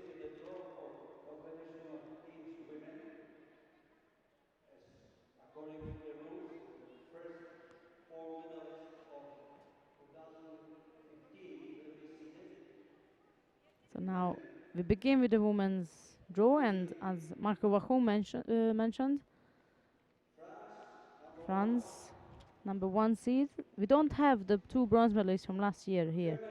Well, they are here, but they didn't enter for the team event. So what's going to happen is that the 2 fifth places will get the privilege to be seed number 3 and number 4. So that's France on the top spot, number 1 seed. Number 2 seed is Germany. And now they're going to draw who is going to go on number 3 or number 4. That's obviously going to be, one is Hungary and the other one is Russia. They finished 5th place. So they're just going to draw now who is going where. Mr. Shabayev going to pick out one of those.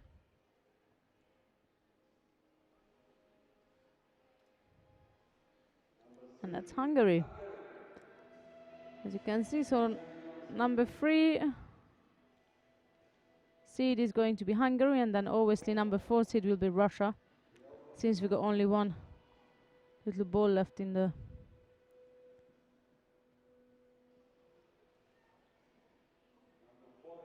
there is Russia. I was gonna say in that one. So that's Russia on number 4 seeded position. We have 3 countries remaining: Croatia, Poland and Ukraine. And from this moment onwards, there's no seeding places and no privilege to be having a free round. So from now on, we've got Croatia, Poland, and Ukraine to be spread amongst the rest of the sheets. Number 5 position is what we see of what we're drawing now. Who's gonna go on number 5? That's Ukraine is going on number 5. We are going, of course, according to numbers, don't get me wrong. So it's number 1, 2, 3, 4. They are privileged to have their fixed spots. And from that moment, we are doing 5, 6, 7 position. But that means whoever gets lucky to be picked. So Poland is going on position number 6. That means Hungary and Poland will have to battle out for a spot in the semi-final. Then we have Russia and Ukraine. I believe that it will be France who is directly into the semi-final. Croatia goes to Germany for a quarter-final battle. So that's France on its own. Russia and Ukraine for a first matchup. Germany, Croatia, and Hungary and Poland to battle it out. So that's all. We're done with the women's draw. The men's draw is going to be slightly longer, I'm afraid, with 16 teams.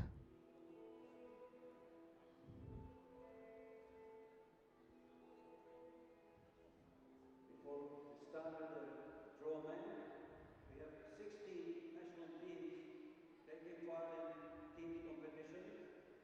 And let's present the medal winners from Baku 2015. So again, we have a little video clip. Hopefully you can again see it on the top left of the, there it is, top left of the screen is what you need to look at.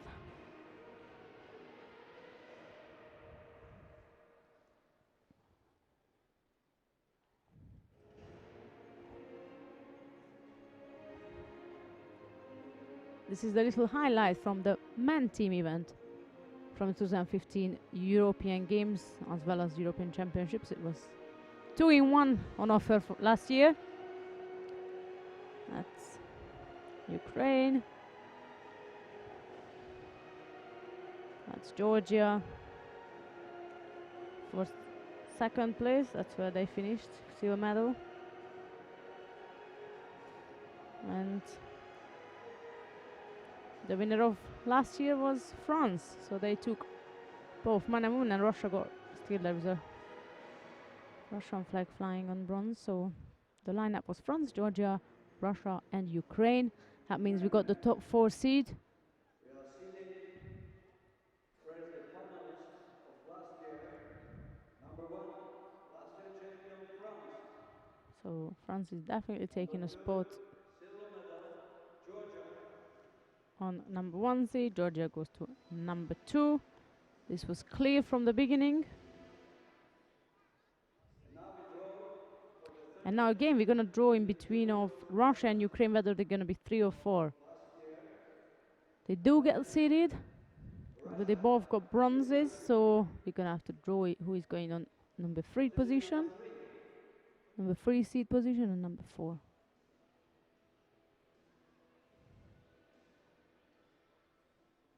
That's Ukraine taking spot for seeding number 3. And that's obviously Russia who's going to take seeding position number 4.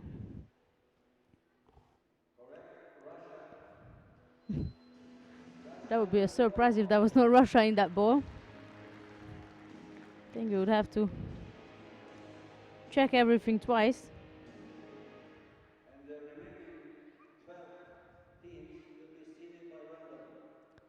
Right, so now we continue randomly with the remaining 12 countries. Of course, we again following the numbers 5, 6, 7, 8, 9 and so on, but the question of who is going to take the spot will be drawn.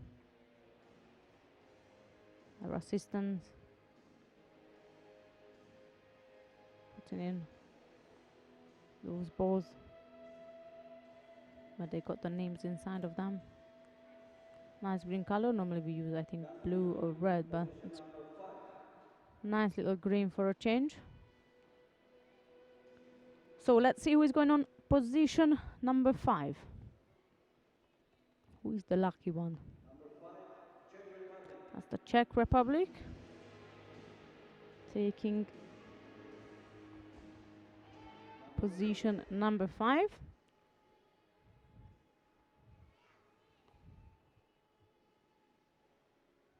Latvia is going on position number 6. Number 7.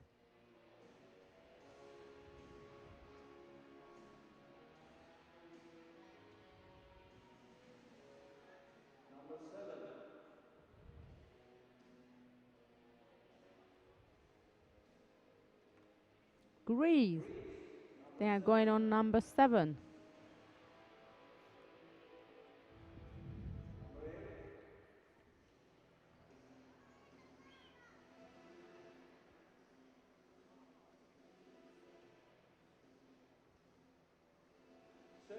Serbia is going on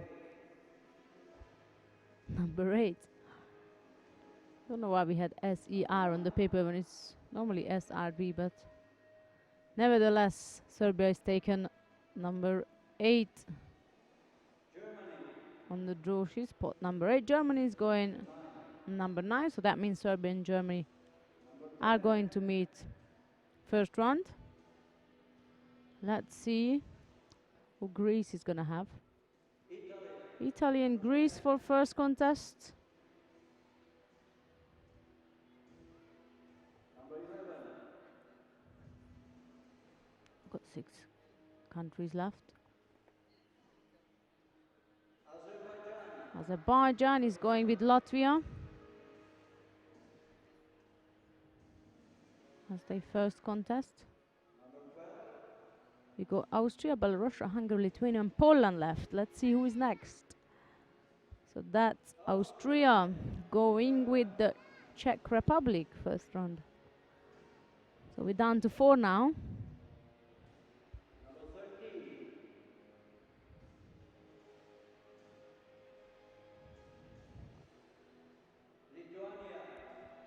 13. Lithuania is going with Russia first round. We got 3 spots left. So France, Georgia, and Ukraine are waiting for their first round. And we got Belarus, Hungary, and Poland left. There is Poland going with Ukraine. And then Belarus and Hungary is going to have a tough first round. It's France and Georgia. Neither of them a pleasure to go against. So he's going to take...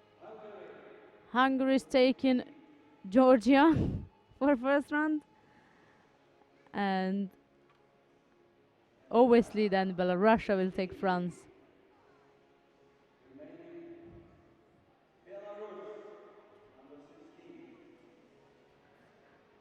Not a lucky shot for the Hungarians there.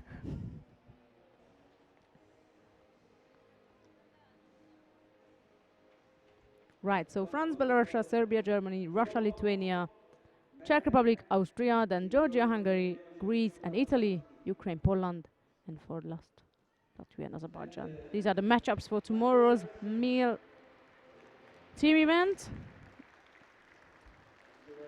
And I believe after Mr. Michael Wakun officially closed the draw, Shadow will have a little concluding marks as well, and then he will give the floor back to our announcer, Luis Torres, and then we still have time for some coffee, tea, little lunch, late lunch.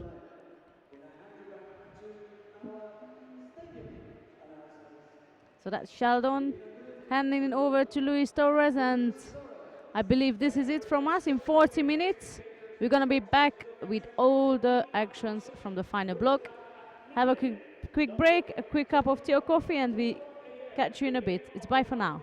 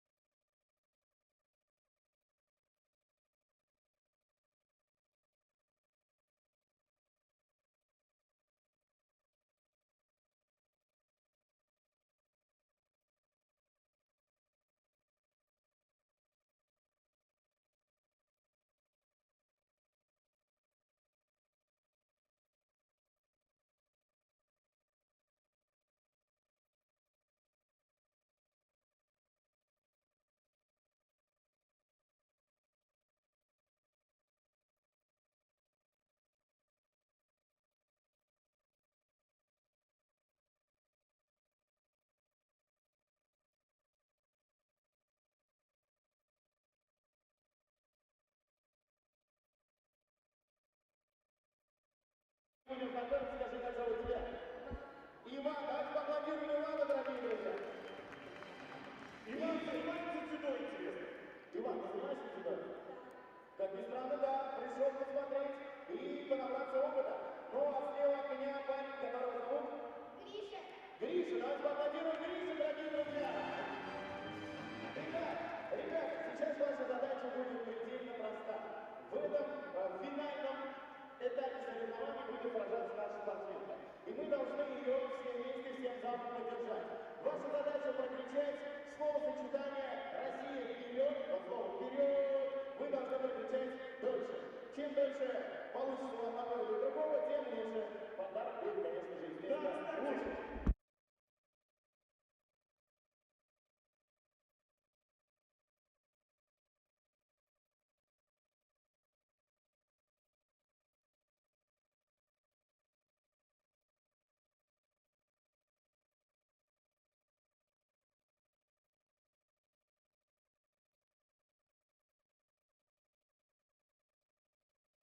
Два, три, поехали.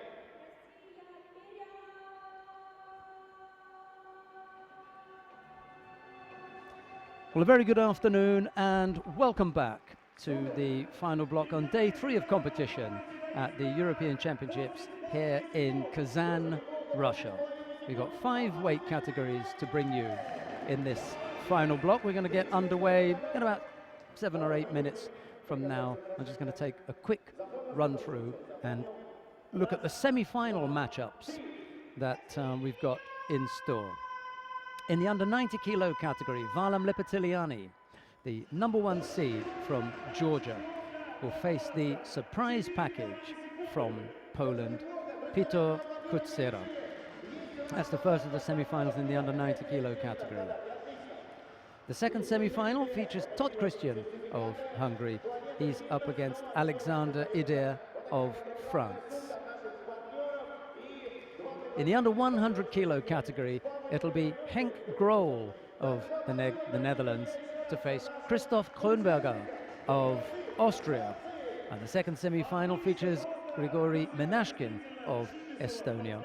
He's up against Toma Nikiforov of Belgium. I'm delighted for Menashkin because he's been struggling for quite some time, and I remember chatting with the Estonian coach and saying, you know, things are not looking good. But he's come good today. Got a good chance here of medaling. That's Grigory Menashkin. In the plus 100 kilo category, the first semi-final features Teddy Riner of France. He's up against Levani Matiashvili of Georgia. And the second semi-final, Daniel Natia of Romania faces faces Orsasson of Israel. And it was Daniel Natia who downed Bor Bana of Hungary, the #2 seed. Let's take a look then quickly at the 2 women's category, the under 78 kilo category. The first of the semi-finals features the #1 seed, Audrey Chermio of France. She's up against Luisa Malzahn of Germany. It was Luisa Malzahn who downed Martinda Verkerk, the 2009 world champion, defeated her in that quarterfinal. We'll see Verkerk against Gemma Gibbons in the repechage contest. In the second semi-final, it will be Verkerk's teammate, Usha Steenhuis of the Netherlands, to face the teammate of Gemma Gibbons, Natalie Powell of Great Britain. So Steenhuis and Powell in that second semi-final. And then in the plus 78 kilo category, Kaira Sayet, who's moved over from France to take up Turkish nationality, she will face Santa Pakanita of Lithuania. We lost both the #1 seed, Emily Andiol, and the #2 seed, Irina Kinzerska, along the way. So we've ended up with Kaira Sayet and Santa Pakanita from Lithuania. That's that first, our semi-final. The second semi-final features Svetlana Iromka of the Ukraine. She was the #2 seed here. She's up against #3 seed, Yasmin Kulbs of Germany. So that seeding worked out. In fact, I'll just run back through to see where those seeds are. Well, Lipetiliani, he's made his way to the final. Ilias Iliadis, he was knocked out in round 3 by Peter Kutsera of Poland. So it's Kutsera and Lipatiliani. Todd Christian, the number 2 seed, and Alexander Ider, the number 3 seed, they go head to head. So that's pretty much worked out. 1, 2, and 3 still in. The number 1 seed in the under 100 kilo category, Elmar Gazimov. He was knocked out by Henk Grohl in the quarterfinal, so he's down in the repechage contest. He'll face Yevgenis Borodavko of Latvia. And Lukas Kopalek, well, not only was he knocked out, he was completely knocked out of the tournament because he lost out to Grigory Menashkin in round 2, having had a bye. Menashkin then went on to defeat Benjamin Fletcher of Great Britain. It'll be Fletcher to fight Michael Correll of the Netherlands in the second of those repechage contests in the under 100 kilo category. Teddy Riner, the number 1 seed. Cyril Marey, by the way, we didn't mention Cyril Marey or Dimitri Peters, beg your pardon. Dimitri Peters also went out in round 2. He lost to Christoph Kronberger of Austria, and it was Cyril Marey who lost out to Michael Correll of the Netherlands in round 2. So we lost Marey and Kopalek. Marey, Kopalek and Peters. It was carnage in the under 100 kilo category. The only one of the top 4 seeds to still be in is Elmar Gazimov. Right, let's see if we can make a better fist of the plus 100 kilo category. The top 4 seeds were Teddy Riner, Adam Okrashvili, Borbana and Roy Meyer. Well, Teddy Riner has made his way to the semi-final. Okrashvili was knocked out in round 2 by Alexander Gordienko. Gordienko then went on to lose to Matiashvili. So we'll see Gordienko in the repechage contest against Andrei Breitbart. Borbana, well, he lost out in the quarterfinal to Daniel Natia. So we'll see Borbana in his repechage contest against Juhan Metis of Estonia. It was Metis who lost out to Or Sasson in the quarterfinal. Roy Meyer lost his second round contest to Metis, so he was one of the other seeds to go out. Okrashvili and Meyer, seeds number 3 and 4. Right, let's see how the women fared then. Top 4 seeds, Chermio, Verkerk, Steenhuis and Valencek. Well, Valencek and Verkerk are in the repechage. Steenhuis and Chermio have made their way to the semi-finals. And those repechage contests are Gemma Gibbons against Mahinda Verkerk and Abigail against Anna Maria Valencek. Andiol, Kinzerska, Iromka and Kulbs, those were the top 4 seeds. Andiol went out in the quarterfinal. We'll see her in the repechage contest against Germany's Caroline Weiss.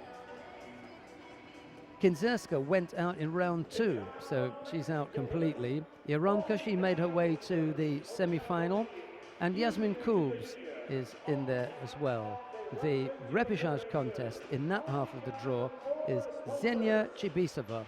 She will face Zera Kaya of Turkey. Right, okay, that's that lineup. We've got a little less than a minute to go before we get underway with the final block. That's time enough for me to tell you that tomorrow, instead of a 1 o'clock start, we'll be starting at 12 o'clock. And we'll be on with the team event. We can guarantee you top draw action. 16 men's teams and 7 women's teams will be battling it out tomorrow for the title of European Team Championship. European Team Champions. The current team champions for men are France, and the current team champions for women are also France. Right, we're going to take the first of our contests now, the semi-final in the under 90 kilo category. It's Top Christian of Hungary. He faces Alexander Ider of France. It'll be Tot in the white judogi, Ider in blue.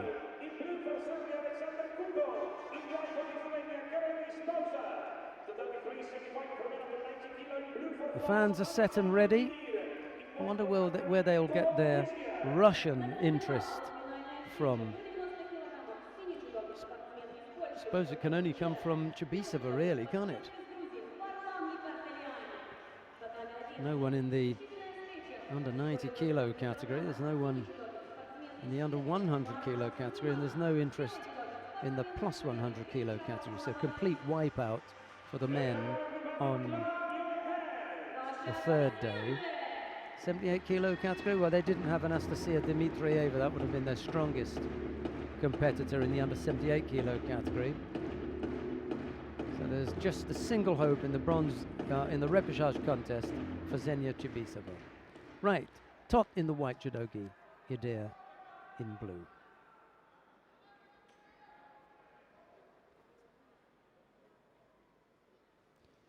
Oh, he didn't tell us that Alexander Idea wasn't going to take place. He must have picked up an injury in the previous contest. No news about that beforehand, so my apologies. Never mind, it means that we'll just move swiftly on to the next contest that's scheduled for mat 3. And that contest will be Husha Steenhuis of the Netherlands. She'll face Natalie Powell of Great Britain. So if you're tuned in to see Natalie Powell, you don't have to wait that long. She's making her way to the mat now. And in the middle, it'll be Ioana Babiuk of Romania to take control of this one. Well, there'll be no disappointments here because I can see both fighters on their way.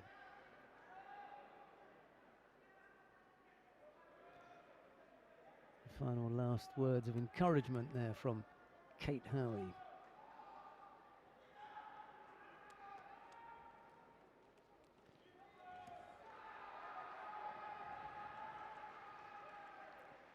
Faces of determination, both athletes. Up and ready for this one.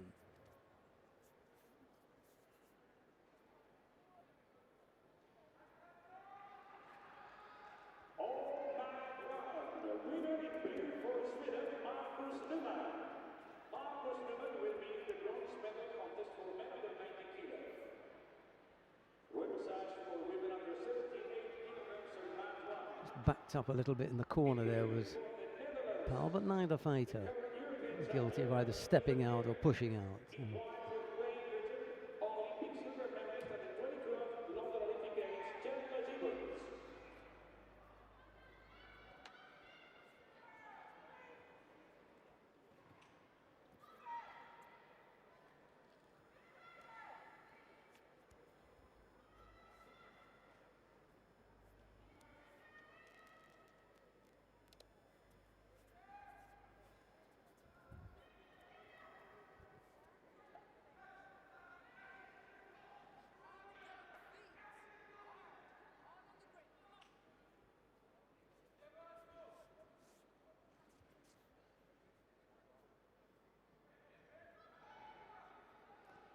First minute out of the way, no score yet. Ojigari left-sided.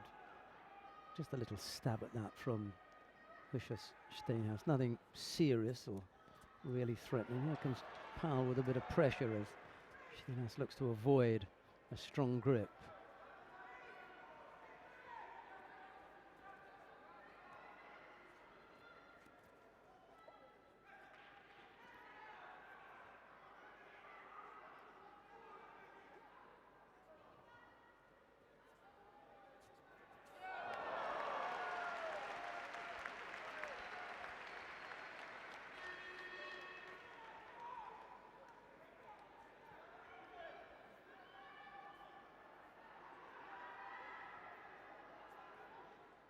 There's action on all 4 mats for those that want to click on whichever the mats you feel you want to take in.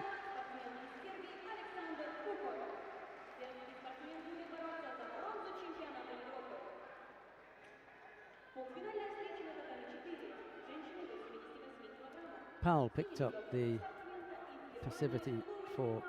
penalty for passivity there. A strong effort on the left side there.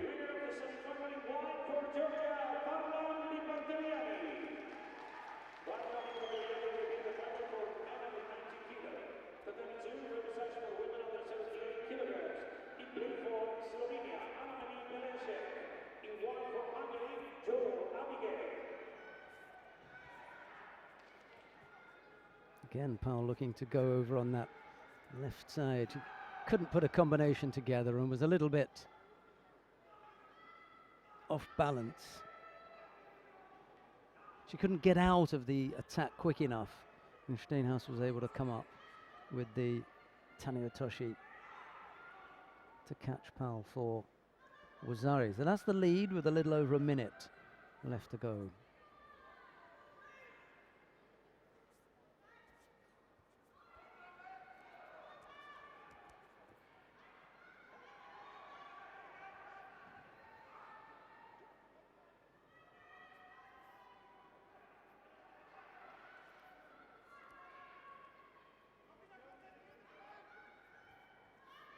Can't stay over on that side for too long.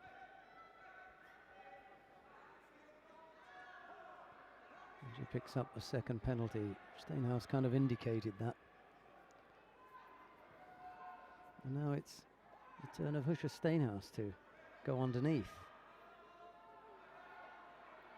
She picks up the penalty.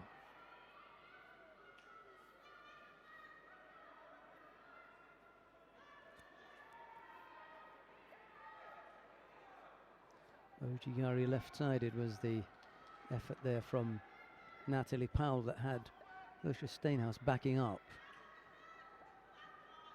A little bit harsh. I thought she was trying to get away from the Ojigari.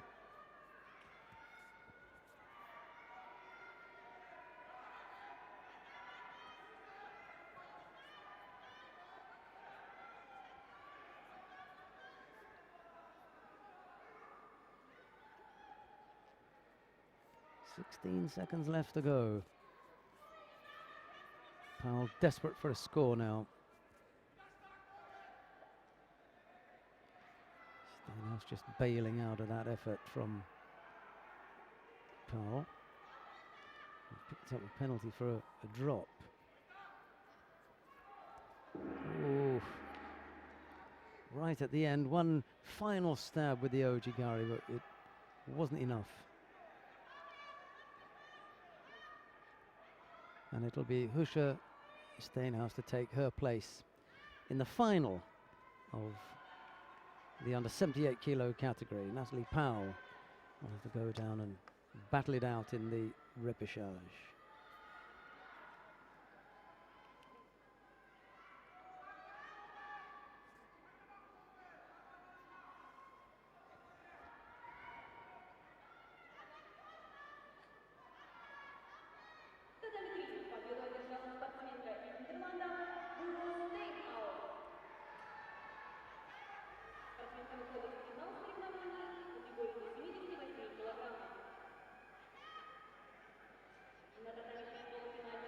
Well, let's see if we can dig up some highlights from that one.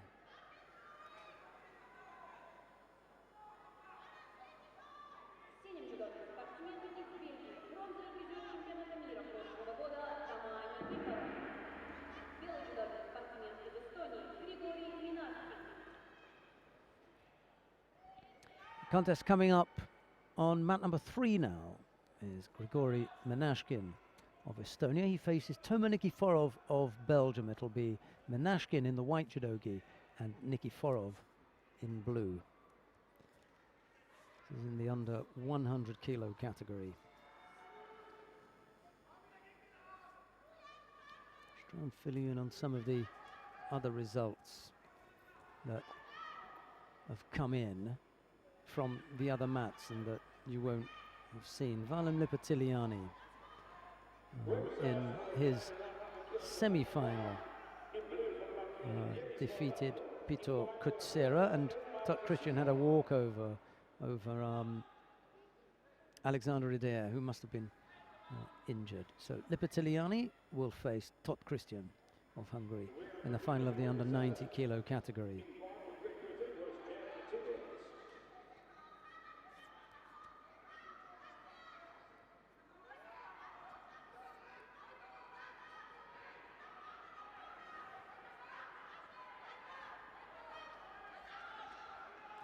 Marcus Niemann of Sweden defeated Kejan Abali of Ukraine, so it's Neiman in that bronze medal match then.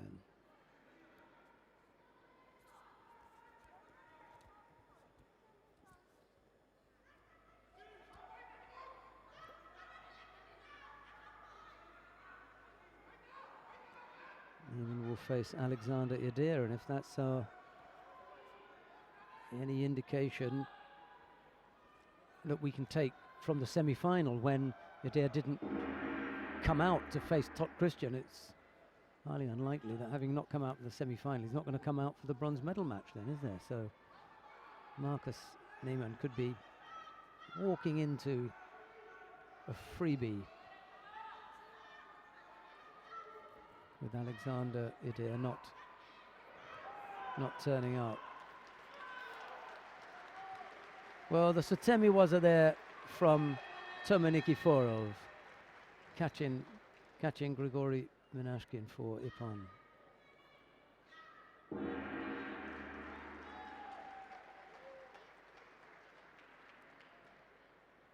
Alexei Budalin, the coach, must have had a word with Minashkin before, because that's what I was doing. I'd had a word with Budalin, but there's no stopping Nikiforov.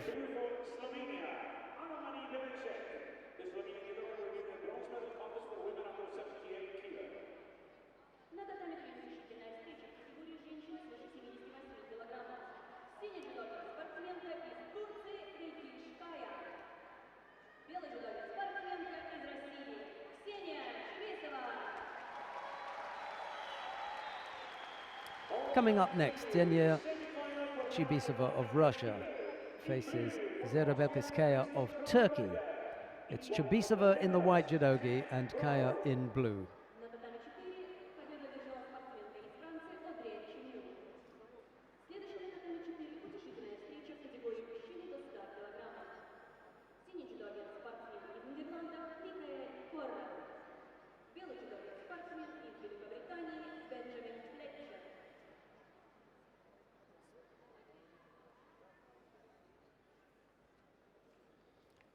This is Russia's only hope for a medal today.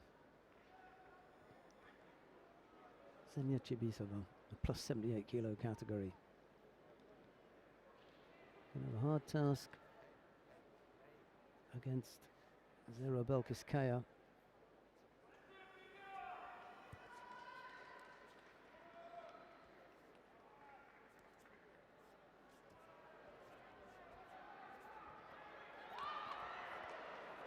And Maki Komi just couldn't get off.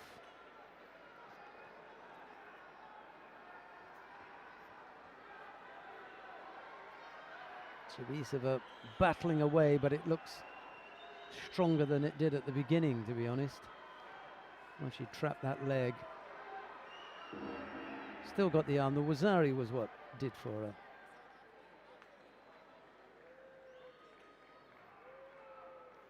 All over pretty quickly, I'm afraid. And that was the last hope for the Russians of a medal today. A blowout on day 3 of the individual competition.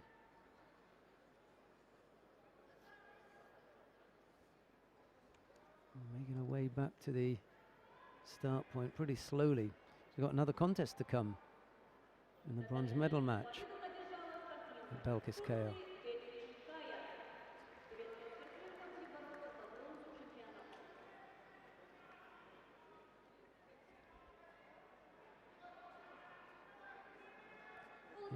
Walking very gingerly on the way off the mat. Let's see that Maki Komi and Ushiro Kezugatami. Let's have a look at that.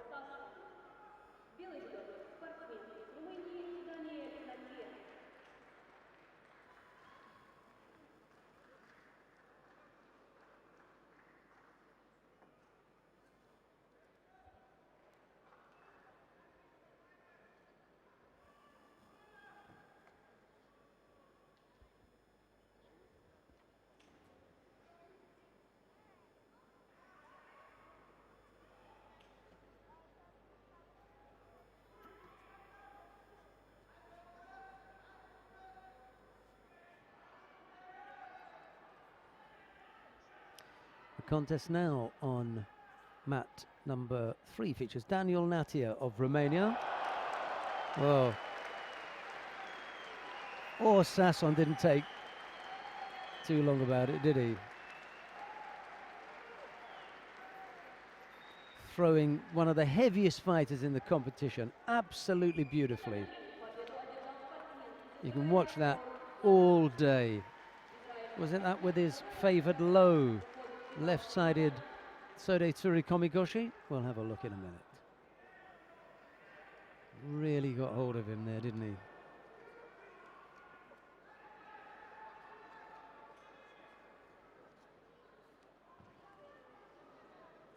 Yes, it was.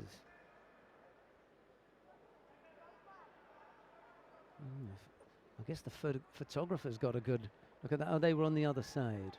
So they were, yeah, they absolutely perfect position. Oh, he was looking down, he missed it. Yeah,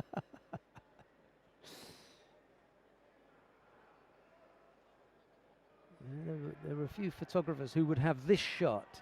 That's the shot they would have got because they were on this side. They'll have that one as well.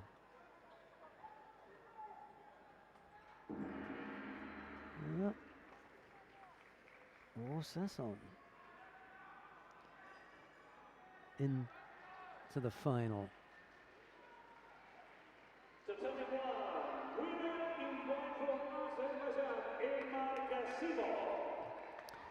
And coming up on mat number 3 now. Who have we got here? Alexander Kukol of Serbia and Piotr Kutsera. Well, that's one of the medal matches. Have they got them out a little bit early? They normally have a little bit of break. Well, there's Mr. and Mrs. Riner in the middle of the shot, and Teddy's brother with the sunglasses on, Mr. Cool. Yeah, they've got them out a little bit too early for this, and given that we've finished everything on mat 3, we're slightly in advance of everyone else, so that's not that bad because it gives us an opportunity to look around and see which of the contests we want to bring to you. We'll have another look at Or Sasson. That's it. You can just freeze it there. It's beautiful. Really got hold of him, didn't he? Natia just flew there. I suppose we can get ourselves lined up by going over to mat number 2 to have a look at Henk Grol of the Netherlands. He's up against Christoph Kronberger of Austria. Well, that's almost finished. And then we've got another repechage contest. Grol has picked up just a single Shido, Kronberger 3, so he doesn't care. He's happy to go through.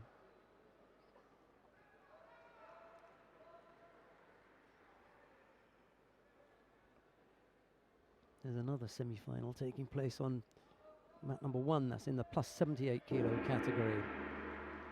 Kara Sayet of Turkey up against Santa Pakinita of Lithuania. And it's Kyra Sayet who's just won out on mat number 1, defeating Santa Pakinita by Osai Komi. So it'll be Sayet in that final.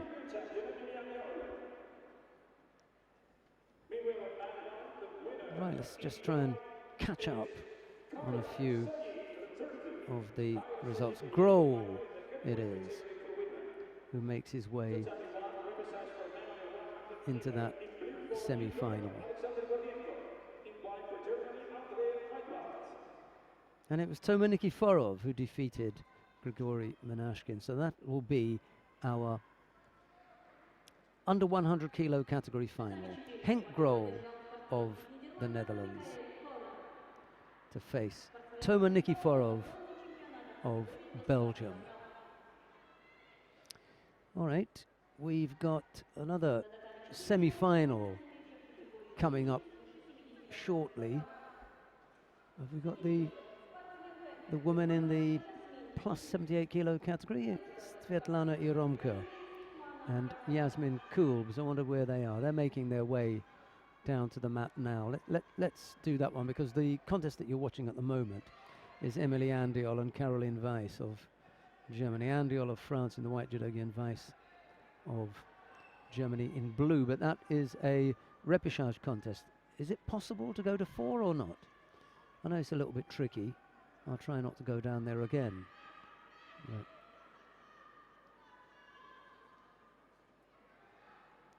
we're going to go down and have a look and see the whole of the contest between Svetlana Iromka of the Ukraine in the white judogi, Yasmin Kulbs of Germany in blue.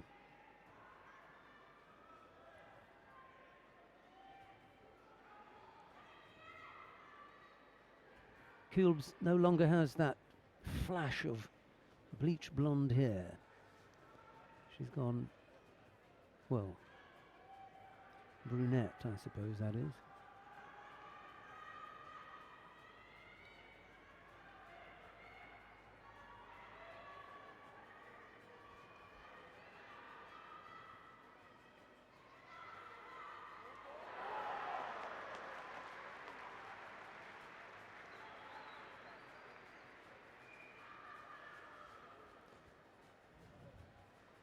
Caroline Weiss has just buried Emilie Andiol of France on mat number 2.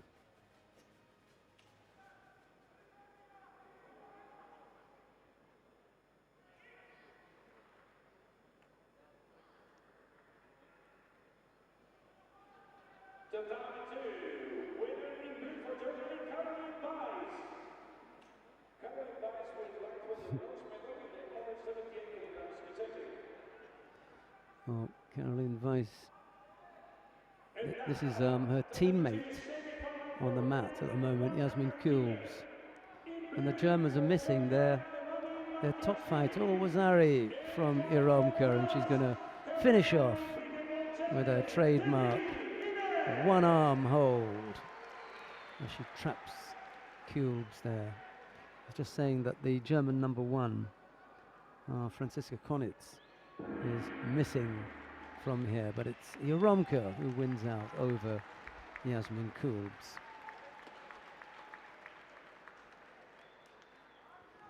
Right, we can go now to mat number 2, because on mat number 2 we've got Teddy Riner of France. He faces Levani Matiashvili of Georgia. Here's the Makikomi that brought Kulbs down, and then the Osaikomi to follow. Teddy Riner in the white judogi faces Levani Matiashvili of Georgia in blue. There's no score yet, and we just missed the first half a minute.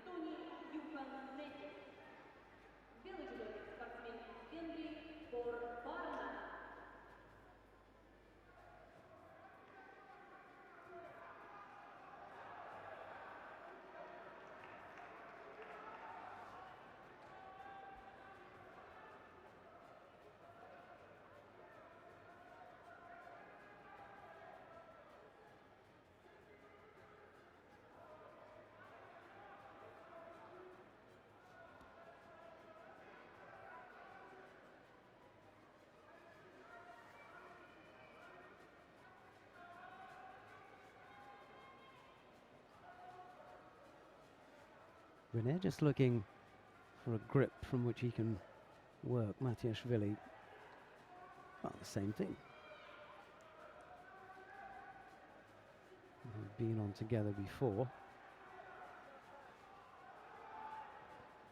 It's not an entirely unknown quantity for Riner.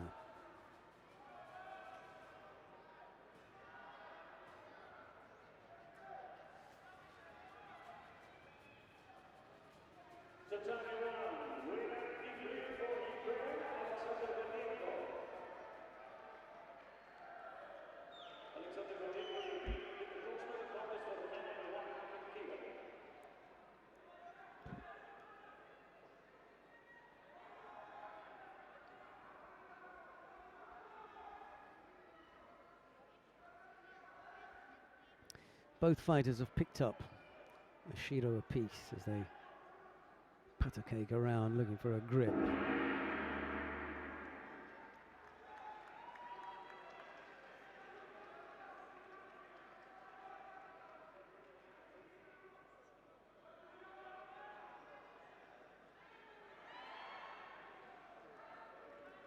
Татами 4. Победу одержал спортсмен из Венгрии Ковар Баранов. Венгерский спортсмен будет бороться за бронзу чемпионата в категории свыше 100 килограммов.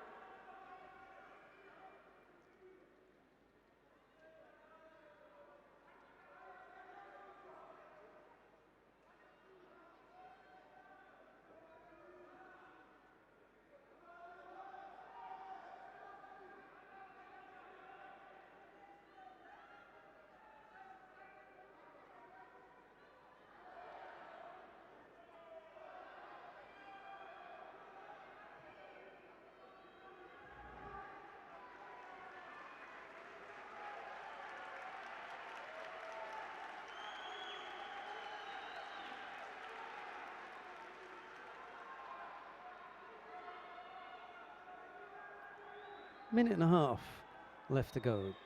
Shido apiece, no score yet. Riner and Matiashvili. Riner looking to go over on the right side there. Can't get his feet in the right position to push his hip through. That was what he had in mind.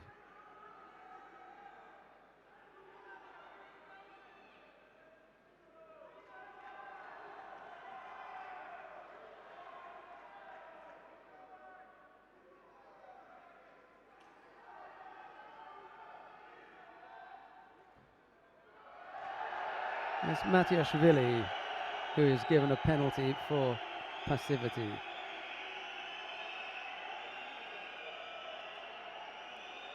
Which Irakli Uznadze finds laughable. I can't believe that that has just happened. Well, the crowd unhappy with it as well. They want they fancy the underdog, don't they? Cause an upset. He comes in for Cernaghi, and now Riner begins to come up with a couple of attacks just to make sure that he doesn't pick up another penalty.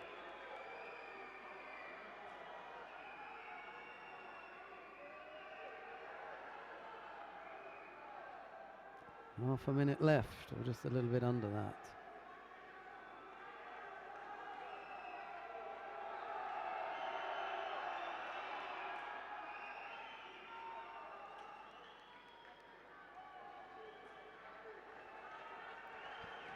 He's not happy, is he? You wouldn't think he was leading. The French coach. Well, not leading, but he has the advantage, having only collected one penalty as opposed to two by Matiashvili.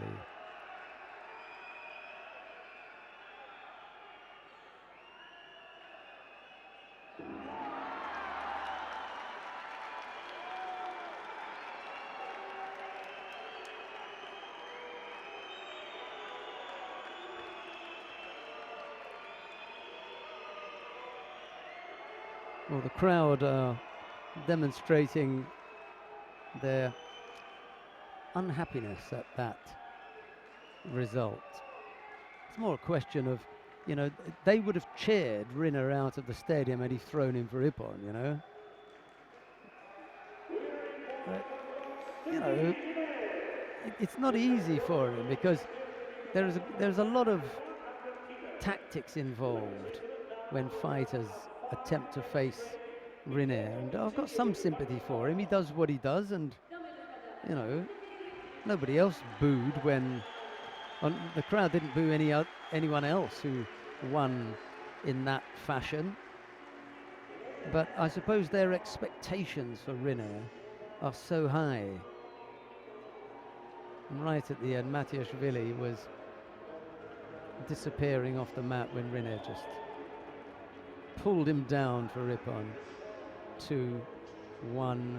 Well, you know, there was still time left on the clock.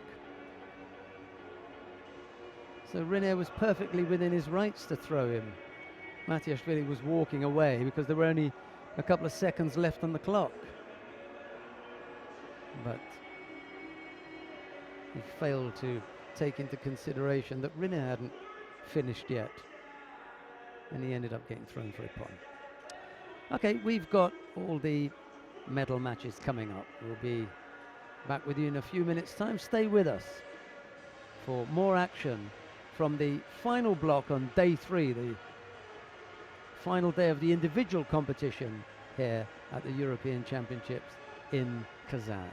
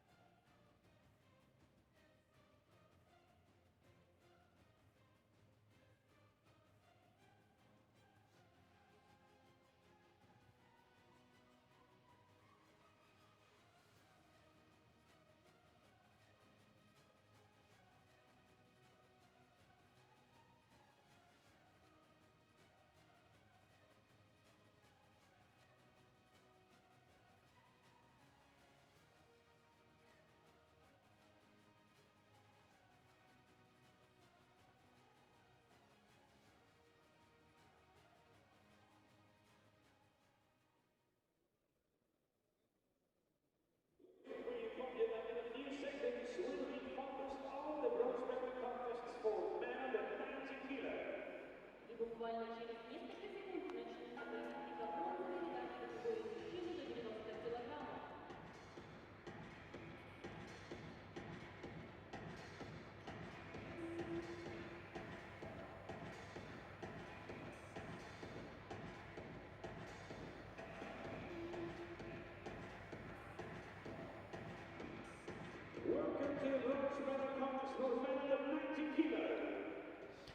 Well, we've got the bronze medal contests in the under 90 kilo coming up. The first of these features Peter Kucera of Poland. His opponent is Alexander Kukol of Serbia. It'll be Kukol in the white judogi and Kucera in blue. Белый judogi спортсмен из Сербии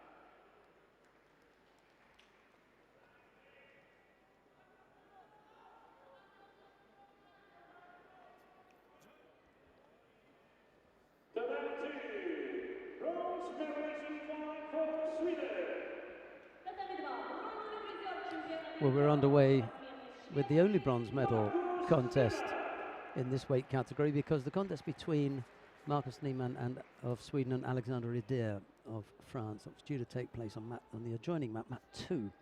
Alexander Ider was injured. He didn't come out in the semi-final, so there was very little chance of him going to turn up for the bronze medal contest, and so it turned out.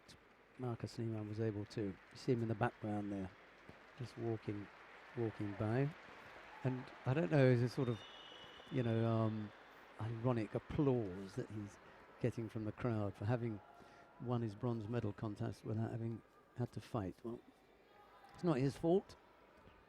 He was perfectly prepared to go out there and battle it out.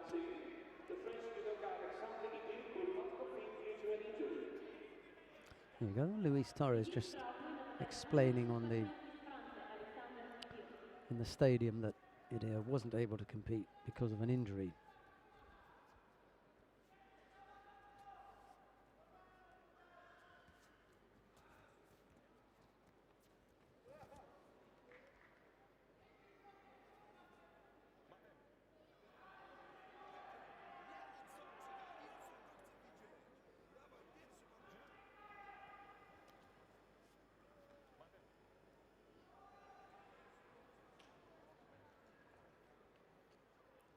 Single Shido picked up by Kutsera at the moment, just struggling with an injury to the shin.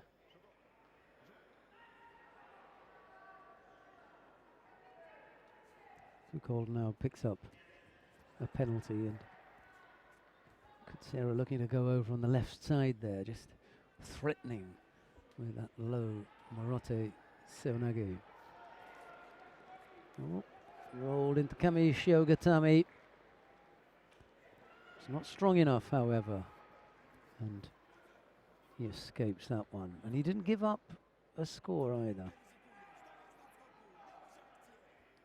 Breathing heavily now, though, after that exchange.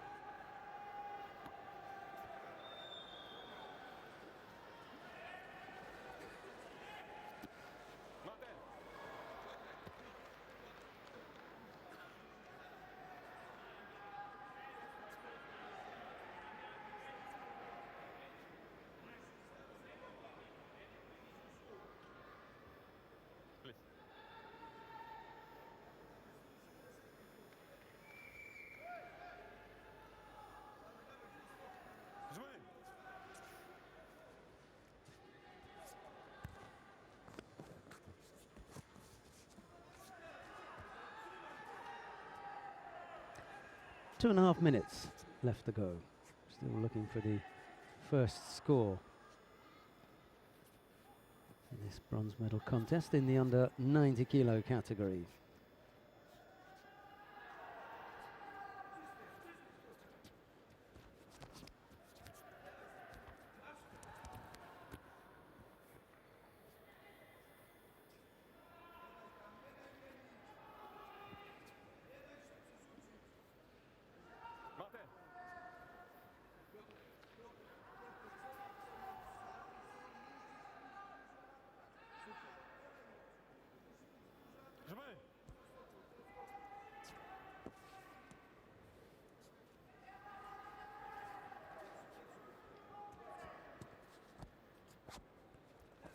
Just the Shido apiece at the moment, waiting for the first score, and Foucault's going to have to be careful here, because it appeared for a while as though he had Kutsera exactly where he wanted him, but that was about 2 minutes ago. Since then, the Polish fighter has been looking as though he's going to get back into this. There's 1 minute and 20 odd left to go, and he's got good throwing skills, so he's dangerous.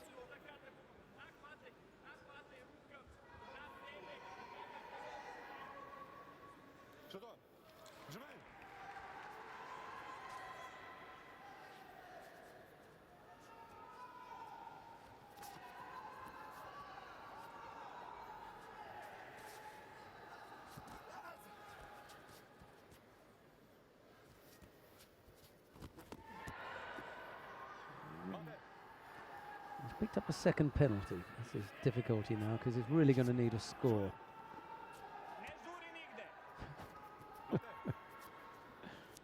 Extra large watch on the wrist of the coach there. Fando just asking what was it that they were interested in at the table, but it gave him no indication, so we just carried on. Inside the last minute here, there's a good effort again. Here he comes. Yes, Wazari. Oh, I told you, you want to put him away when you can.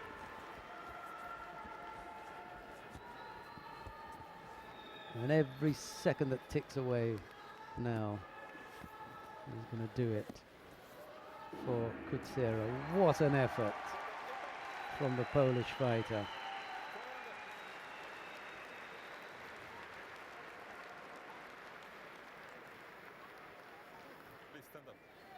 Yeah.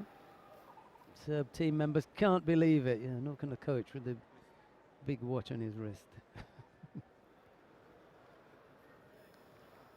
But that's a very, very good fighter. And he looked for a while as though he was down and out. There was a time when he had him in Osaikomi and he escaped. Not only did he escape, but he came back to snatch the contest in the last half a minute. And with it, a bronze medal at the European Championships. He's had a good day as Peter Kutsera. Kukol will have to settle for 5th place.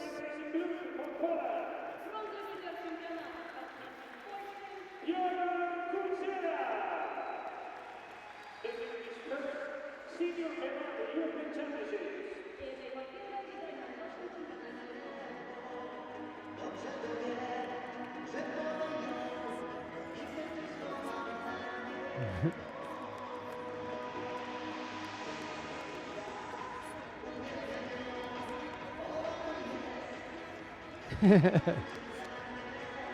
I suspect that the coach could do anything to him at the moment.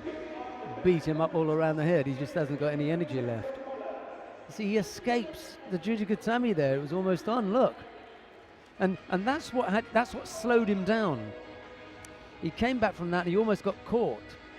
And it took him a couple of minutes to find his way back into the contest. Well, at least a minute and a half, minute 40 seconds. He was really struggling. But he just kept coming back into it. You know, you could sense that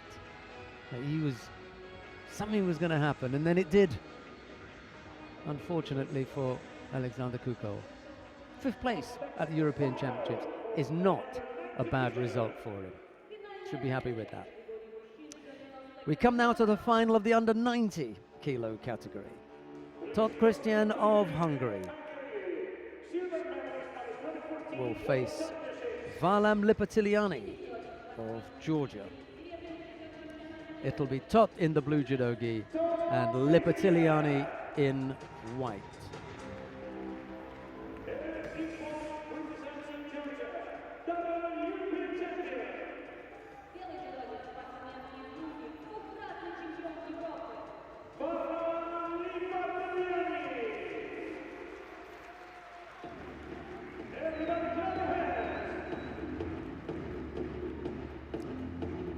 Varlam Lipatiliani, the number 2 in the world.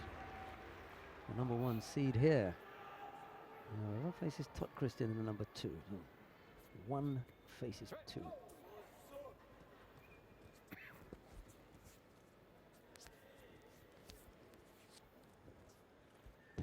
2. Given that the 2 fighters are so, you know, you see them around quite a lot,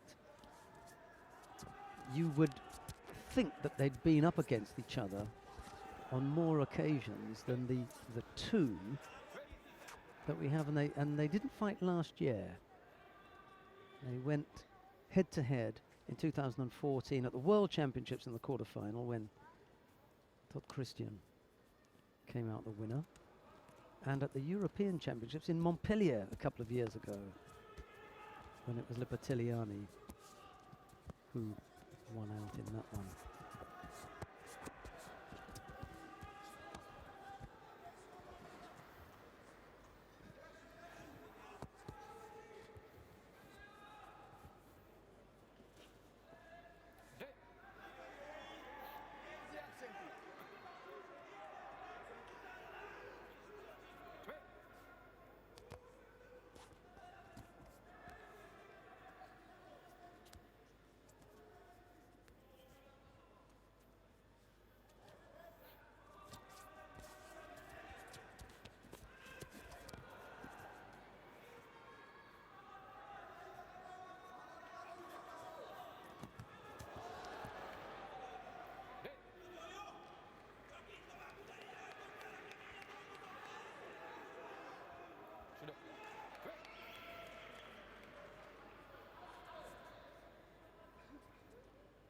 the single Shido against Lipitiliani at the moment.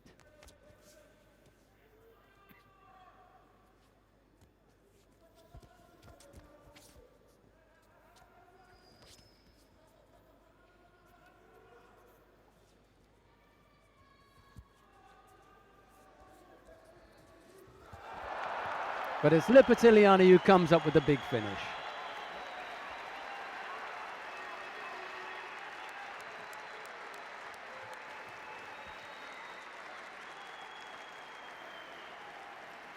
I was chatting with Sandra Zaghetti earlier on, and I said neither of the two had been that, you know, looking on blistering form. And if anything, Tom was just a little bit under the weather today. You know, he didn't look at his super best. But Lipitiliani came up with the big one in the final when he needed it most.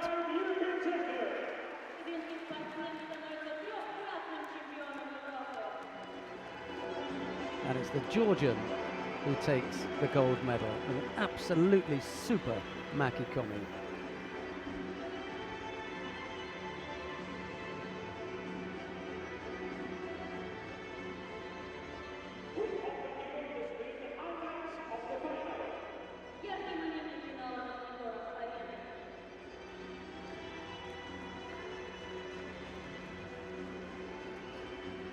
Couldn't get off that one, I'm afraid.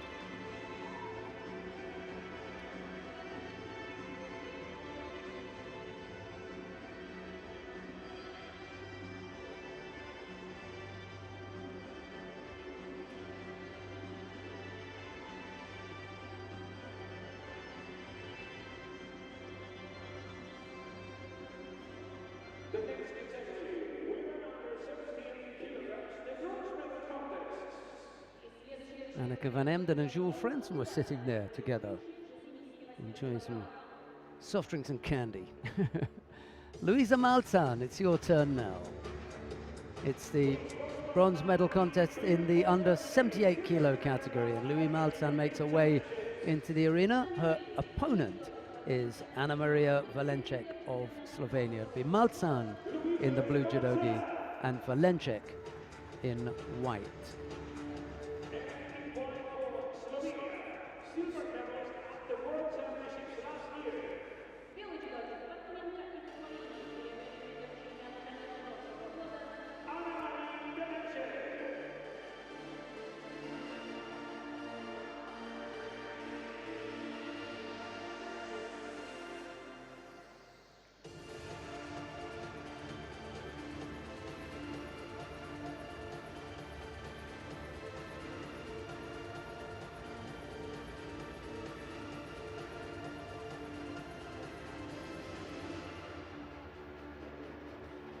Five and seven, that's a nice top 10 head-to-head, isn't it?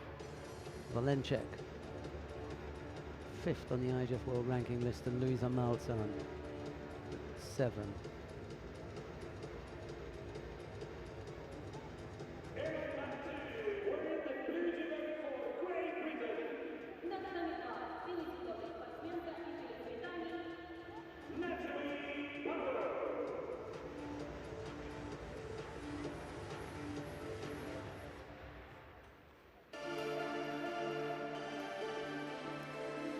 Nervous times for the pair, just standing there waiting.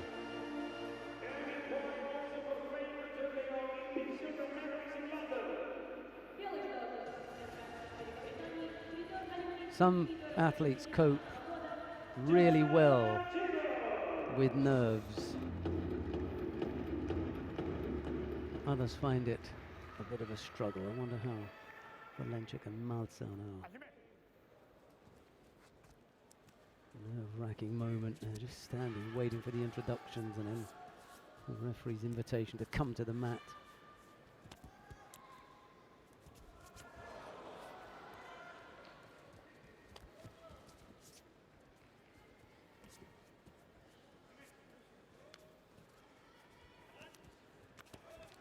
The other bronze medal match features Natalie Powell and Gemma Gibbons, two British fighters.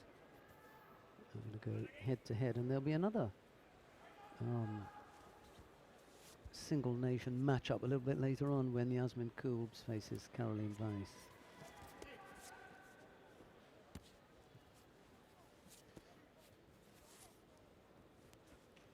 Valencic trying to work around the ground.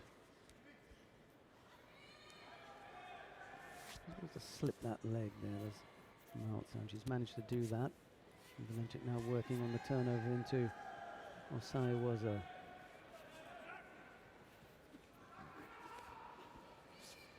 He's fought that off successfully.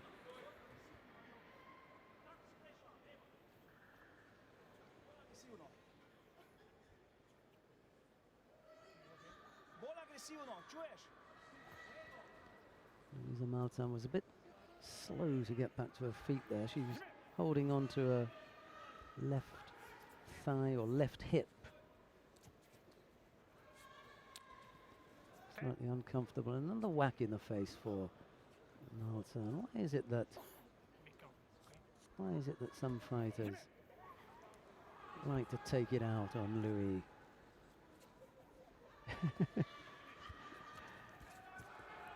Twice again after that, Valencic looked a little bit untidy with the gripping and caught Maltzan on the cheek. I would caution Valencic against catching Maltzan on the face again. The last fighter that did that got planted. that was in Tokyo. I think it was Sato Ruika. Maltzan just came out and gave her a thumping.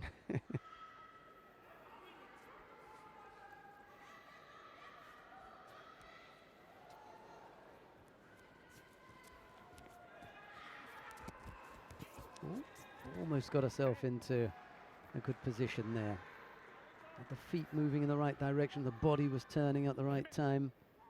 Valencic just strong enough to block that effort from Maltzan.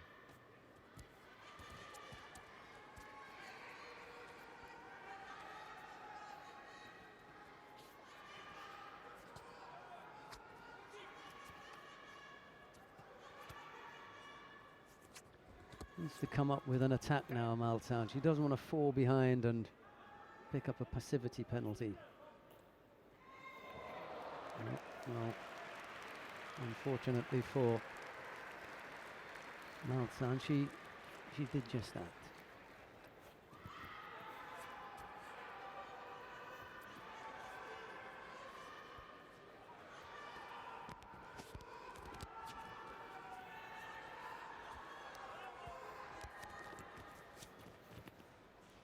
Struggling a bit here, Maltzan. Valencic proving to be awkward and strong.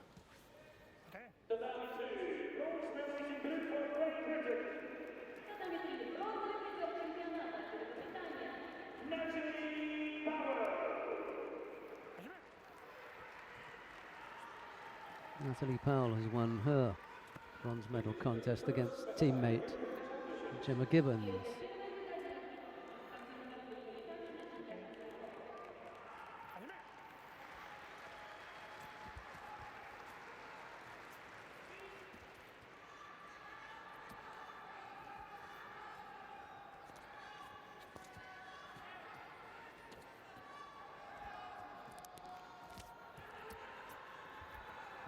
Strong effort there from Maltzan. She comes up with the score.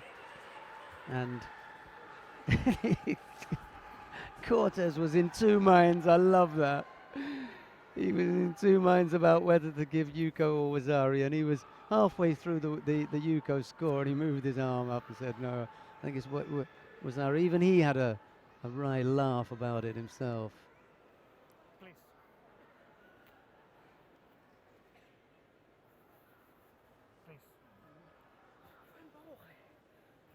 She's hurting. She only needs to hurt for another 20-odd seconds, though. Really in pain, Maltzan.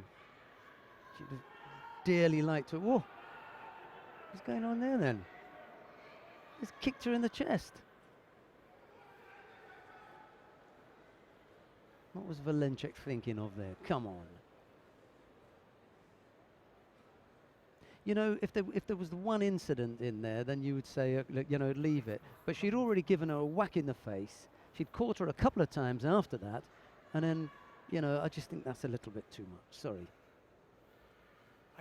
They're going to let it go. Okay, watch out, Louis. Here comes Valencic.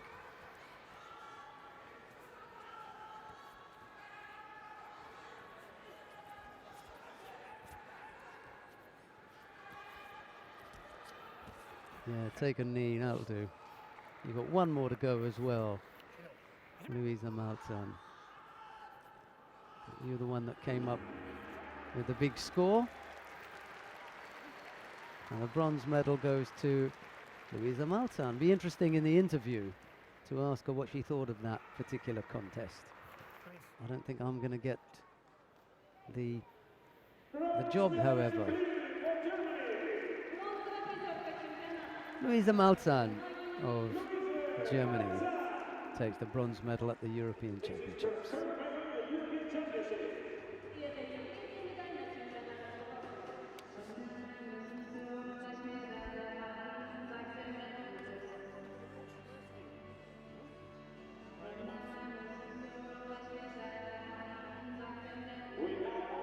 Nice Ouchigari to bring down Anna Maria Valencic. Yes.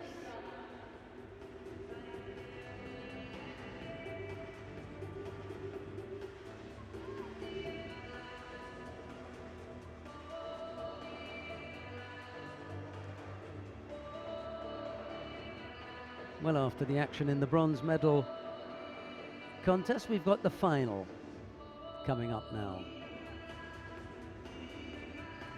The under 78 kilo category, and this features Husha Steenhuis of the Netherlands. She comes up against Audrey Chamillo of France. It'll be Steenhuis in the blue judo gi and Chamillo in white.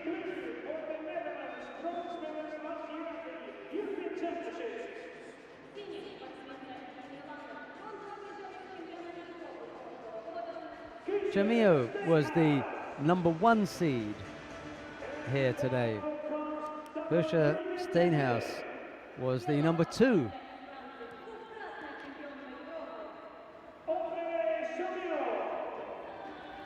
We've had Lipitiliani on top, they were 1 and 2.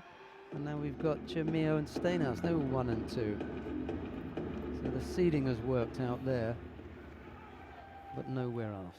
Just in those 2 categories. The other 3, well, forget it.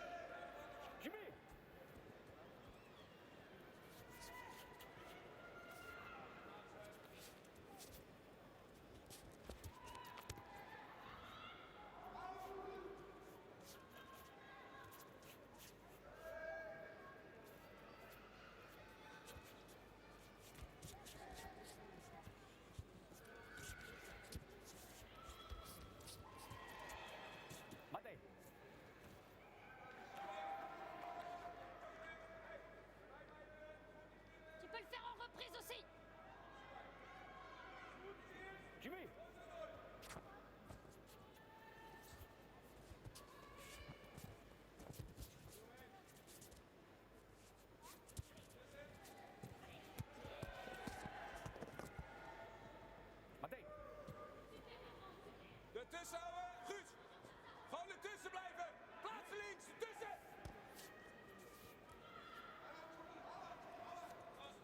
It's all good news for Husha Steenhuis, to be honest.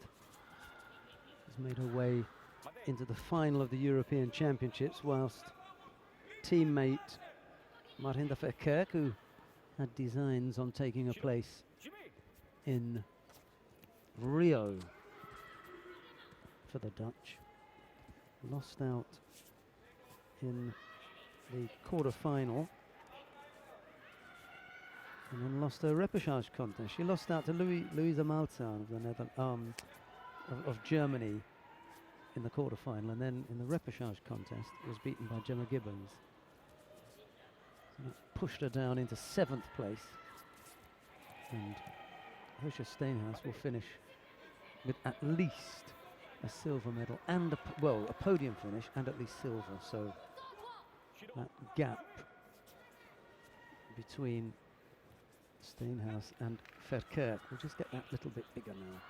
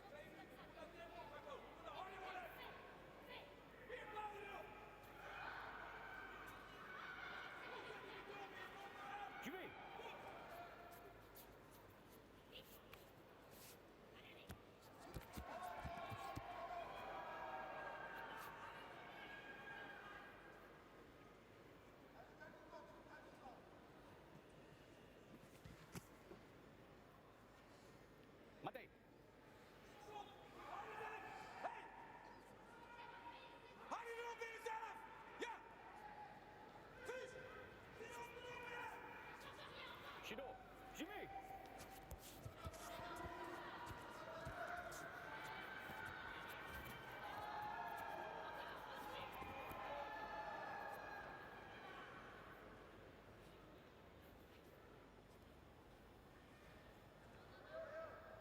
Matej.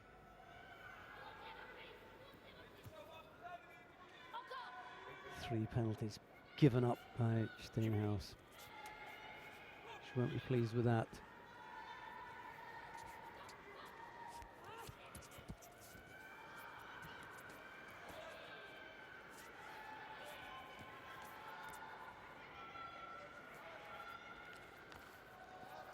Chamillo, however, will be happy because she's had a bit of time on the mat and she's still managed to keep her cool. You know, she's got this reputation for losing it a bit if she can't get things done and dusted very quickly, but she's managed to stay with it here and keep a level head.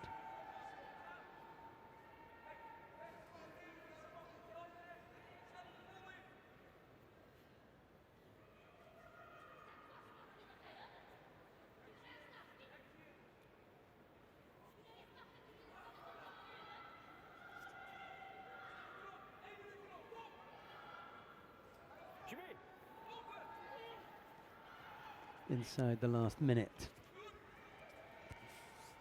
3 penalties picked up by Pusher Steenhuis.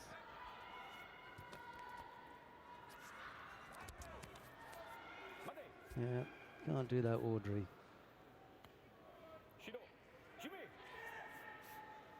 Untidy piece of work as well. You know, former world champion here, you know, top quality player. Only to give away unnecessary penalties. Yeah, sorry. Steenhuis just can't stand up.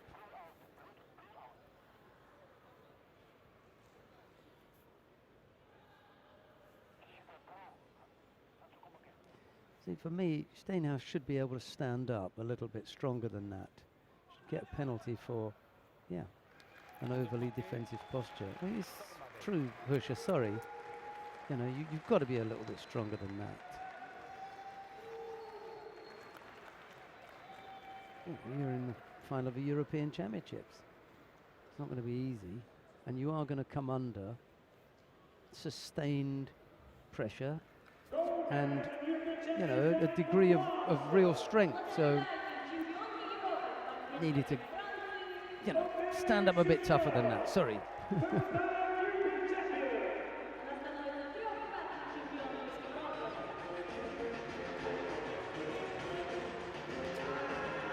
Audrey Chamillo takes the gold medal in the under 78 kilo category. Not the most glittering of finals, I will admit, but hey,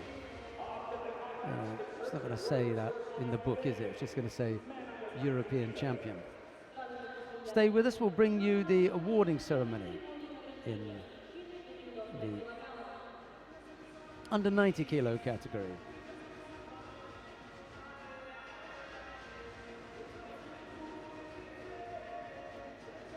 Ladies and welcome to the awarding ceremony for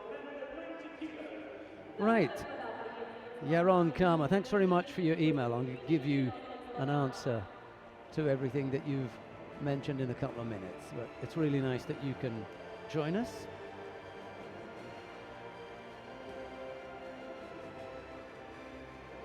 And I'll answer your question in a couple of minutes from now. I haven't heard from you for a while, mate. I thought you disappeared. Anyway, the awarding party is up on the podium and ready to get things underway. The medals are going to be presented by the head sport director of the International Judo Federation, Mr. Vladimir Barta. Bronze medals go to Piotr Kutsera of Poland and to Marcus Niemann of Sweden. So where is Sandra Zagedi, who I told this morning, look out for Marcus Niemann. Silver medal goes to Todd Christian. And the gold medal goes to Varlam Lipatiliani of Georgia.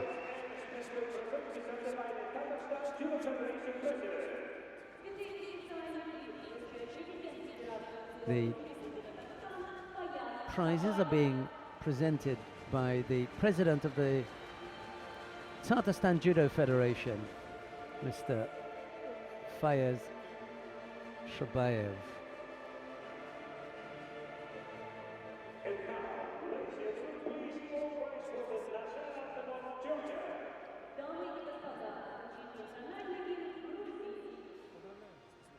And now the national anthem of Georgia.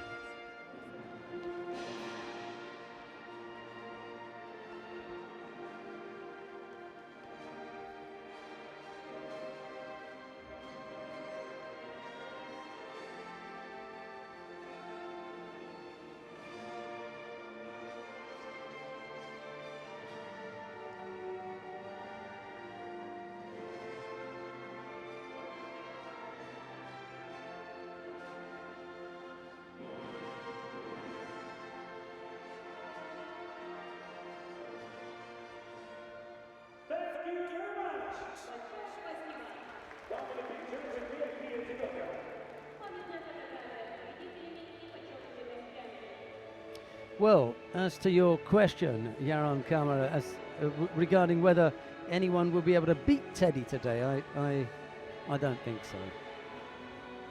I mean, or Sasson is going to give it a go, but this is his first cycle as a heavyweight, and you know, Teddy has been a genuine heavyweight since winning the Junior World Championships way back when. You know, he's got 10 years on him, so I don't think so. We've got the bronze medal contest in the under 100 kilo category coming up now. Christoph Kronberger of Austria faces Michael Correll of the Netherlands. It'll be Kronberger in the blue judo gi, Michael Correll in white.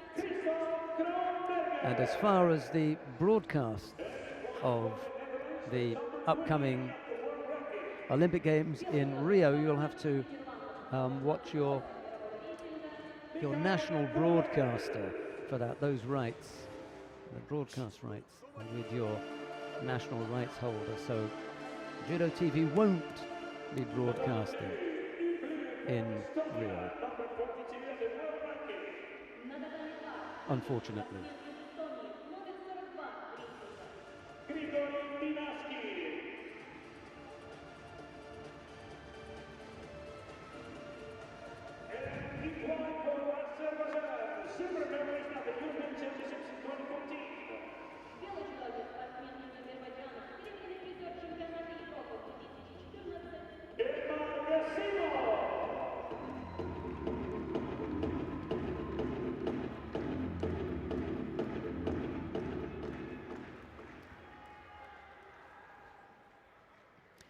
Correll in the white judogi, Kronberger in blue.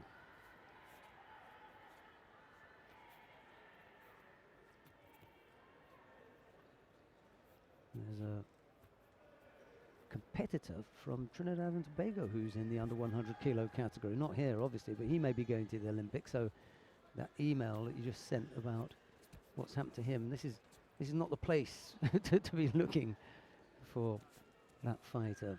Christopher George, his name is. He'll be taking part in the Pan American Championships. In fact, they've already been held, so you need to go there and look for those results. Each continental union stages their own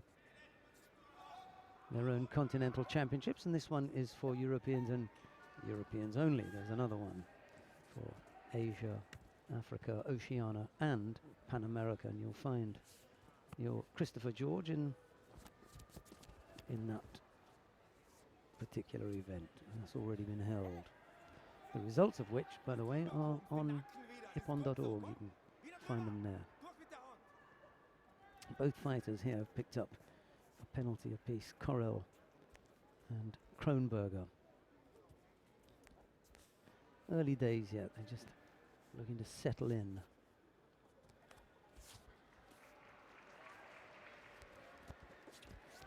Much matter effort there from Correll that Kronberger's able to step off. Only just. And then Maelstrom picks up a second penalty, this time for passivity.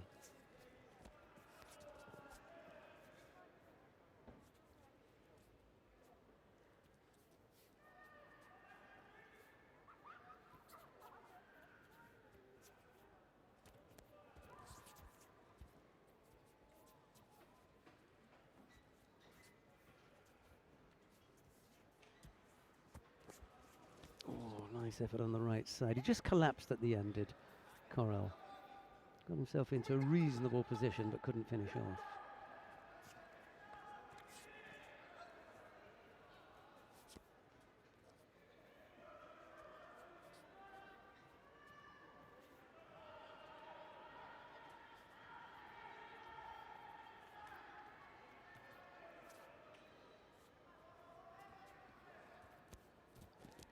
A little over 2.5 minutes left to go, so half the contest still to come.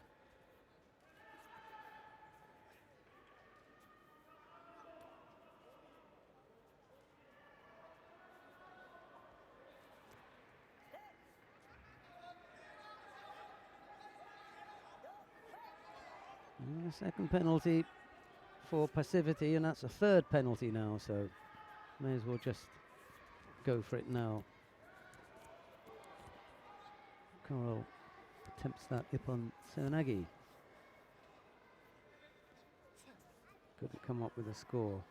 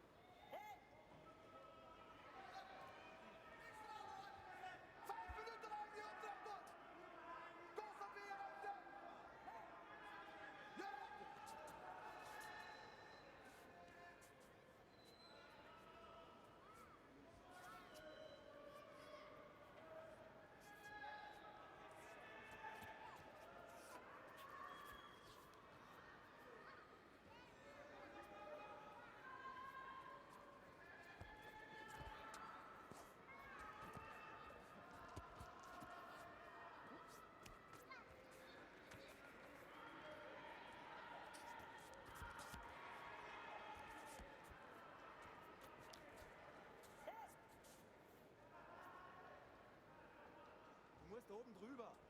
Innen durch.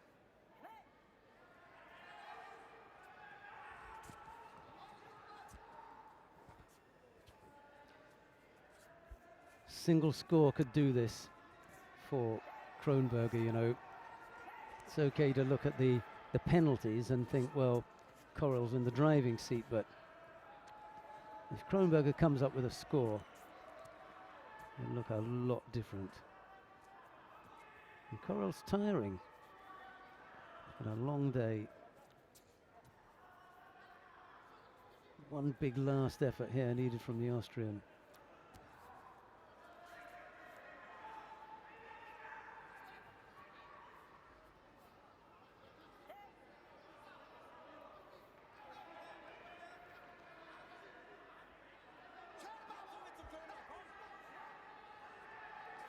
Time ticking away. Doesn't look as though it's going to happen, I'm afraid. Well, not for Kronberger anyway. It'll be Corel to take this one. Not interested any longer, is he, Corel? Just avoiding any close contact. But he's done enough. He's stayed, well, reasonably error-free. Just picked up the 1, whereas Kronberger picked up the 3. There you go. Can't be too unhappy about that. A 5th place at the European Championships. It's a good effort from the Austrian. But it's Michael Corel of the Netherlands who takes the bronze medal.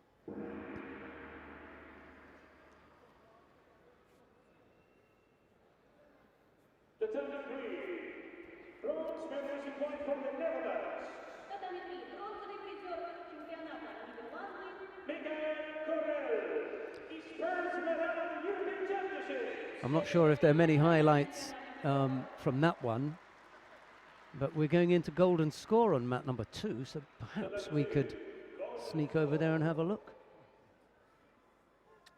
Given them that they're not going to put on another medal match because it will be the final, won't it? So let's have a look and see what's happening with Elmar Gazimov of Azerbaijan and Grigory Menashkin of Estonia. It's Gazimov in the white judo gi, Menashkin in blue, and because it's golden score, there has been no score, so I'm not going to go into that too much. Both fighters have picked up a penalty apiece. Here we go.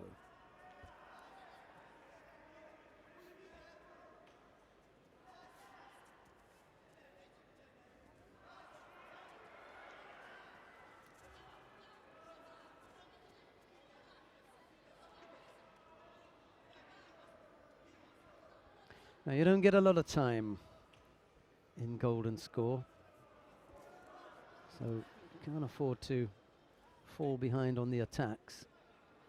At the moment, things are nice and even. Gazimov came up with a couple, and then Menashkin. What was that for? I didn't see what that was for.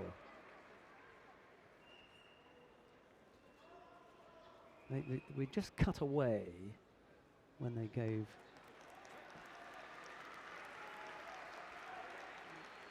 Oh no, he said, yeah, I couldn't understand what that was for, the penalty. You know, bizarre.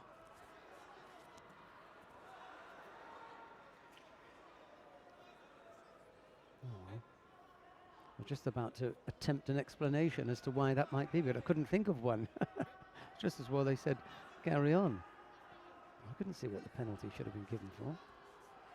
Anyway, it wasn't, and we are continuing. Both fighters have put in attacks. Big effort on the right side there from Menashkin, and an attempted counter. He went onto his front. So there's no score. But why are both coaches claiming a score? It's ridiculous. Come on. And I know both of them well, and they're normally both very sensible. That sense has gone out the window at the moment in golden score. They're both desperate for their fighters to win this. Just leave it to them. Yeah, go on, get on with it. Come on, guys. The referee said, Hajimi, let's get on with it. Very little energy left. So Temi was her effort from Menashkin, just about good enough to avoid being called a false attack. Gazimov looks gassed. They both look spent, don't they? Come on, big effort, Menashkin. Ochigari. And now, Gazimov with serious strapping around him. Come on, that was okay. He put in an effort, he fell away. Go for it. Just a Jimmy. Keep coming. Yeah, come on. I mean, it would help if Menashkin rushed at him and attacked him.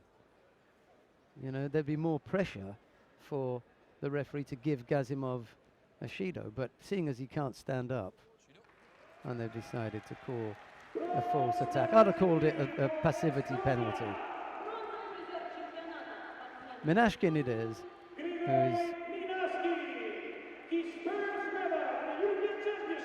who's gifted that contest, really, on the back of Gazimov being almost unable to stand up.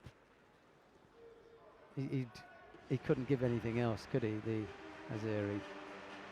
Oh well, Grigory Minashkin it is who takes the bronze medal.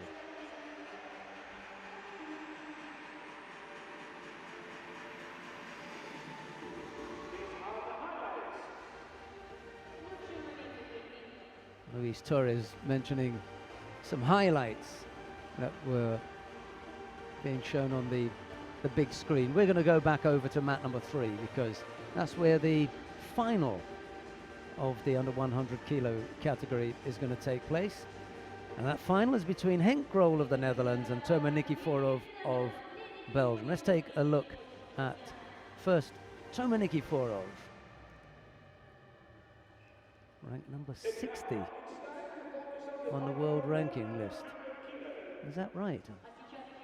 I thought it'd be higher than that. Nikiforov, oh well. I'm not going to argue with the facts. And Henk Grol ranked at number 2.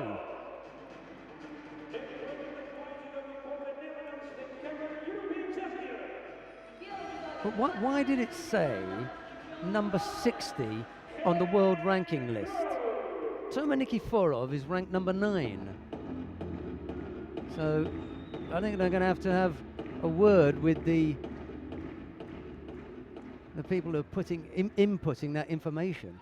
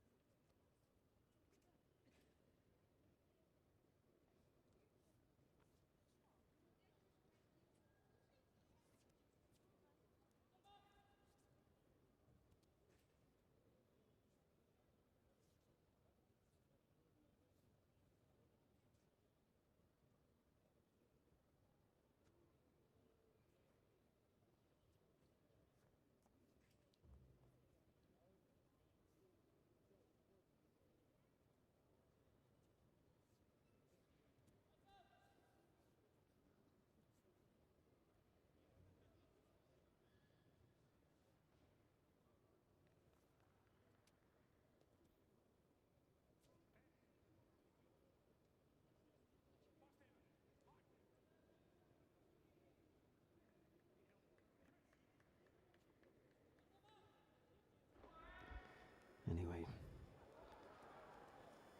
we all have a really good idea that Nikiforov is a lot higher up than 60. Shido apiece at the moment. Grol and Nikiforov.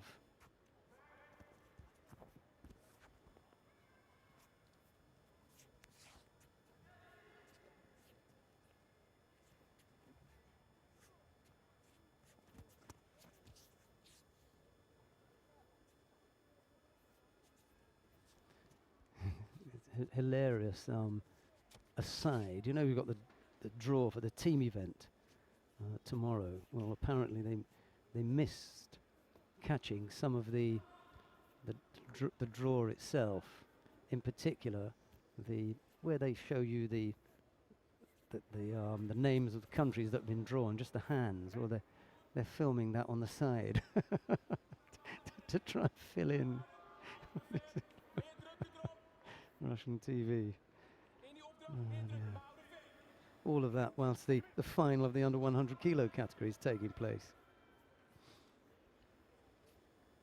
Second penalty picked up by Nikiforov as he reaches around the waist with that left arm to try and threaten Grohl on that side. Grohl is up to defending against it, however, and Nikiforov has to bail from that particular line of attack. He got close to the edge there and cleverly threw in that little drop Seoinage, which broke up Grohl's attacking effort on the edge of the mat. Mind you, there's still 2 penalties against Nikiforov here. Plenty of time, 2:20 odd left to go.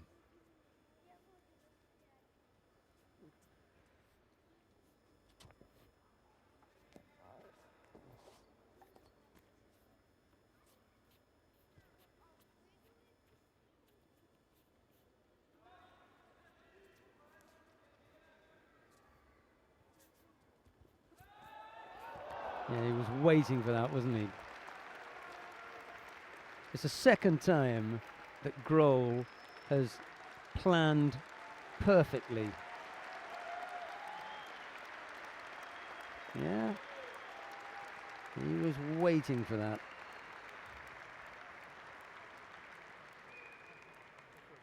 He took care of Viniashvili in exactly the same way. He just waited for Viniashvili to attack. Now, Nikiforov's a different kettle of fish because he's been around a little bit longer as a genuine 100 kilo player, and I'd suggest that he's got that kind of strength in the weight category that Viniashvili has not yet acquired. He's super strong, but not quite up to that, and Grohl timed it perfectly. Knew what to expect, was waiting for it, and finished off in style. There you go. Yeah, he reacted well, did Grohl. Henk Grohl, European champion at under 100 kilos. Nikiforov takes silver. That should lift him up from number 60, shouldn't it? Sorry, I shouldn't say that. That will lift him from his position of 8 or 9, depending on whether you're looking at the Olympic qualification list or another. But 8 or 9, that's where Nikiforov is.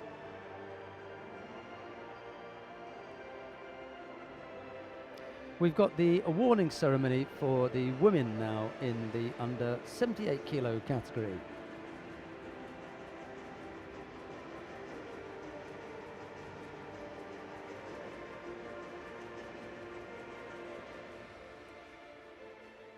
The medals are presented by the Vice President of the European Judo Union, Mr. Franco Capelletti. Bronze medalist for Germany, Luisa Malzahn. Bronze medals go to Luisa Malzahn of Germany and to Natalie Powell of Great Britain.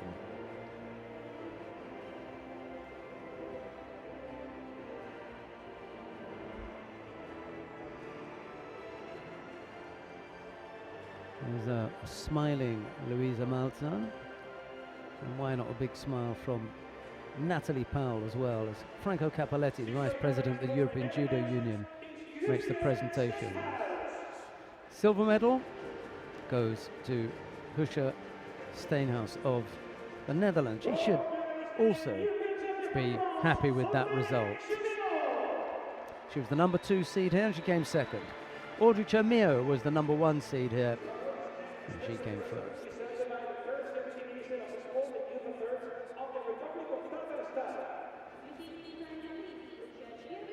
Well, it's a clean sweep for the number 1 seeds at the moment. Lipitiliani in the under 90 kilo category, Chermio in the under 78, and Grohl.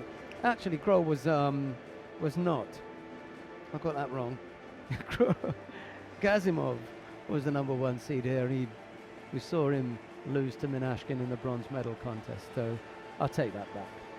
Let's forget that thread.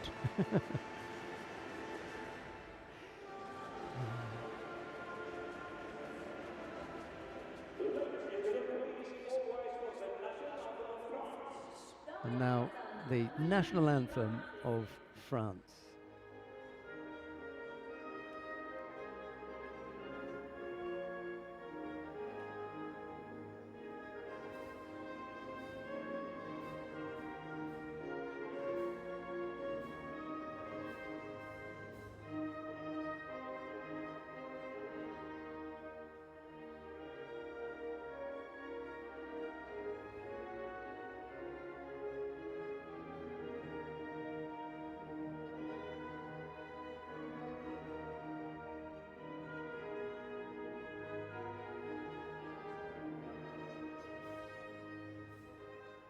Thank you very much.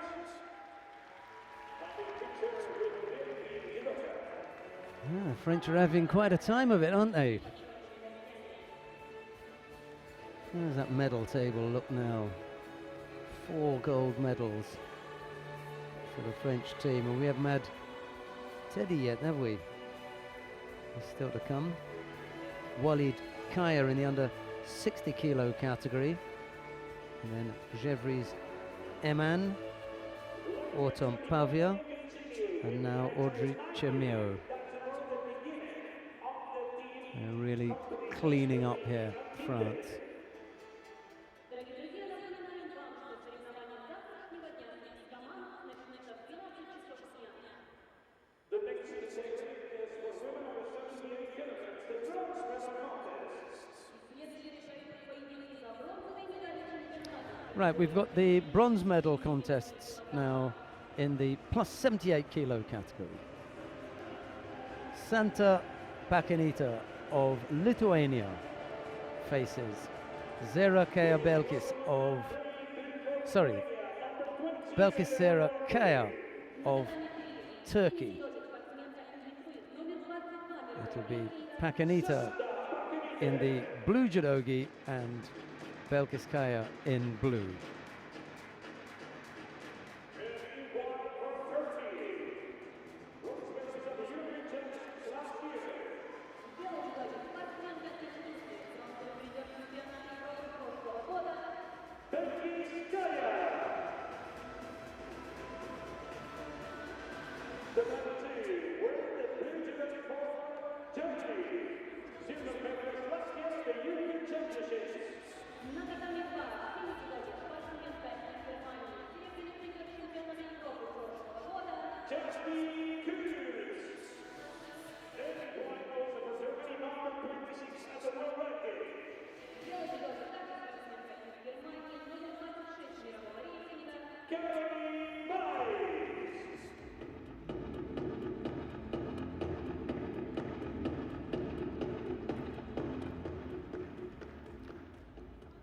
Vladimir Vostrikov from Russia is the referee in the middle for this one.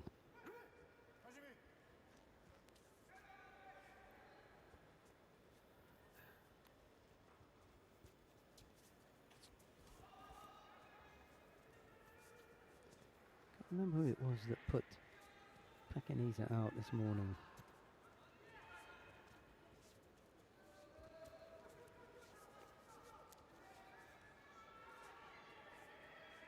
Caroline Weiss of Germany. Weiss also dumped Emily Andiol for Ippon in the repechage contest. It was a huge uranagi. Thumped Andiol onto her back. Pakinita now picks up a penalty for stepping out of the area.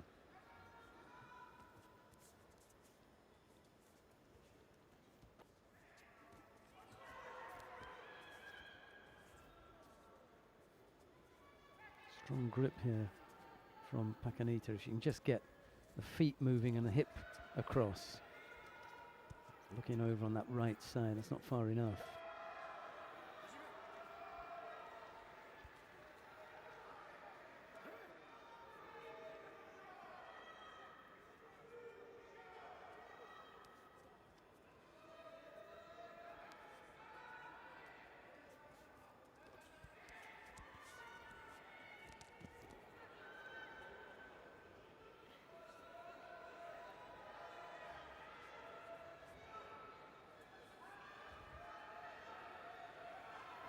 She's trying to free the leg, but she does now, and the osaikomi is on.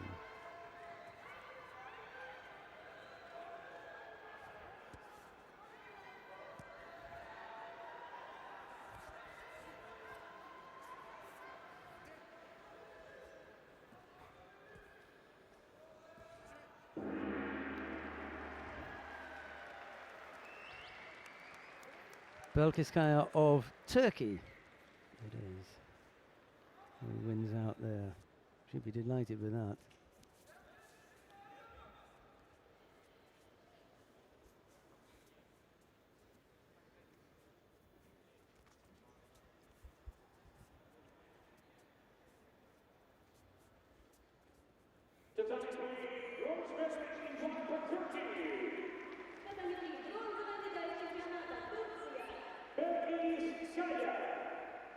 For the second time in a row, bronze medalist at the European Championships.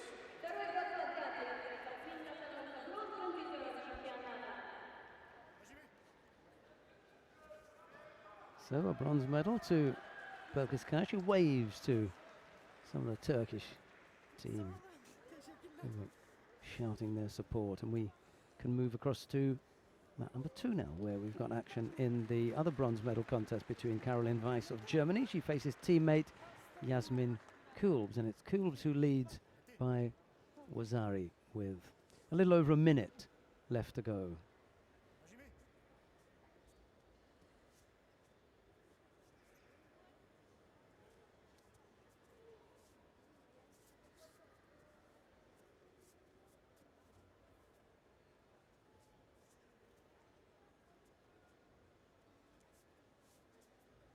She threw nicely earlier on, did Caroline Weiss, but she trails here by Wazari.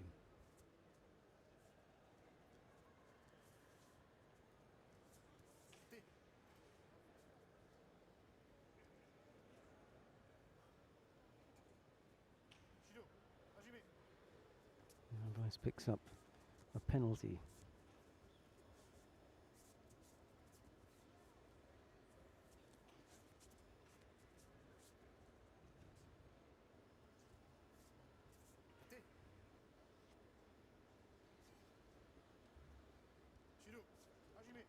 It'll be Kulbs who will be penalised this time round for an overly defensive posture. Just looking at the clock there and trying to run out the time.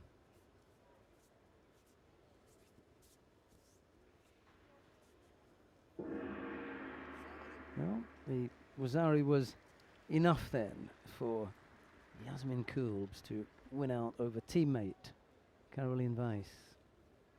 5th place finish for Caroline Weiss and a bronze medal for Yasmin Kulbs.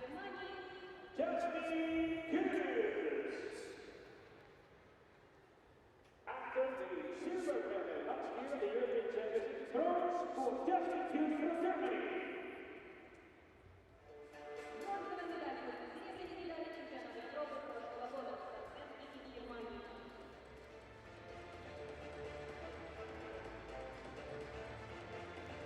Komiyashi bringing down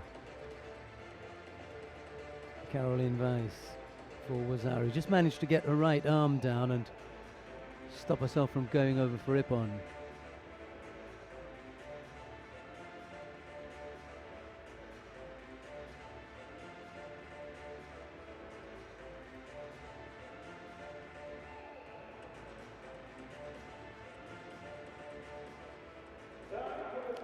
We've got the final of the plus 78 kilo category.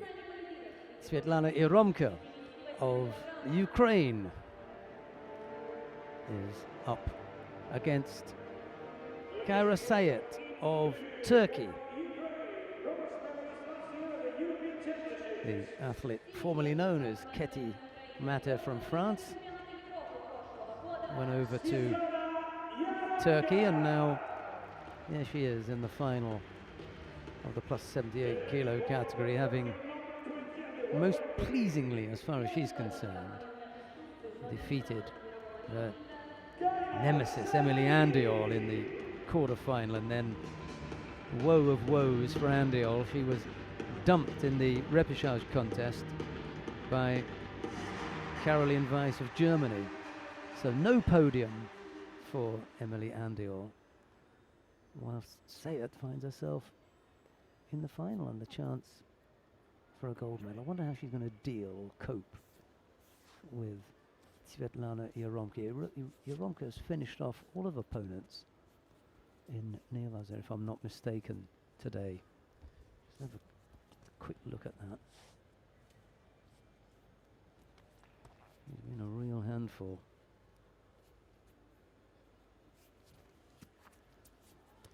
And a first round bye.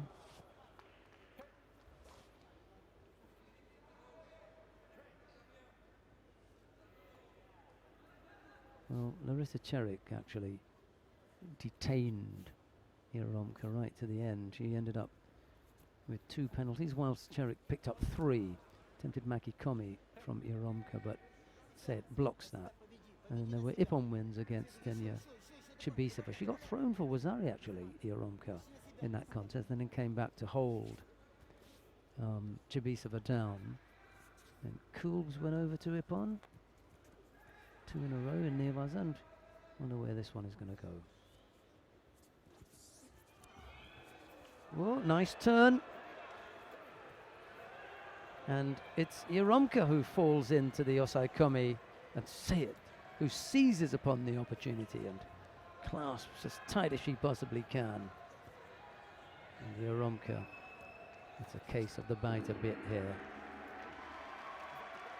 And having won her last 2 contests in Nevaza, this one also finishes in Nevaza. Unfortunately for her, she's on the receiving end this time round. And it's a gold medal to Kaira Sayat of Turkey. Problems for the Turkish team to sort out who it is that they're going to select. We've got a bronze medal, a bronze medalist on the podium, and a gold medalist. Well, it's up to them to work it out.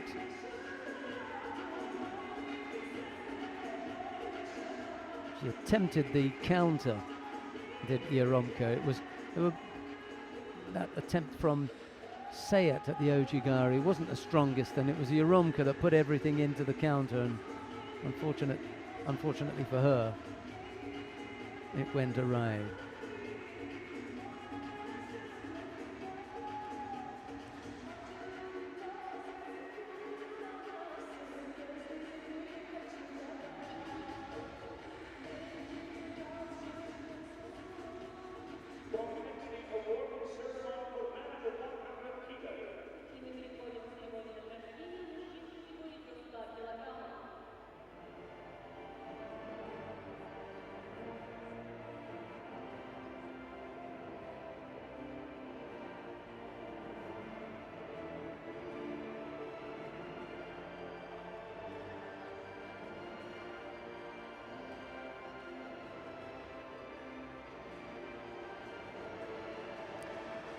Right, we come now to the awarding ceremony for the men in the under 100 kilo category. Very happy and beaming Henk Grohl is up there, smiling all the way up the podium.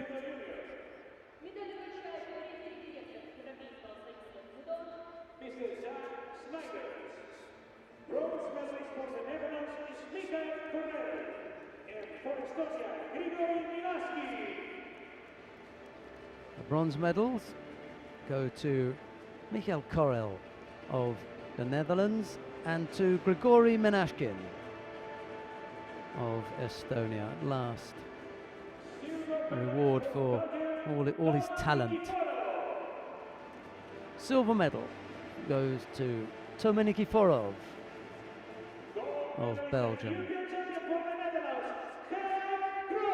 The gold medal goes to Henk Grohl of the Netherlands.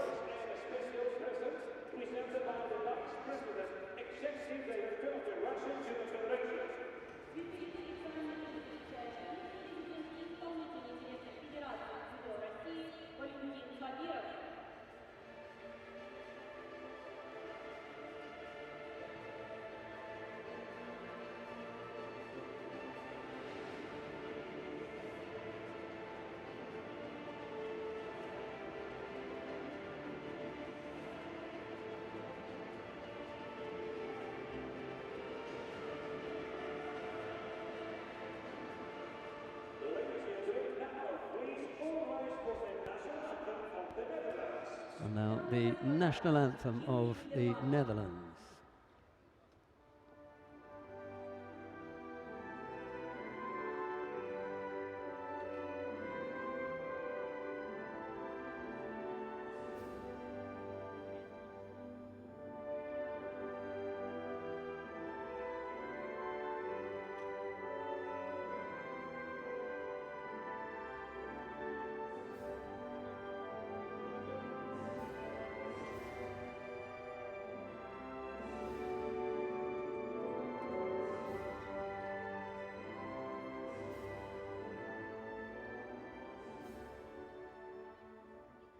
Thank you very much.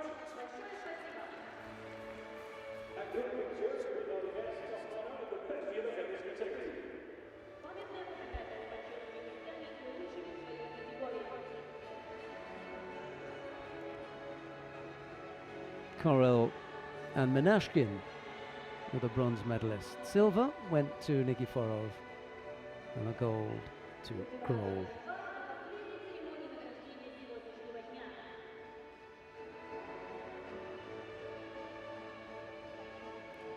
One more weight category to bring you on this final day of the individual competition. That, just to remind you that we'll be here for the team event tomorrow. And that category is the plus 100 kilo category. And the first of the bronze medals features Borbana of Hungary.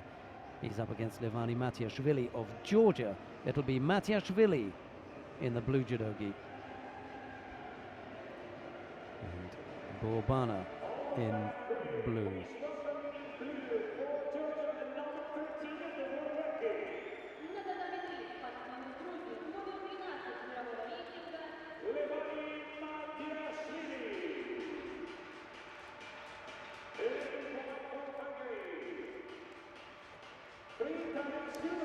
Right.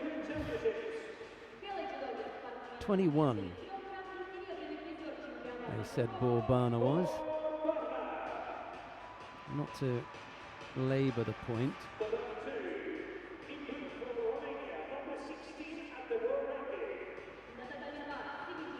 Borbana is number 5, so I don't know when they took the rankings from. You know, 21 in the world. No, it says it up there, he's number 5.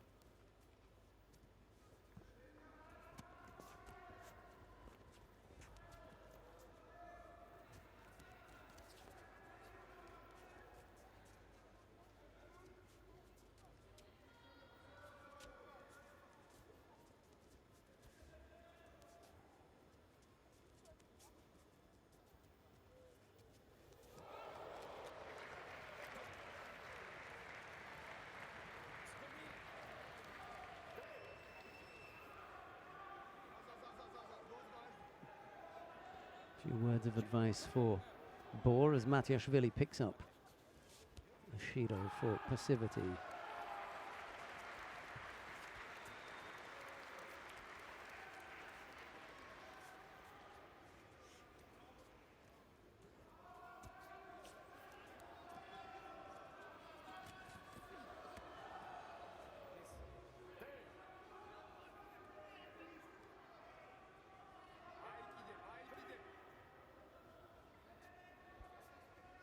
The number 2, bronze medalist in blue for Romania.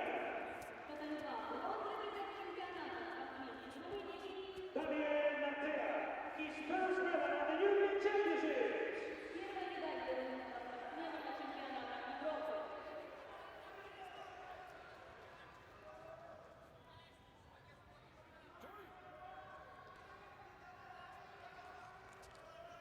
Bohr hasn't looked at his best today. There are a couple of athletes who, you know, just off the boil at the moment.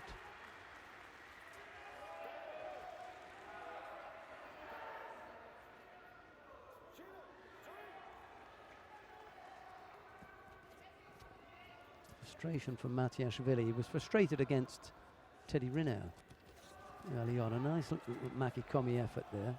Bohr thought about countering him, but Matiashvili just managed to get himself in the position to make it difficult for Bohr to bring that counter off.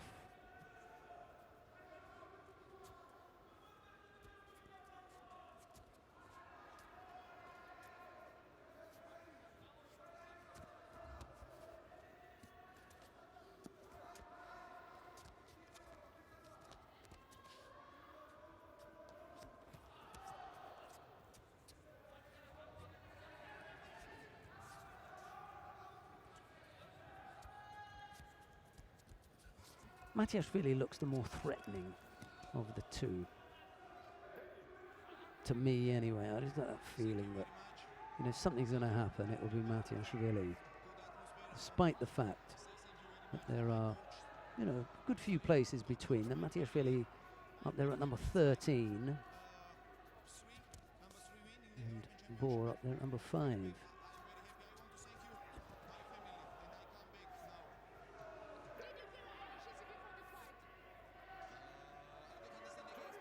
Krashvili is out of it, so Matiashvili will close that gap now from 13 up to 11. That's the difference.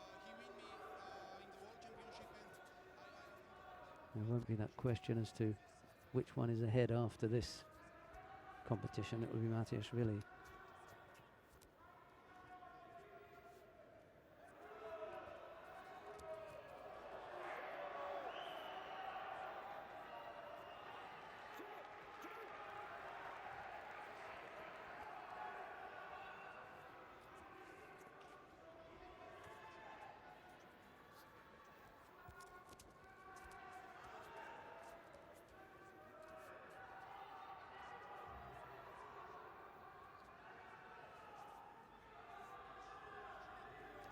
Second penalty picked up by Bohr. Minute 13 left to go. Untidy from Matiashvili. He needs to get himself in good order. He can't afford to let Bohr back into this now. If it's going to end on penalties, then don't give anything up. And rather than that, come up with a scoring technique.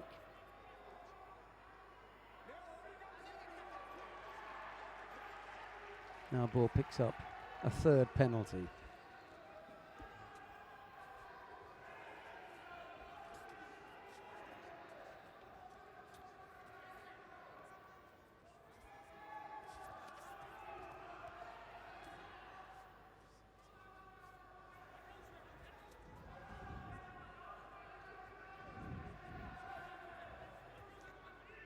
Hi, Shadow. It's not. And a very warm welcome back. It's not. It's not looking good for Bohr, is it? No, you know, we were talking about some fighters giving away the contest, and you know he's been around a long time, Bohr Bana. He's got to know better than that. You know, there's no score. Yes. There's no score in the contest, and you know, the one who remains without a penalty is going to take it. And he's picked up 3. Matiashvili just the one. He doesn't look like, you know, Superman, does he? You know. No, but he's got he's done a terrific job in. Yeah, in but the I mean, semis. fitness-wise. Oh, you know, neither of them are on top. No, neither of them are. But you'd have to go with Bohr to give you the possibility of being a fitter athlete. He's more close to athlete size than Matiashvili absolutely. is. And he's let, you know, Tubby More roll him around. experienced, You know, yes. it's not right. You know. No, I totally agree with you. 100%. And he's got so much more experience. He's fought at much higher levels than Matiashvili. Got, you know. Yes.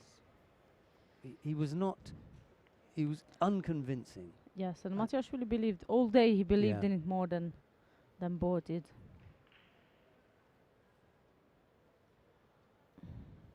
He's too nice. Borbana.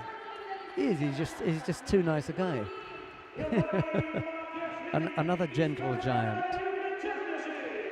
Levani Matiashvili it is, who wins out over Borbana of Hungary. The other bronze medal contest, by the way, was won by Daniel Natia of Romania.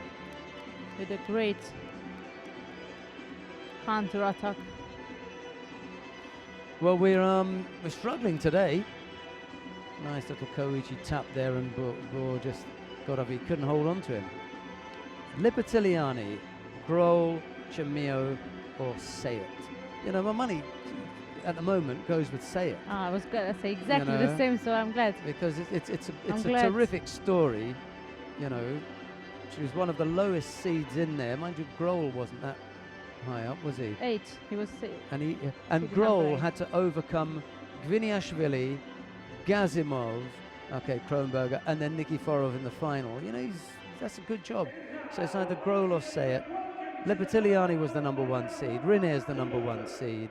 Chermir was the number 1 seed.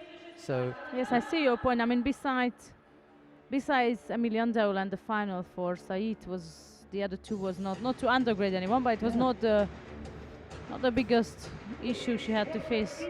No, the biggest issue that she had to face was the winning of the gold medal itself, you know, as opposed to the opponents. She beat everybody that she was supposed to. She came here, she has no control over the seeding or anything, so we'll look at that. We come now to the final of the plus 100 kilo category. Teddy Riner of France faces Or Sasson of Israel. And if I haven't already told you all at home, it was me that told Or Sasson, get out of under 100 kilos, move up to plus 100, and you'll do it. That was years ago. And he gave it a go first and then went back down, and I said, you haven't given it long enough, and he went back up, and now almost every time he sees me, there's a beaming smile and a big, massive hand. He's got massive hands, massive handshake, as he enjoys the fruits of his labours at plus 100. And you know, after seeing the semi-final against Matiashvili, and that's I'm talking about Teddy Riner now, and seeing the semi-final of Or Sasson, with Natia. I was a bit like, I was telling on the live stream and on the TV and the television that don't put your money yet fully on Teddy Riner, because I'm afraid I have. Yes, you did. Yeah, with that sleeve, you did. Well, but of what I've seen on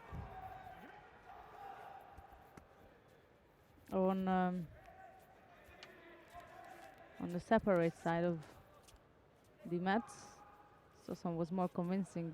Matiashvili gave a good workout to Teddy Riner in the semi-final. He did, actually.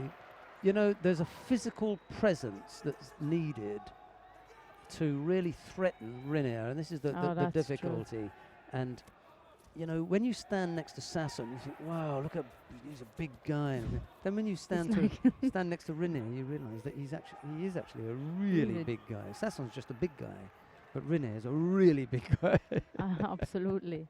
He's a giant, as they call him.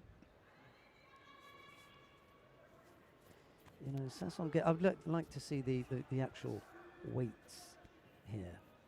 You know, see how much, because he's not much over 110 or 12. I assume so. Sasson.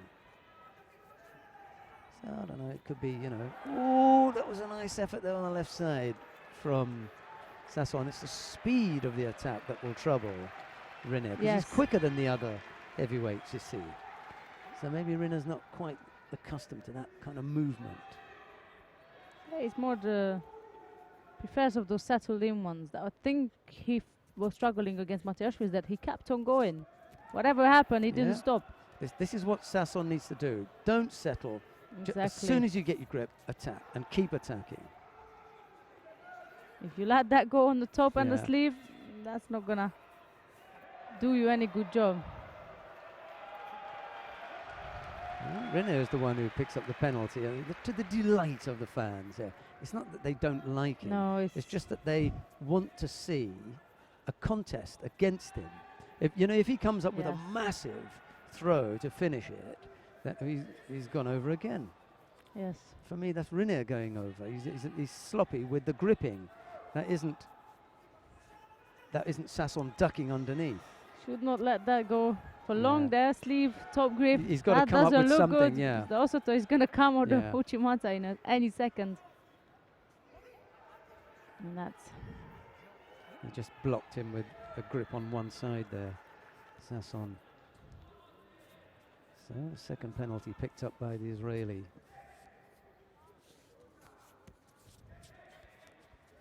going to have to pace it up because now he's settled for Teddy Rino's pace. He settled into that Yes. pace and Yeah. that's again a one-sided grip there. Settled into that pace so that from that moment it's gone. If you let Teddy to dictate the speed of the contest, you can only hope not to get thrown, but you will be defeated by penalties then. What Sasson hasn't been able to do is to find attacking opportunities from Rinne's strong grips.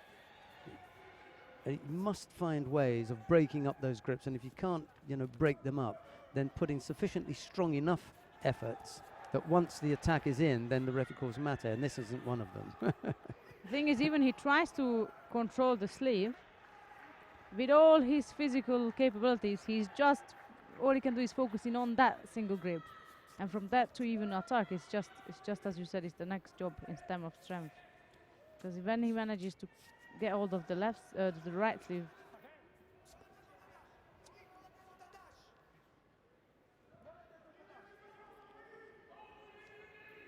Israeli coach has been sent out from the coaching chair. And we got still a minute and a bit left. And really strong kumikata from Teddy Riner. See, this is all he's got to do. He's just got it really strong, and then they collapse. Yes. Then there's nothing that the referee can do but to penalise them. Absolutely. It's a shame if it ends up They can't feel sorry. That's like this, yeah. But your opponent is stronger than you. But yeah, he slowed down. At the beginning, he was up to pace. And I think that's what he's supposed to have to keep up. I assume that's not gonna help. he's spent now. The drain, the physical drain on Sasson having to face Rinne is quite something. Just hasn't been able to. That top grip, look. He hasn't been able to come up with the kind of threat. He run out of fuel now. You that can he did see. in the first minute. After Yes. that, he never moved Rinne. Just manages to turn onto his front there. So really, it's the first big attack that we've seen from Rinne. Oh. But credit to his soul and his determination. He really wants that. Just the physical. Yeah. Just give him a little bit of a roughing up there, Rinne. That's on then. Gave him a nudge at the end. It's all in good spirit. That was And then Rinne put the arm lock on. standing arm locked him literally. Yeah. But that was a good shot. Yeah. Something like this could get him out of balance only, I think. With no chimatas and no other kind of techniques will ever get Teddy Riner falling over, I think. It's the speed, I think, that's going to trouble him. He's not accustomed to fighting, fighters that are that quick. But he lacks the physical power to threaten Rinne, and that's got to come with it as well. Because he was in quickly, but there was nothing. There was nothing when he got there. Yes, no, And totally. Rinne just ripped his arm off at the end. So what are you saying then? Is Riner or Sayid or Ukro? Or we're gonna wait and see and decide and surprise you later on today. Well, we've got the two awarding ceremonies. Here's the finish there. that's Stepped right. off the Ouchigari. That was good effort there. See, he's just left his arm there, and now, he had to tap out.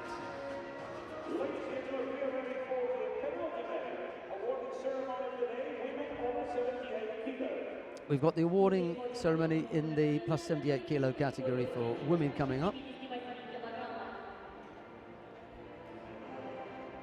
So, I'm going to have to leave Sandra Zaghetti with the conundrum, but it should really be on, you know, the overall best performance during the day. And who impressed you most? Lipatiliani? On overall, Yeah. the Polish fighter. No, I mean, I for- can't- as who from the came out gold from the medalist. gold medalist, yeah. Well, definitely I don't have anything special with Chumao No. today, neither with Lipataliani. Okay. So that, I mean, number 1, number 2 seed was in the final. Either one or the other would have gone. If Toth was winning, then maybe I would keep him in the business. But for me, it was good because Well, she knocked off the number 1 seed. yes, and Dior. then she knocked off the number 2 seed in the final. 1 and 2, say it. End of story. Renier, Riner it's is not because I don't like him. with you know, I like the Shields, guy, but with you know, Shields, yeah, I'm not. exactly, I'm not yeah. impressed with that. With you Right. mentioned Grohl about Yeah, well, taking out Becca, Gviniashvili and Gazimov, Gazimov. That's pretty good. and Nikiforov. So, I mean, Nikiforov He was in is the top 8. number 7, Yeah, and he's yeah. 8. So they are quite close to each other. Becca is a big name for us because we But know what he's capable of doing, but unseeded he's in the not seeded. competition, So yeah. we can't just because he's who he is, or why because we like what he's doing. So yes, I think we got the. Two Because, Turkish fighters are on the podium there. Belkiskaya took a bronze medal, as did the German Yasmin Kulbs. A silver medal. She was really overpowering. Yeah, Karolina Caroline Weiss in Weiss, the- in the- silver medal went to in the Svetlana bronze contest. Jaromka. And the gold went to Kara Sayat or Keti Matter, as was.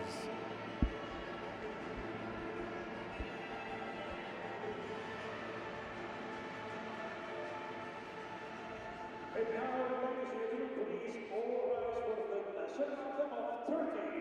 Дамы и господа, просим вас встать и включить национальный гимн Турции. And now the national anthem of Turkey.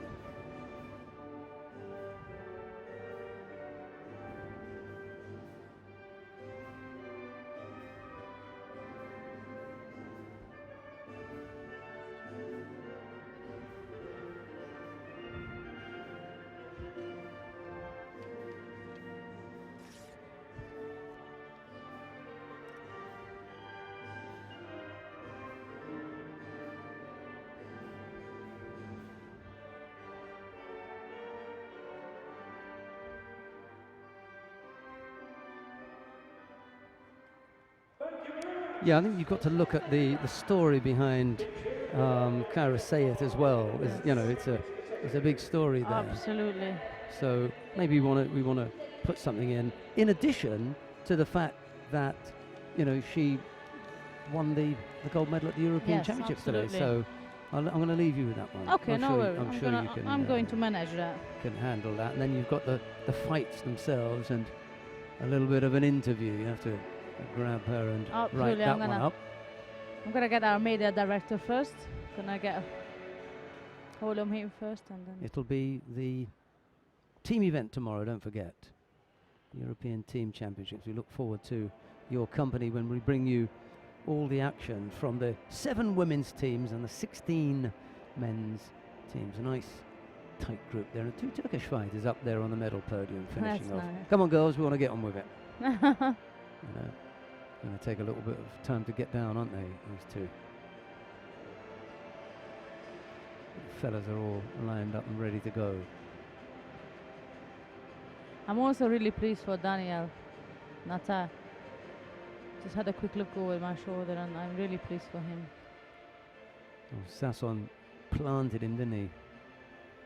And then in the bronze medal match, he actually came back and did a number on Alexander Gordienko of Exactly. Ukraine. That was a good win.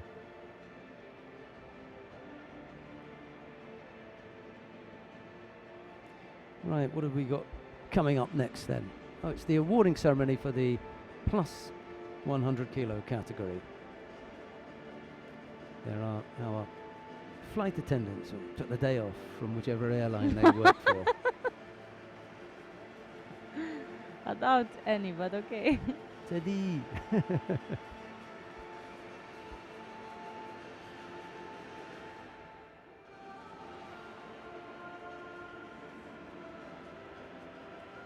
Is Emery Clapperson one of the photographers? With a picture of Yad and Gabi. The crazy Hungarians there. Sabo and Gerczak. There's Emily Andiol. She missed out on a podium place. On the left-hand side, there was Audrey Larissa, who used to fight at under 52 kilos for France. Matiashvili makes his way up the stairs as Mrs. Rinel watches on.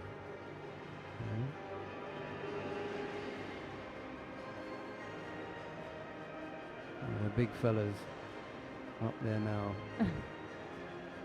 Some really big guys in that lineup.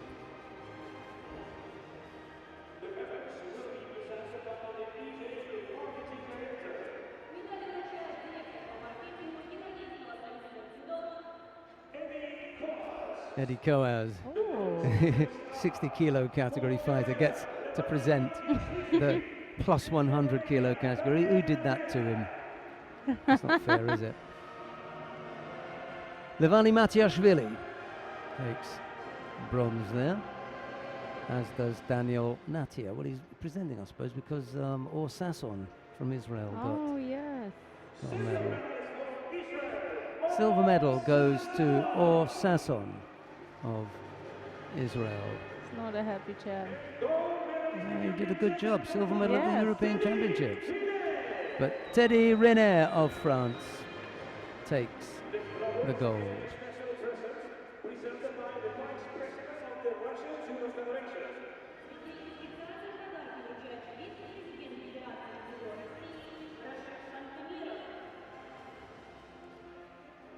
And yet another reminder that it's not all over yet. We will be back here tomorrow with the team event. So.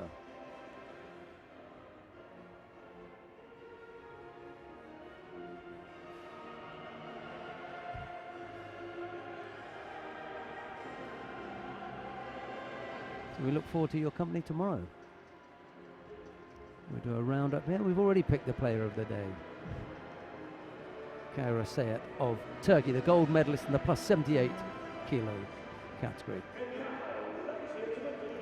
And now the national anthem of France.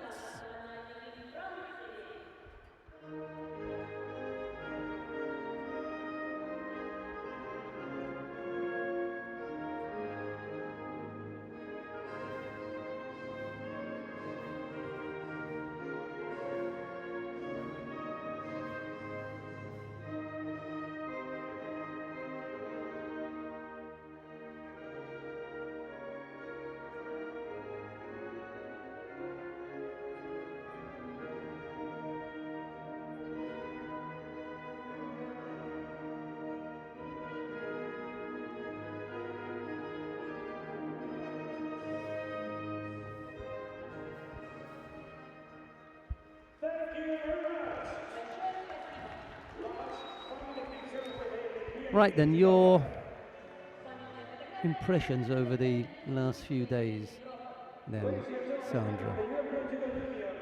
I like the fact, I mean, it's not the right word to say probably that I like the fact, but I always like to see that it's not boring, you know, it's not always the same people on the podium.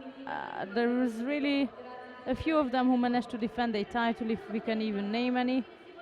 And this is what I like about not just the Continental, every tournament, but you know, Continental you only have once a year. That's why it's so special. But the Grand Prix and other stuff you go almost every weekend. So, of course, the lineup there is changing. But I think it's really special to see, and I'm really happy to see players being able to prove and progress to themselves, to see them on the podium. It's really, I'm really happy for them. And yeah, that's what I would take is that we've seen a lot of disappointment, especially today. How many number 1, 2, 3, 4 seeds gone out first or second round? Incredible. That's the beauty of the sport.